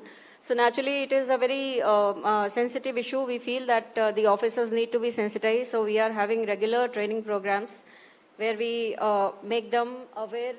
I'm not able to change. Oh, okay, fine. All right. So that was one part of training. Then second was, of course, which we are focusing on is the community policing awareness program, where we are taking the help of the community liaison groups, our teachers, social workers, volunteers. In fact, the Suraksha Sakhi concept is quite a new concept in Rajasthan. It was introduced 2 years back and it is working very, very beautifully. I would not like to talk in detail about it, but it has women, who are very educated, very aware, and are involved in government functioning. So they understand the basic nuances and they also have a good influence over the citizens. So naturally, when they go to these villages or they go to places, and especially where, we have this problem of human trafficking, which is actually quite rampant. So over there, it is very important that these Suraksha Sakhis, they go, these volunteers go, and then they sensitize people about these things. Then, as you can see in Rajasthan, I am focusing because on the state only, these are the key areas where the trafficked children or women are engaged. And like, for example, mostly breaks and kills, we had made out a study and we got a lot of data, and then we just segregated that what are the state, what are the districts, and what kind of, work is being taken from these trafficked children. So as you can see, I need not read it. But over there you can see even mechanic shops. Over here there's a child who is actually, reclaiming metal from the used batteries. So this is a district called Biawar, which is close to Ajmer. So there are a lot of factories over there. So children are trafficked to work in these factories. Many a times the teams have gone and raided these units but could not find anybody, because naturally when criminals have their own information system. So you can see I am going to talk about this operation which we are carrying out. It is Umang. We carry it out periodically and it focuses basically on child labor, bonded labor, human trafficking and begging. And on the right hand side you can see these are the children who were rescued from a bangle making factory in Jaipur. So lakh bangles you must have seen, everybody is fond of those bangles, are made in Jaipur in large numbers. But for that you need very tender hands. So naturally these children are engaged and employed in that. So our team had gone and rescued these children. And we have like a child welfare officer. So this is a picture just of, the rescued children who had been brought. These are the sections which we usually use for dealing with the cases regarding the human trafficking. For convenience, because we are still in the process of, IPC 2, BNS. So I have given both so that it becomes easier for you to see and understand. These are basically sections, under which we had trafficking. And then, of course, you can see that the number of victims. In fact, this was the operation in 2023 and 24 that we had carried out. And you can see the number of boys and girls, number of victims actually who are there in cases registered against these people. And these are the accused arrested. Males, as you can see, is 115 and 95. Again, this operation was conducted from 1125 to 3425, where so far we have registered 18 cases. And this is the data. We will again have this in phases after maybe a month or two, and then again repeatedly. So this is like cases from Rajasthan, and of course the number of accused who have been arrested. when we talk of best practices, we have to involve the institutions. So these are the institutions actually which are working in collaboration. We have to be in touch with them. From the state side, we have district bonded labor vigilance committees, which exist in all districts. And as you can see, what is their role. And district anti-human trafficking units, as Nair sir had also talked about. So these are the units which are established within the Rajasthan police in every district. Minimum inspector rank officer is there, and his sole job is to look after this trafficking, collect information, and then do this. Then these are different committees and commissions which are there. Childline is also there. District task force also we have made. And then homes for children are very special. Even our own officers also go on regular rounds and inspections to see that this is done. Rajasthan State Commission for Women addresses gender-based issues, including trafficking. So a lot of complaints from there also come to us. And they are also very sensitive towards this. Then as Nair sir has talked about this, so I don't have to speak much in this sense. Missing person cell. So this is the cell which actually, is here with us in the police at the directorate. And our DG was very sensitive towards this issue. And so he actually issued SOPs. And these SOPs are very, carefully framed. As I proceed, you will see that, there are timelines under which these directions have been given to the IOs that what all you have to do. So earlier one was about the review, the time frame that 7 days SHO has to do, 15 days CO has to do, every month, SP has to do, monitoring and review of the cases. And as soon as, we get news about any missing child or missing girl, then this is within 24 hours what the officers or the IO is supposed to do. You can see this. I don't want to read. Please go to the next slide. Yeah. So CCTV footage, these are very set protocols and have been carefully charted out so that, nothing is left. No efforts are left. And then IO is very clear that one doesn't have to really think too much. All this is essential. That you have to do. Beyond that, if you really want to do something else, yes, depending upon the case, you have to do. Then within 3 days of receiving information about the missing girl child, as you can see, all this is to be done. And within 7 days of receiving information about missing girl or missing girl child or maybe other children also, these are the protocols which officers have to follow. And after this, then there will be monitoring by the officers. And if any of these things has not been done, then the officer is held accountable.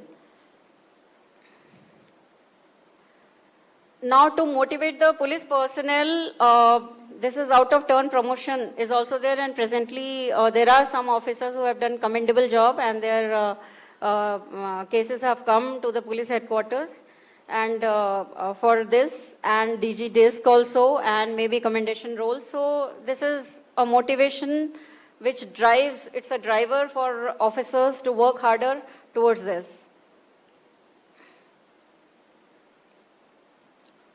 So Operation Khushi was for missing children. So that we have done, as you can see, from 2019, we have been doing it. Rajasthan was number 1 in recovery of missing children. Our recovery percentage was 98%. Last year it was 94%. And this year, so far, we have been able to recover 202 children. So we keep on conducting these operations so that we can monitor the progress, and then there is a special drive, then all the officers, they just pull in all their resources to find out the missing children. Then of course we take, like Nair sir also said, help of the NGOs. Sambli Trust is there, then Bachpan Bachao is also there, where we take help of these people. There are some case studies, I'll just quickly go through. There was some information about how, police is working. It is about that. You can quickly read this. There was a complaint that there's some sexual exploitation is going on in a remote village in Savai Madhopur. So SP Savai Madhopur is there. I had a talk with her, and then, she sent her team, the AHTU team, the circle officer, Nirbhaya squad. I mean, all our resources were actually, put into this. And then the place was raided after, the whole planning. When they went there, there was this red light area. People tried to, just push these children out of those backside doors. But somehow we were successful, and in total 19 girls were actually recovered from there in that rescue operation. The team collected the evidence also, so that, our case stands strong. And then the Child Welfare Committee, because 19 girls were recovered and they were all, engaged in, they were forced to be engaged in prostitution and other such things. So naturally, she also came, to the police station and took keen interest in this. There's another case study. I'll just quickly show. Okay, fine. So there's another case study which is similar. It is about a Kanjar community where, the parents, they, although they said that the girl has gone missing, but actually they had sold the girl. And after a few years, they registered a complaint that the girl has gone missing. So girl was finally, recovered also. But because, so much time had passed that the girl refused to recognize her parents. So a DNA testing also was done of victim and parents. The samples were sent to the Forensic Science Laboratory to establish the correlation. And the victim did not want to go with the parents because naturally she was just not sure. The case was also registered. Another aspect is, of course, cyberspace and human trafficking. I don't think there is so much time. I will quickly rush through this. You can read. This is a film. I would request, don't play it now. You can just share it with the participants. Please go ahead. So this is like, we know in countries like Malaysia, Indonesia also, the traffickers are taking our experts from India, and they are, from there they are operating. And you can see that these days cyber duping, cyber stalking, all kind of crime is actually taking in that place. The payment is also made, in cryptocurrency and other such kind of currency. So a case based on this cyber thing was conducted. I will not be able to talk about it. It was in Pratapgarh district. One of our SPs was, he actually, employed all IT means, CDRs, Instagram, Facebook. You can just keep on flipping, huh? Instagram, Facebook and everything, he just put in everything to actually locate the missing children, and as a result, their PAN, Aadhaar and all the things, 52 missing children were actually recovered, which is like, it was commendable. As you can see, there's a picture with, of course, not many children, and this is like what I am talking is actually there, for the media to see. And the road ahead, as you can see that, we all need to do this. And this is what, Rajasthan, this is what I have to say. I think it is everybody's responsibility, because when a child is gone from house or a girl is gone missing, it is definitely very traumatic for the parents, for the family and for the girl. So let us all work together in this direction. Thank you so much. Thank you, ma'am. I now request IGP BPR&D to present the memento to our speaker, Srimati Malini Agarwal, IPS, ADGP Rajasthan.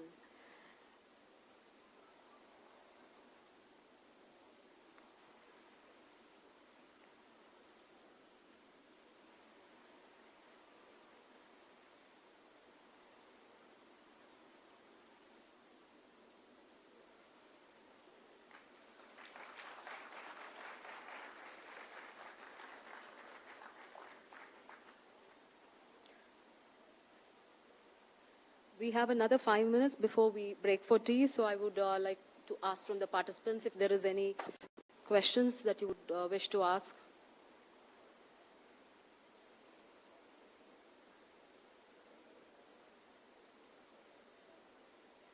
If there's no question, we can... Yeah. Is there any question? Any questions you have? Koi puchna hai, something you ask question or clarification? How you want to add something? Any good practice you have which you want to speak on? Nobody. Which Vaida Mila, you got something out of the session? Did you get something out of the session? It was useful? No. All right. Take it forward. As Madam said, no, our girls are not for sale. Our women are not for sale. वो saleable commodity नहीं है. We have to ensure that our girls are safe. We have to ensure our women are safe. We can work together, all of us, dedicated, one step forward approach. We can ensure that whole India, women and children are safe. ये trafficking बंद हो जाएगा. नौकरी बंद होगा. We should do that. Anti-human trafficking club और anti-human trafficking, panchayat against human trafficking set up करने में, in case you want to set up in colleges or in panchayat, I have given my email ID also, WhatsApp also, you can connect with me, I'll give you. Yes, madam, red shirt.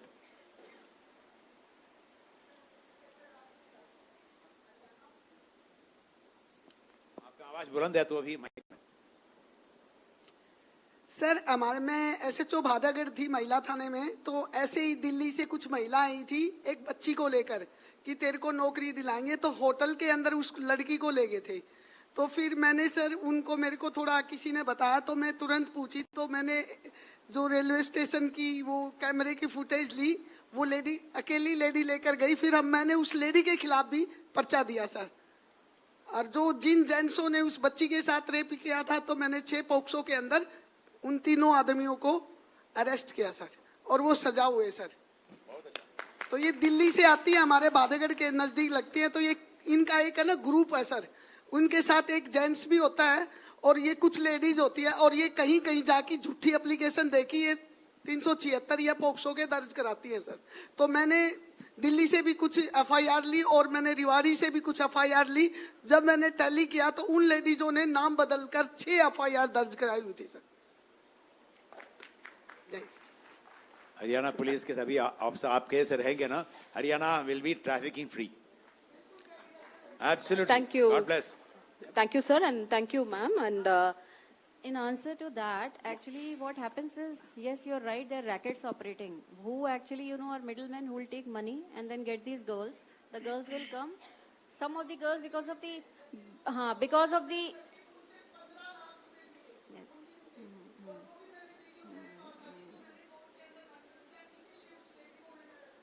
बहुत अच्छा किया. ठीक है, बिल्कुल ये भी rackets operate कर रहे हैं, you know.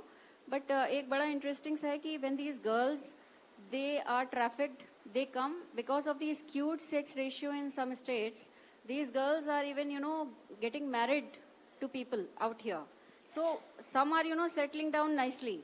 And, you know, people are also saying that, yes, we got the girl, she's from our community and she's coming from this estate and all one. Second is, now what happens is some of the girls, they are over a period of time, they are, you know, sold to one person in the garb of marriage.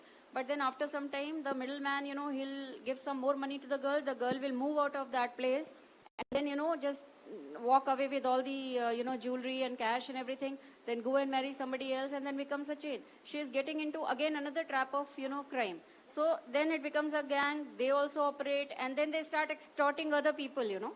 They're extorting people and then asking for money. Yes. So it is a problem, but the root cause is trafficking. अगर आप सबके पीछे जाएं तो, yeah. Good evening, sir. Jai Hind. Sir, here.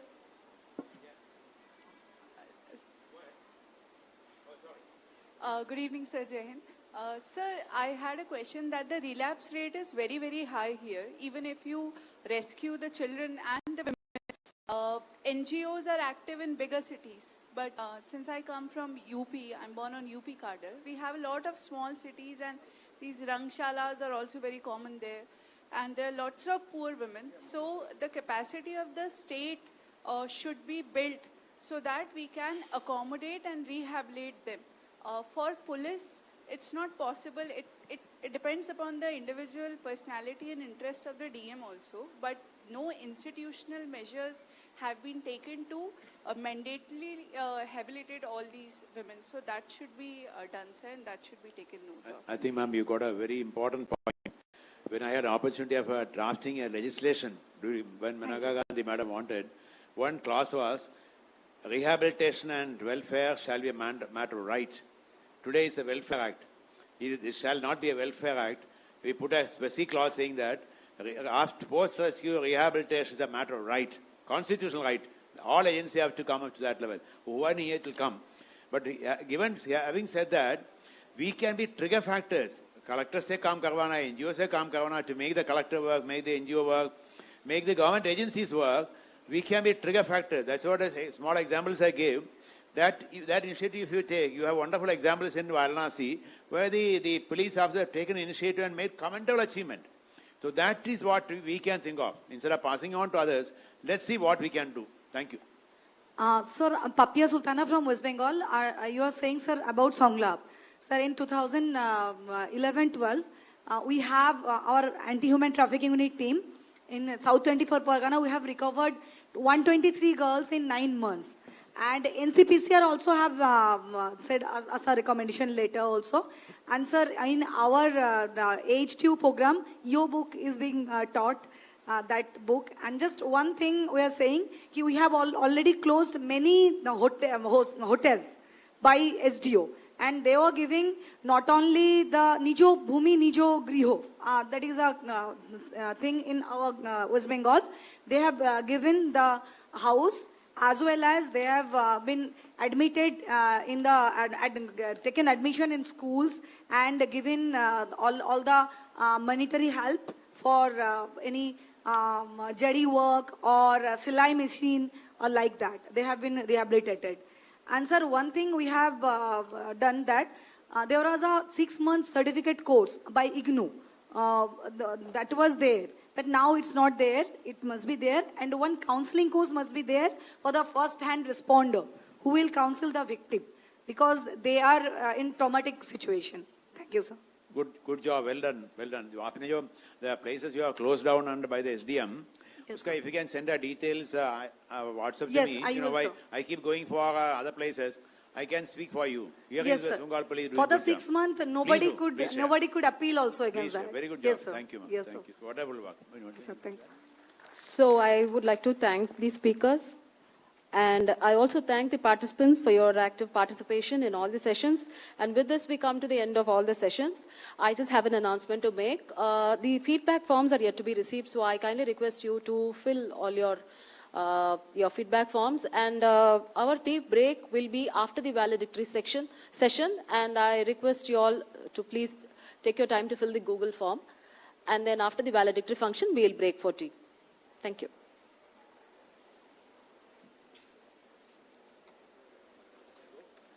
Yes, sir.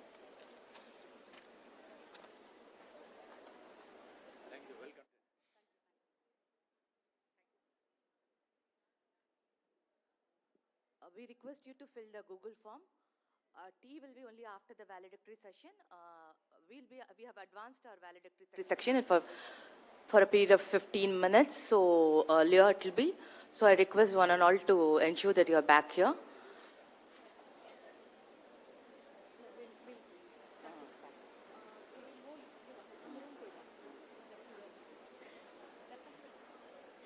The valedictory session may start at 4:45. So I request all of you to ensure that you fill the feedback form, and in case if at all you want to go to the restroom, you can be there, and that route is now closed for.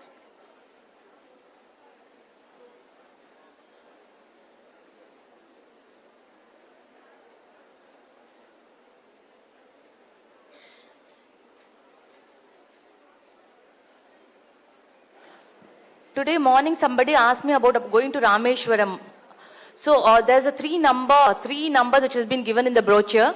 You can call any one number and get it tied up because they've already been informed of it. So those, just see that brochure which is meant for the tour and sightseeing brochure, which is in your kit. You can call them and they will help you to do it.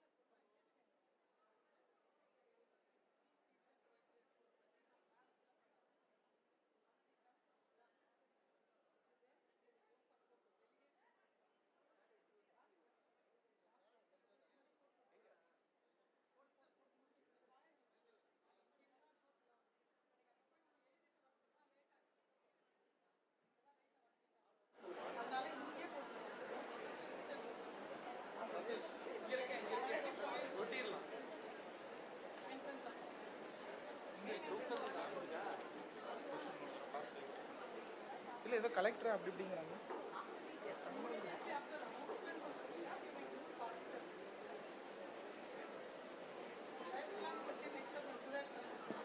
I may have your attention, please. After the national anthem, delegates who have come from the other state alone will assemble themselves at the exit point for a group photo. Front of the auditorium, only the delegates, not the participants.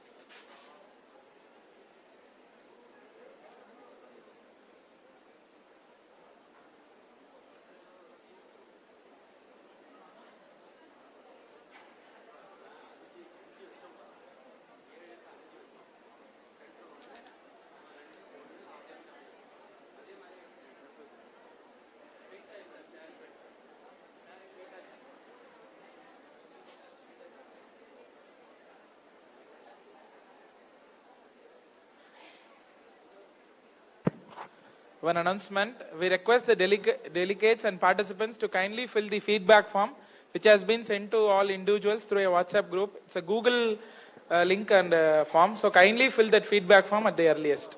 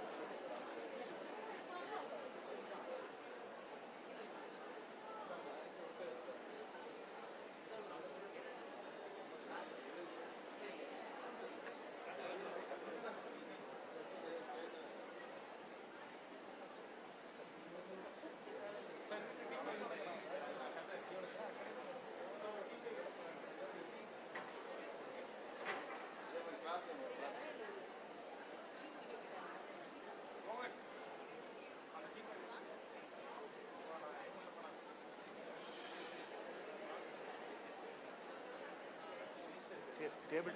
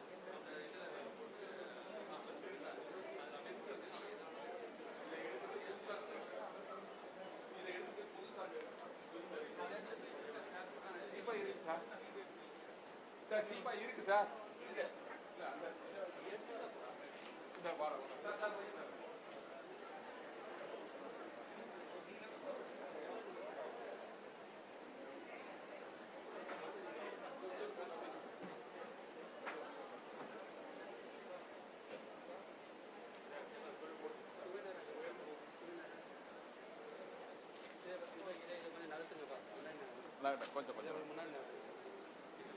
இந்த பக்கம் கை இன்னும் அந்த கடைசியில் போடலாம். அந்த கடைசிக்கு எடுத்து போகாது. அந்த கடைசி கடைசி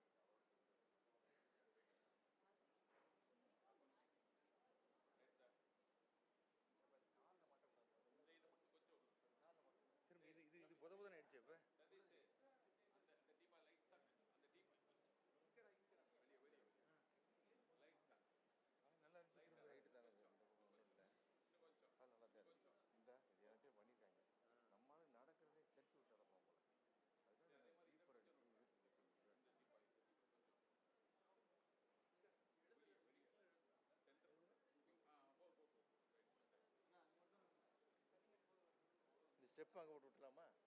ரொம்ப நடந்தா மேட்டு கலை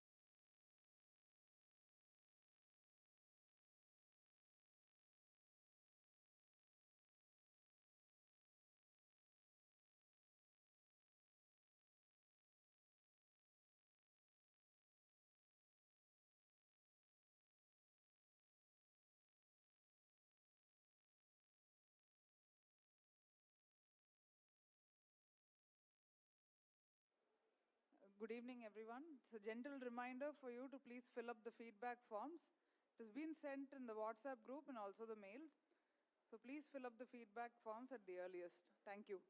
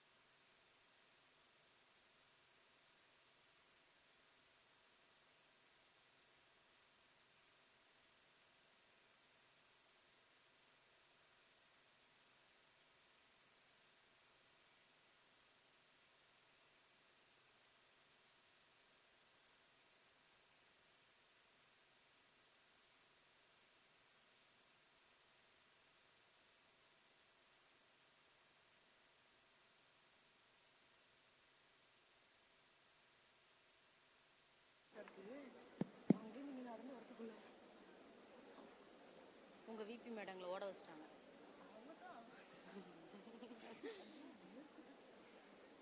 டபுள் டபுள் டபுள் உங்க விபி மேடம் தான் எங்களை ஓட வச்சுட்டு குழந்தை அவங்க left ஆயிடுச்சான்.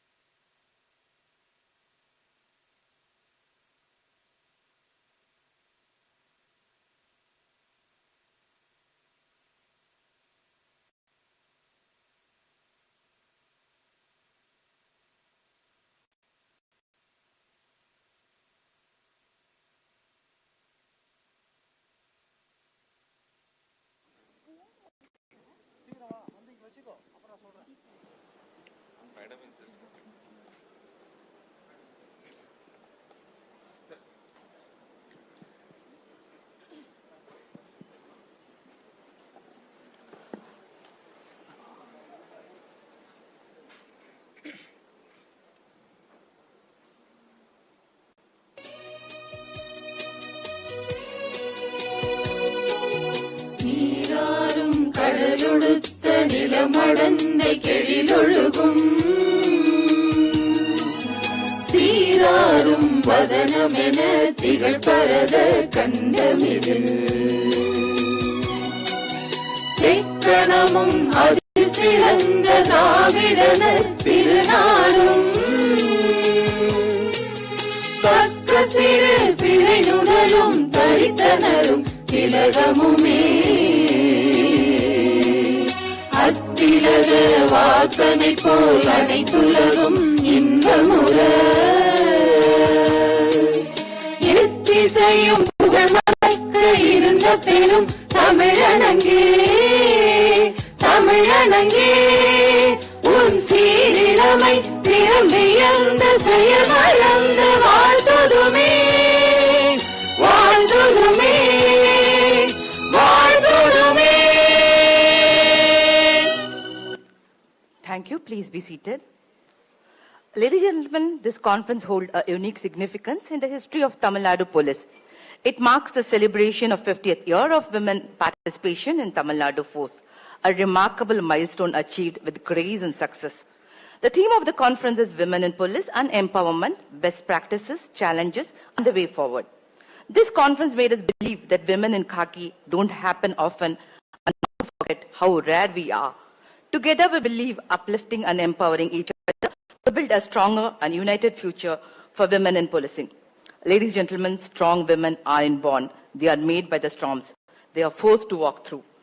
With this short note, I now request the advisor and architect of the conference, Tirumati Seema Agarwal IPS, Rescue Service, to deliver the welcome address and summarize the deliberation of this conference. Ma'am, please.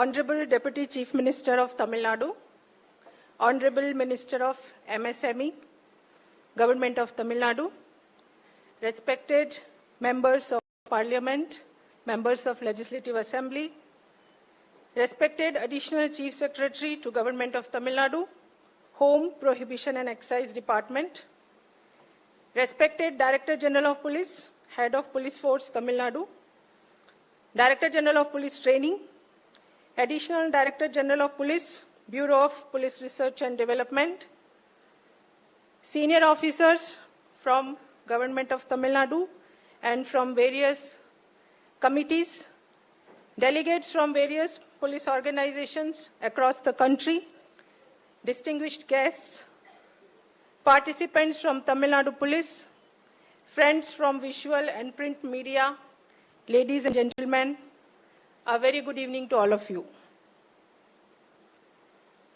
On behalf of Tamil Nadu Police and Bureau of Police Research and Development and all the delegates present here, I extend a very warm welcome to the Honorable Deputy Chief Minister of Tamil Nadu, who has graciously accepted our invitation to preside over the valedictory function. It is my pleasure to welcome Honorable Minister of Micro, Small and Medium Enterprises Department, Government of Tamil Nadu, members of Parliament and members of Legislative Assembly to this valedictory function. I am very happy to welcome Dhiraj Kumar IAS, Additional Chief Secretary to Government of Tamil Nadu, Home, Prohibition and Excise Department, who is the friend, philosopher and guide of the Police Department. It is my pleasure to welcome Tirushankar Jiwal IPS, Director General of Police, Head of Police Force, who is the Chief Architect of all the arrangements for this conference. I also welcome Director General of Police Training, who is hosting this conference in the sprawling campus of TNPA. I am very happy to welcome Thiru Loku Ravi Joseph, IPS, ADG BPRND, who has been guiding us in the preparations and deliberations of the conference. A very special welcome to all the other government senior officers, guest speakers, special invitees, delegates, and participants to the valedictory function. Sir, this conference is the 11th National Conference of Women in Police, organized jointly by BPRND and Tamil Nadu Police. The theme of the conference was Women Police and Empowerment, Best Practices, Challenges, and Way Forward. 141 delegates from various police organizations across the country and 194 participants from Tamil Nadu Police have taken part in the 2 days conference and deliberated on the 7 topics relevant to the present times. The key recommendations of the conference are as follows. The session 1 was about recruitment training, gender-sensitive uniform, and accoutrements. The conference reiterated the need for 30% reservation of women in all recruitments across the country. As far as possible, men and women officers should be trained together. The conference also reiterated the need for more number of women outdoor trainers to train both men and women trainees. Women trainees with children up to 3 years should be provided with a staying facility for a caretaker. The session 2 was about mainstreaming and career growth, and the recommendations are newly recruited women officers should be posted to all wings of police department as a matter of routine. At the same time, the senior women police officers in the ranks of sub-inspectors and inspectors should be posted to various wings of police department as per their capacity, aptitude, willingness, and life situations. Career counseling committees based on Tamil Nadu police model should be established in all the police organizations. Fully equipped childcare centers should be functional 24/7 at Taluk headquarters. The third session was about work-life balance, and the recommendations are like this. Compulsory weekly off to all police officers and personnel as on Tamil Nadu police model. Flexi work hours, flexibility of scheduling work. The session 4 was about welfare measures and well-being, including mental health. The recommendations are no transfer of women officers should take place who are on maternity leave. Provision of 1 year maternity leave, which Tamil Nadu has already implemented, and 2 years child care leave to all ranks of women police officers and personnel. Compulsory annual health checkup for all women police personnel above 30 years. Again, Tamil Nadu has already implemented it. Special program for mental health should be conducted, as in Anandam and Magilchi, which is being implemented by Tamil Nadu Police. Session 5, we had 2 components. One was topics of research on subjects relating to women in police. We had invited the academicians from various universities and colleges, and after brainstorming, along with the police officers from across the country, they identified 9 topics of research on subjects relating to women in police, crimes against women, children, and senior citizens. The research will be undertaken on these topics by the universities and police organizations in due course. The session 5, the second part was about ideas and vision on the empowerment of women. It was recommended that Shakti mission and 1090 women power line, which are successfully functional in UP, that model should be implemented across the country. Session 6 was about best practices in prevention of human trafficking. The police should prioritize victim safety and well-being during investigation and rescue in cases relating to human trafficking. That was the recommendation. I firmly believe that women empowerment is an idea whose time has come. Recently, Tamil Nadu Police has celebrated 50 years of women in police. In the grand function organized on the occasion of Golden Jubilee celebrations, the Honorable Chief Minister of Tamil Nadu had made Navratra announcements for enhancement of welfare and effectiveness of women police in the state. With the continued support of the government, women in Tamil Nadu Police are able to deliver exemplary service to the people, setting a shining example for police forces across the country. With these words, I once again welcome one and all to the valedictory function. Thank you.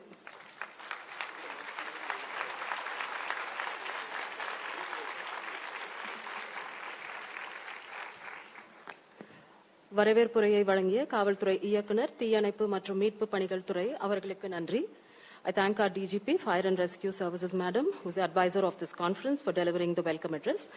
I now request our ADGP BPR&D, sir, to deliver the special address on behalf of BPR&D.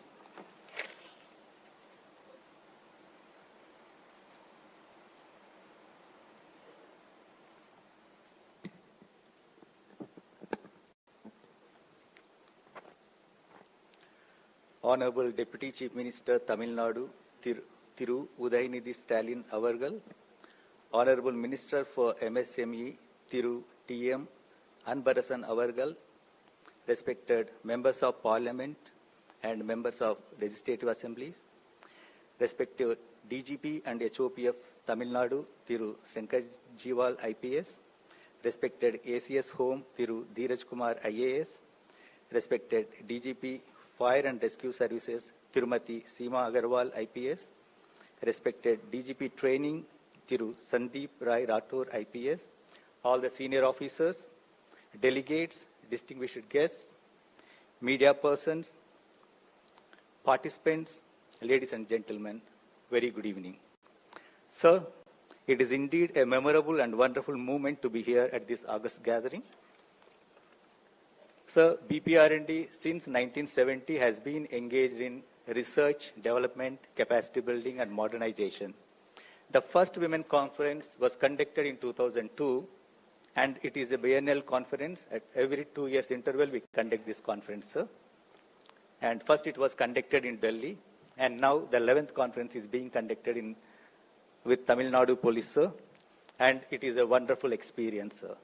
We never imagined that this program would be this much successful and very well appreciated, sir.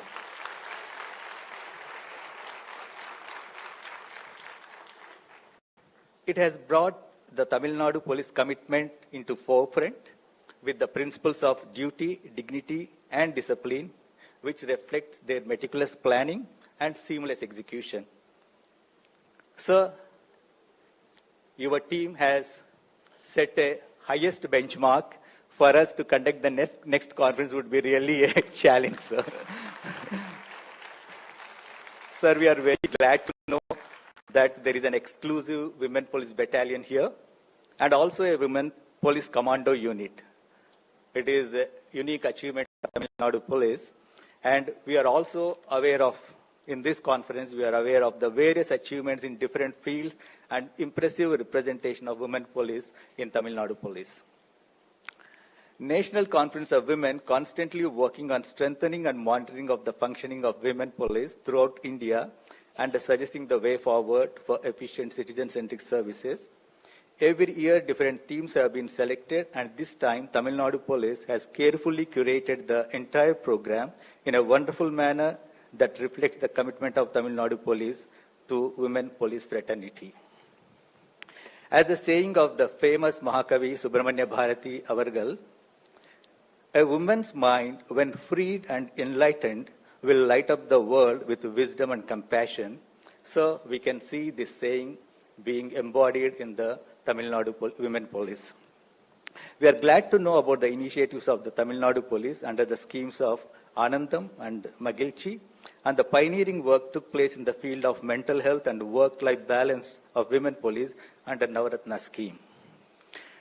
So, as per the vision of the Honorable Prime Minister, Sri Narendra Modi ji, and the Home Minister, Sri Amit Shah ji, BPR&D continuously engage in various aspects of improving the performance of women policing by conducting various studies, workshops, conferences, and designing the capacity building program to inculcate knowledge, skills, and attitude. Over the period, the women police have been transformed into an efficient instrument to deal with all the functions of policing. The journey started with the women-oriented community policing to law and order policing, and then the investigative policing, operational policing, and now the need of the hour is tech-oriented women policing.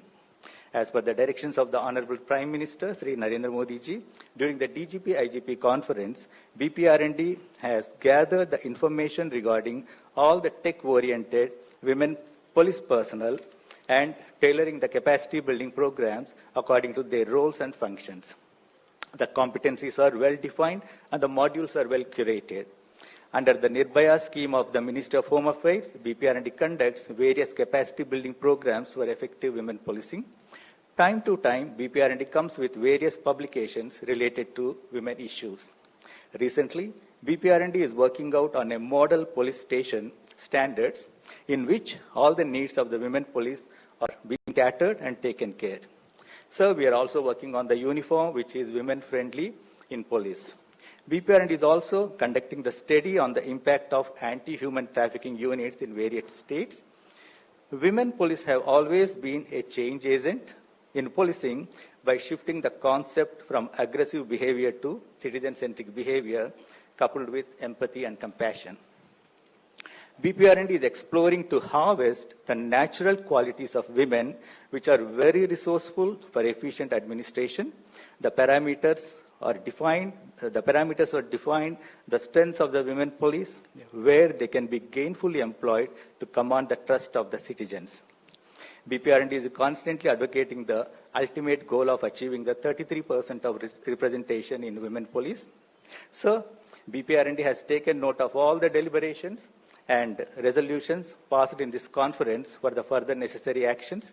The interaction session with the academicians was welcome intervention, which enhanced our understanding and brought fresh perspective about women policing. And the interaction with transgender women police was also very fruitful. I once again thank you, sir. Under your able guidance, the DGP, sir, and his team, DGP FRS, DGP Training, ADGP EOW, and all the committee chairmen are very much committed and made this program successful in conducting this conference in befitting and successful manner. Jai Hind, sir.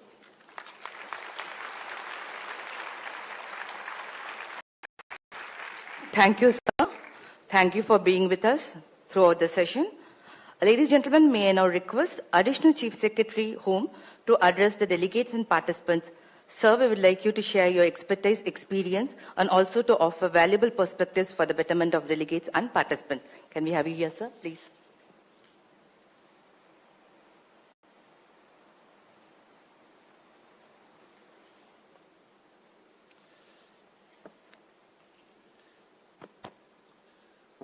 Honorable Deputy Chief Minister, Tamil Nadu, sir, Honorable Minister of MSME, respected members of Parliament, members of Legislative Assembly, DGP and HOPF, Director of Fire and Rescue Services, ADGP from BPR&D, DGP Training, senior officers of our government who are present today, ladies, gentlemen, and all the participants of this two-day national conference, members of media.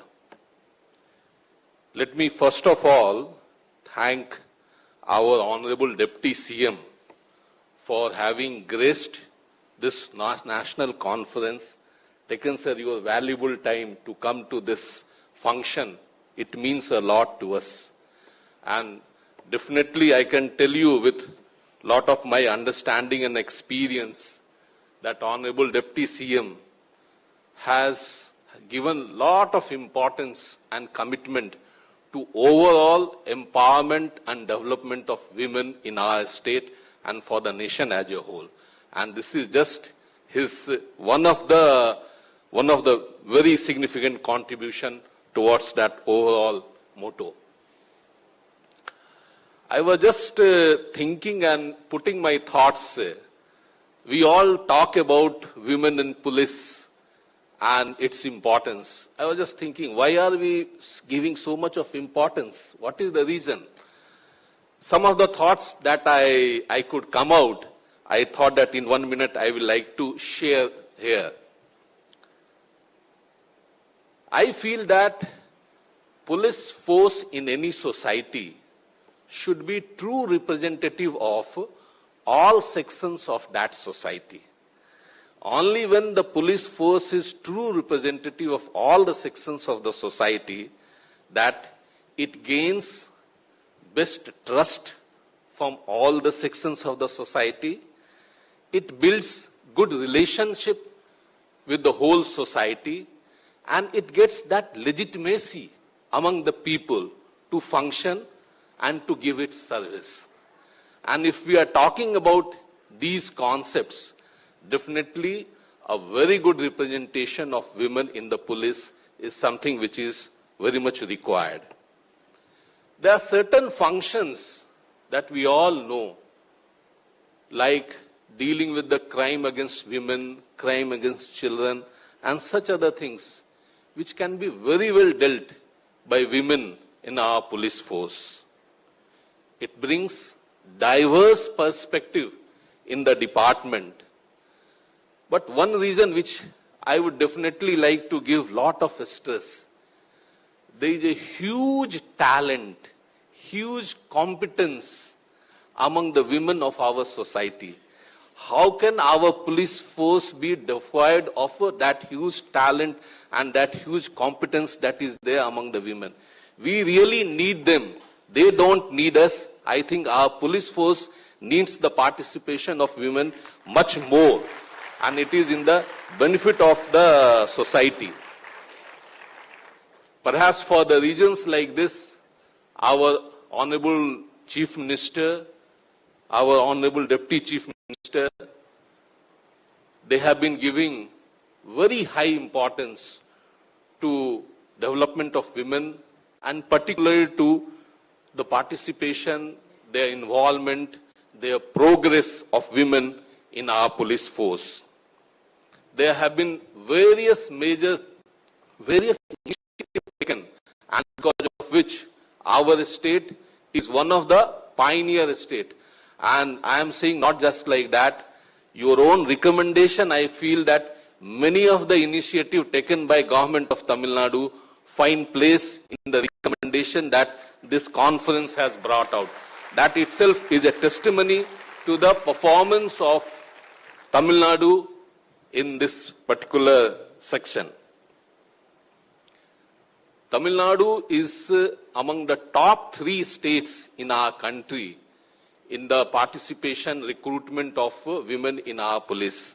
We are far ahead of the national average, and we are quickly marching towards our target of at least 1/3 of the police force should be comprising of women.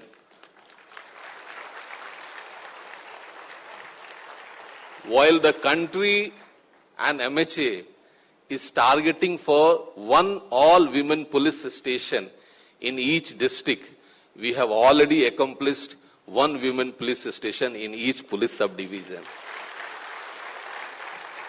1st January, our number is 244, and every year we are adding to that number. So that's a pride that we have. I won't take much time. Honorable Deputy CM will have many valuable ideas and valuable thoughts to share. We all are eagerly waiting for that. Before I conclude, just 2 requests I have. One for men in our overall government system in our society. I know many of us have accepted the participation of women very wholeheartedly.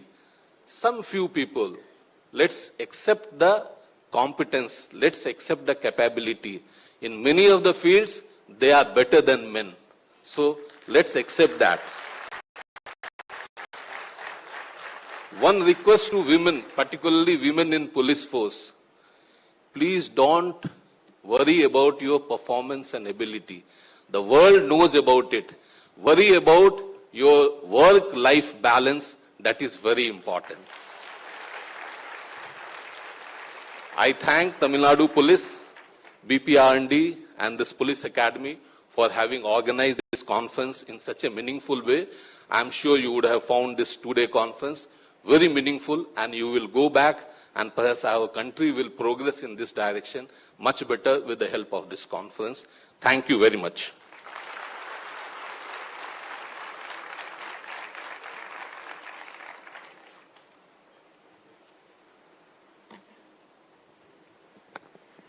விழா பேருரையை வழங்கிய கூடுதல் தலைமை செயலாளர் உள்துறை அவர்களுக்கு நன்றி. I thank our additional chief secretary home for delivering the special address. தமிழ்நாட்டில் நடைபெறும் இந்த தேசிய மாநாடு பெண் அதிகாரிகளுக்கும் ஆளுநர்களுக்கும் மிகவும் முக்கியத்துவம் வாய்ந்தது. ஏனெனில் தமிழ்நாடு காவல்துறையில் பெண்கள் காலடி வைத்து 50 ஆண்டுகள் முடிவடைந்துள்ளன. அதனை வெகு சிறப்பாக மகளிர் காவலர்கள் பொன் விழா ஆண்டு கடந்த 2023 ஆண்டு மார்ச் மாதம் நமது தமிழ்நாடு முதலமைச்சர் அவர்கள் தலைமையேற்றி நடத்தினார்கள். அதில் பெண் காவல் ஆளுநர்களின் தேவைகள், பிரச்சனைகள், செயல்திறன் பற்றி கலந்தாலோசனை செய்யும் விதமாக காவல்துறையில் பெண்கள் எனும் தேசிய மாநாடு ஆண்டுதோறும் தமிழ்நாட்டில் நடத்தப்படும் என்று தமிழ்நாடு முதலமைச்சர் அவர்கள் கூறினார்கள். அதுபோல இந்த தேசிய மாநாடு பெண்கள் தொடர்பான விவகாரங்கள், உரிமைகள், சவால்கள் மற்றும் மேம்பாடுகள் குறித்து விவாதிக்கவும் விழிப்புணர்வை ஏற்படுத்தவும் நடத்தப்படுகின்றது. இது ஒரு பெரிய நிகழ்வாகும். 1973 ஆண்டு டிசம்பர் மாதம் பெண் காவல் உதவி ஆய்வாளர்கள் மற்றும் பெண் காவலர்கள் காவல் பணியில் சேர்க்கப்பட்டனர். இன்று தமிழ்நாட்டில் 35,329 பெண் காவல் ஆளுநர்கள் பணியாற்றி வருகின்றனர். இந்த 2 நாள் தேசிய மாநாட்டில் பல்வேறு தலைப்புகள் விவாதிக்கப்பட்டன. அதில் சீருடை பணியாளர் தேர்வு, காவலர் நலன், பணி வழிகாட்டும் ஆலோசனைகள், ஆள்கடத்தல் தடுப்பு, empowerment of women, work life balance போன்றவை ஆகும். பலரும் தங்கள் கருத்தினை பகிர்ந்தார்கள். நம் தமிழ்நாட்டில் உள்ள நல்ல திட்டங்களை அவர்கள் மாநிலத்திலும் கொண்டு வந்தால் நன்றாக இருக்கும் என்றும் கருதினர். இந்த சிறப்புமிக்க நிகழ்வினை நினைவில் கொள்ள ஒரு விழா மலரை நாம் இன்று வெளியிடுகின்றோம். இப்போது இந்த விழா மலரை வெளியிட மாண்புமிகு தமிழ்நாடு முதலமைச்சர் அவர்களை அன்புடன் அழைக்கின்றோம்.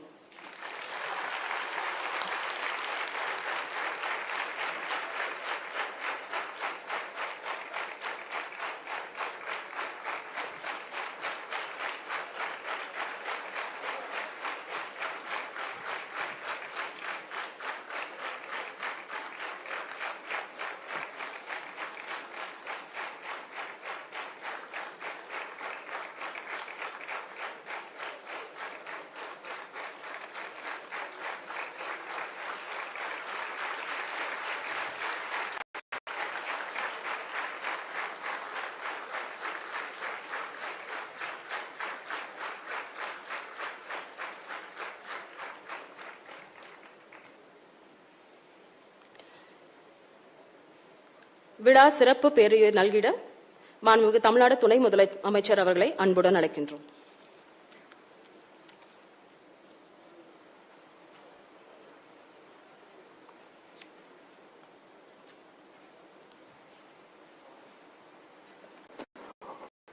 Honorable Minister for MSME, Anand Thiru Thamu Anbarasan அவர்களே, Honorable Member of the Parliament Thiru G. Selvam, Honorable Member of the Legislative Assembly, Tirumadi Varadalakshmi Sudanan, Thiru Karunanidhi, Thiru S.R. Raja, Thiru Dheeraj Kumar IAS, Additional Chief Secretary, Home, Prohibition Access Department, Government of Tamil Nadu, Thiru Shankar Jiwal IPS, DGP, the Head of the Police Force, Tamil Nadu, Tirumadi Seema Agarwal, IPS, DGP Fire and Rescue Services, Thiru Sandeep Rai Rathore, IPS, DGP Training, Thiru Ravi Joseph Loco, IPS, ADGP of Bureau of Police Research and Development, Thiru Arun Raj, IAS, District Collector of Chengalpet, Tirumadi Latika Charan IPS, former DGP, and other senior officers, women police personnel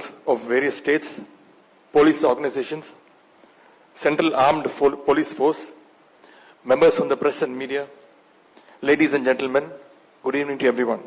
அனைவருக்கும் இனிய மாலை வணக்கம்.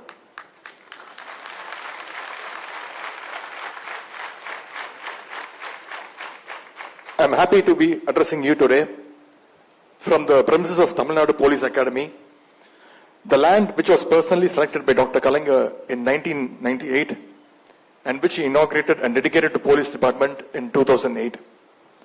It's a proud moment for us to host the 11th National Conference of Women in Police in Tamil Nadu for the first time. This national conference is a platform for dialogue, policy discussions, empowerment, and coordination among the women police from across the country. It serves as a direct interface between police leadership and individuals. The transformation of women from a traditional family role into a police officer is a significant change of our society. Women's journey then and now reflects a powerful revolution across education, employment, social rights, and leadership. From silence to the strength, from dependence to decision makers, from passive roles to proactive changes. This transition not only is the upliftment of the women, but also brings a cumulative and progressive improvement in our society.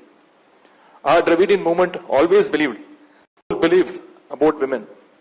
Former Chief Minister and the founder of DMK, Perangi Ranna, turned those visions into government policies.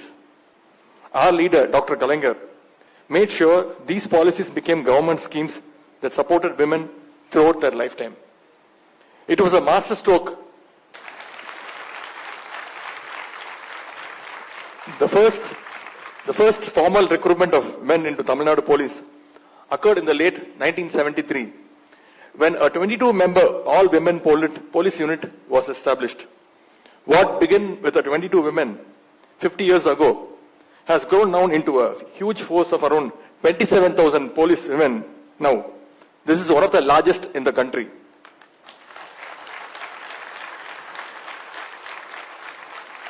It was in the year 1989 to women in government jobs. As a result, the directly recruited women DSPs entered the police department for the first time.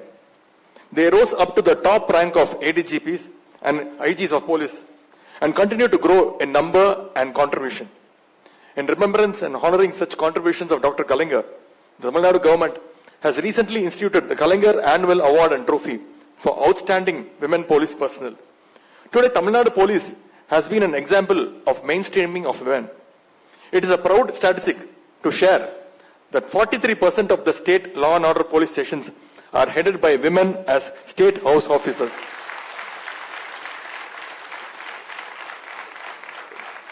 Be it crime investigations, traffic management, intelligence, railway police, cyber crime handling, commandos, or the Chief Minister's security, the women police of Tamil Nadu have handled it with great self-confidence and competence. The Chief Minister of Tamil Nadu has summarized it all when he said, empowerment of women is the base rule of our government. On the occasion of the 50th year of women in Tamil Nadu Police in 2023, a befitting series of events were organized at the Nehru Stadium, Chennai, to honor those in force and welcome more into the force. In this event, our Chief Minister of Tamil Nadu announced the Navaratna welfare measures for women police. Number 1, morning roll call for women police was changed from 7 a.m. to 8 a.m. to accommodate their personal and family responsibilities. Number 2, all police stations across the state will be equipped with separate restrooms and resting facilities for women police personnel. Number 3, hostels for women police will be built in Chennai and Madurai to facilitate those attending court duties and other official works. Number 4, daycare centers to be set up in every district for women personnel with young children to improve their work-life balance. Number 5, introduction of a new award in memory of Dr. Kalaignar to recognize and reward excellence in service by women police. Number 6, new policies to ensure leave and transfers for women police considering the family responsibilities and caregiving roles. Number 7, launch of the AVIL project with 1 crore 70 lakhs budget to train women police and civilians in self-defense techniques. Number 8, establishment of career development forums and mentoring systems to prepare for promotions and higher roles. Number 9, conduct of national level firing competitions, annual women's shooting competition and seminars for skill enhancement. We are happy to note that these 9 schemes are impacting changes in the lives and work environment of women police.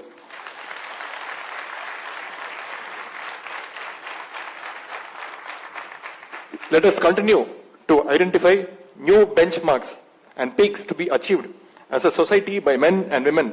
Let us march ahead to a new and more inclusive, equal and progressive society. The momentum is building up, and this National Conference of Women in Police is setting new benchmarks.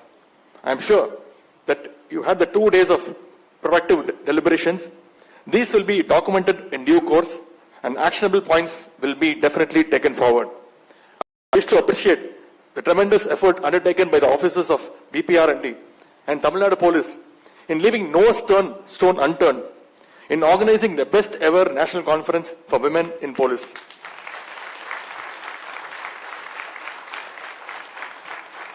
I also thank the Ministry of Home Affairs, Government of India, for their support in the successful conduct of this conference. And most importantly, I would like to place on record my wholehearted thanks to our Honorable Chief Minister of Tamil Nadu for his vision, guidance and support that made this conference possible. Finally, I would like to express my heartfelt congratulations and gratitude to all the women police officers of all the states, women representatives of the Central Armed Police Force and women police officers of the Tamil Nadu Police who participated in this great conference. May your journey continue to inspire our generations. I once again thank all the women police for their service and contribution to our society. You are the true face of the change. Nandri, Vanakkam.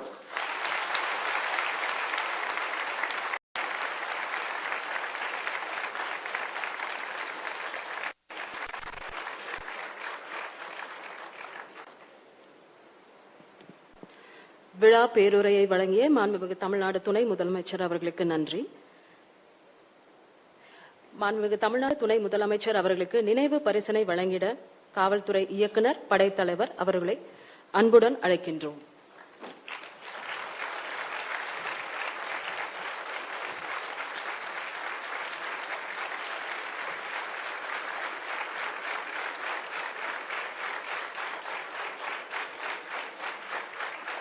I now request our DGP HOPF sir to kindly present the memento to the Honorable Minister for MSME.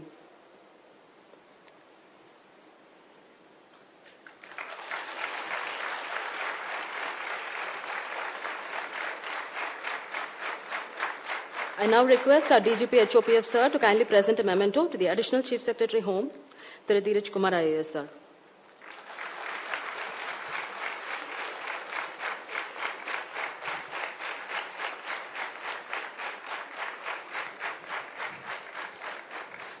I now request ADGP BPRND sir to present the memento to the Honorable Deputy Chief Minister of Tamil Nadu.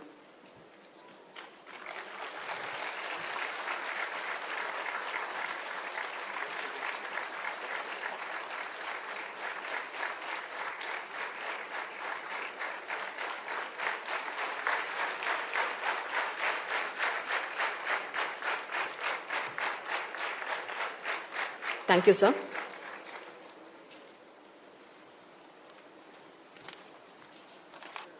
Ladies and gentlemen, with regard to success, some people want it to happen, some wish it would happen, and we make it happen. Such was the support from the government. Ladies and gentlemen, I reiterate that Tamil Nadu Police made sure that the dignitaries and participants were made to take the seat at the table of visionaries, the dreamers, the go-getters, the stargazers, the warriors, and the change makers. The resolutions that emerge from the conference will be nothing short of transformative. Sir, I repeat, they all are the same girls with the same name, just a new mindset and a better game once they leave this National Commission of Conference. I now request DGP HOPF to propose vote of thanks.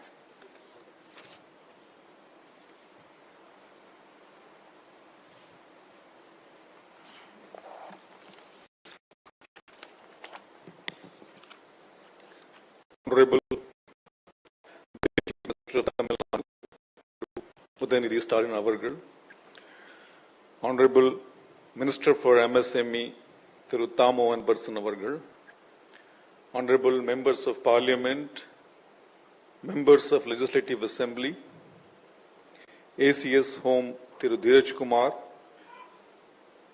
my colleagues Seema Agarwal, Sandeep Rai Rathwar on stage, and all the officers present here, the representative from BPRND ADG3 Ravi Joseph Loku, Collector Chingalpet, and all my colleagues, officers present here.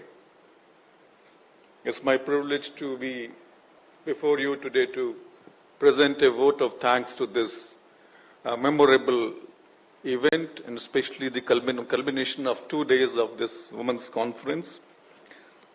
This conference is the culmination of a resolution, a resolve that arose in March 2023 when our Honorable Chief Minister, just now our Deputy Chief Minister, recounted those 9 Navratnas, those 9 unique schemes for women, unique welfare measures for the women in the police of Tamil Nadu. One of those resolves was that we will host the Women Police Conference next. And today we are here having completed that resolve. So my thanks to the Honorable Chief Minister for having us allowed, and definitely in days to come with his leadership around, we will in future also maybe host another Women Conference shortly.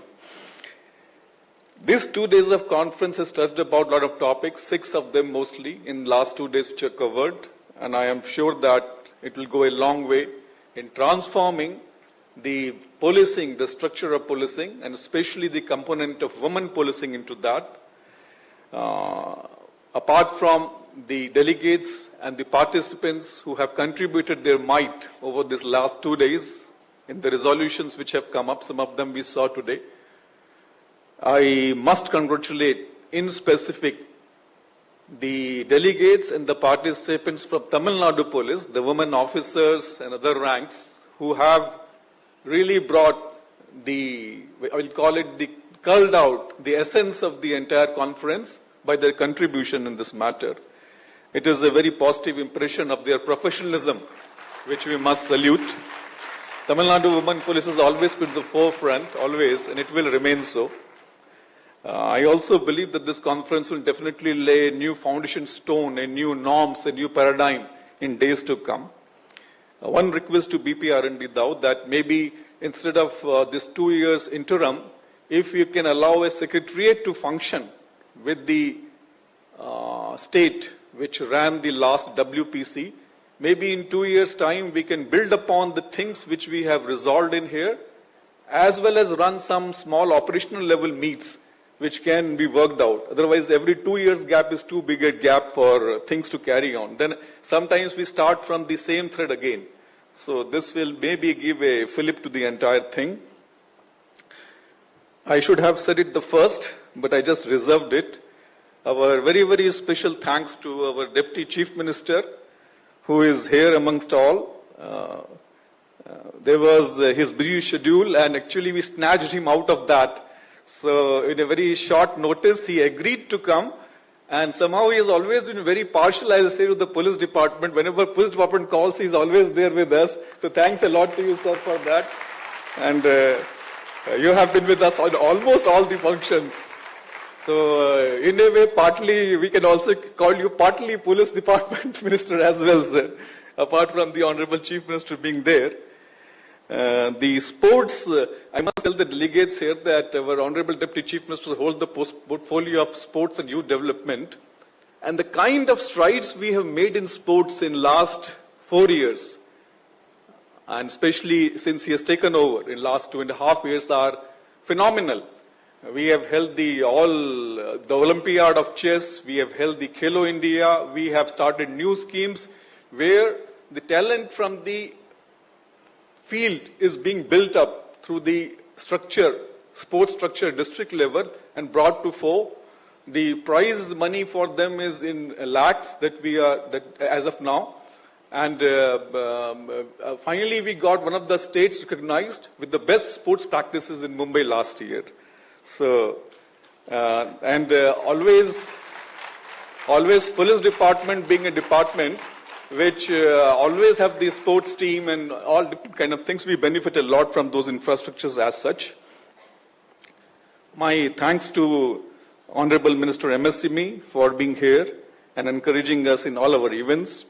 Our ACS home has always been the pillar of support. Thank you, sir, for being all along in this event as well. All the representative of the people, they have always been there. So my thanks to them as well. The media has stood us in great stead throughout the event. My thanks to them. And the officers who have been with us in days of yore and today also stand fast. Tirumati Latika Saran, Tirumati Vinita, sir. Thank you all for being here today again, sir. And I hope that all of you had a pleasant stay here. Though I have only vote of thanks prerogative, but I am just extending a bit. Our team here tried to go extra mile, and we saw to it, we believe we saw to it that you were all comfortable, be it accommodation, be it transport. So please do give us your feedback if you feel that anything is there we could further improve upon. So a big thanks to all of you participants. Thank you so much. Good evening.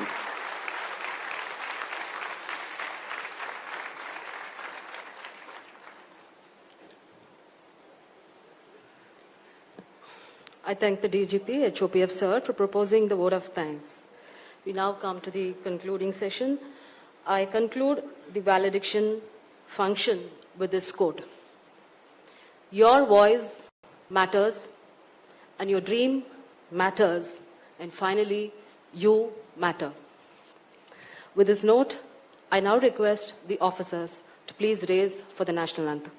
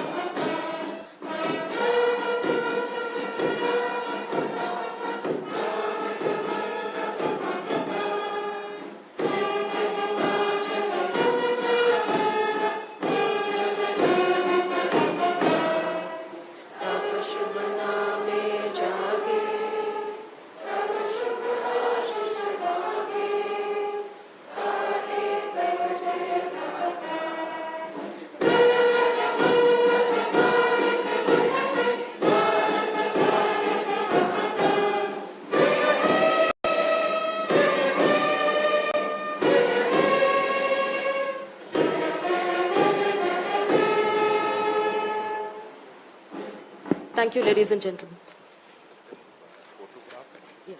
Yes. I request the delegates to kindly assemble for the photograph session without much delay.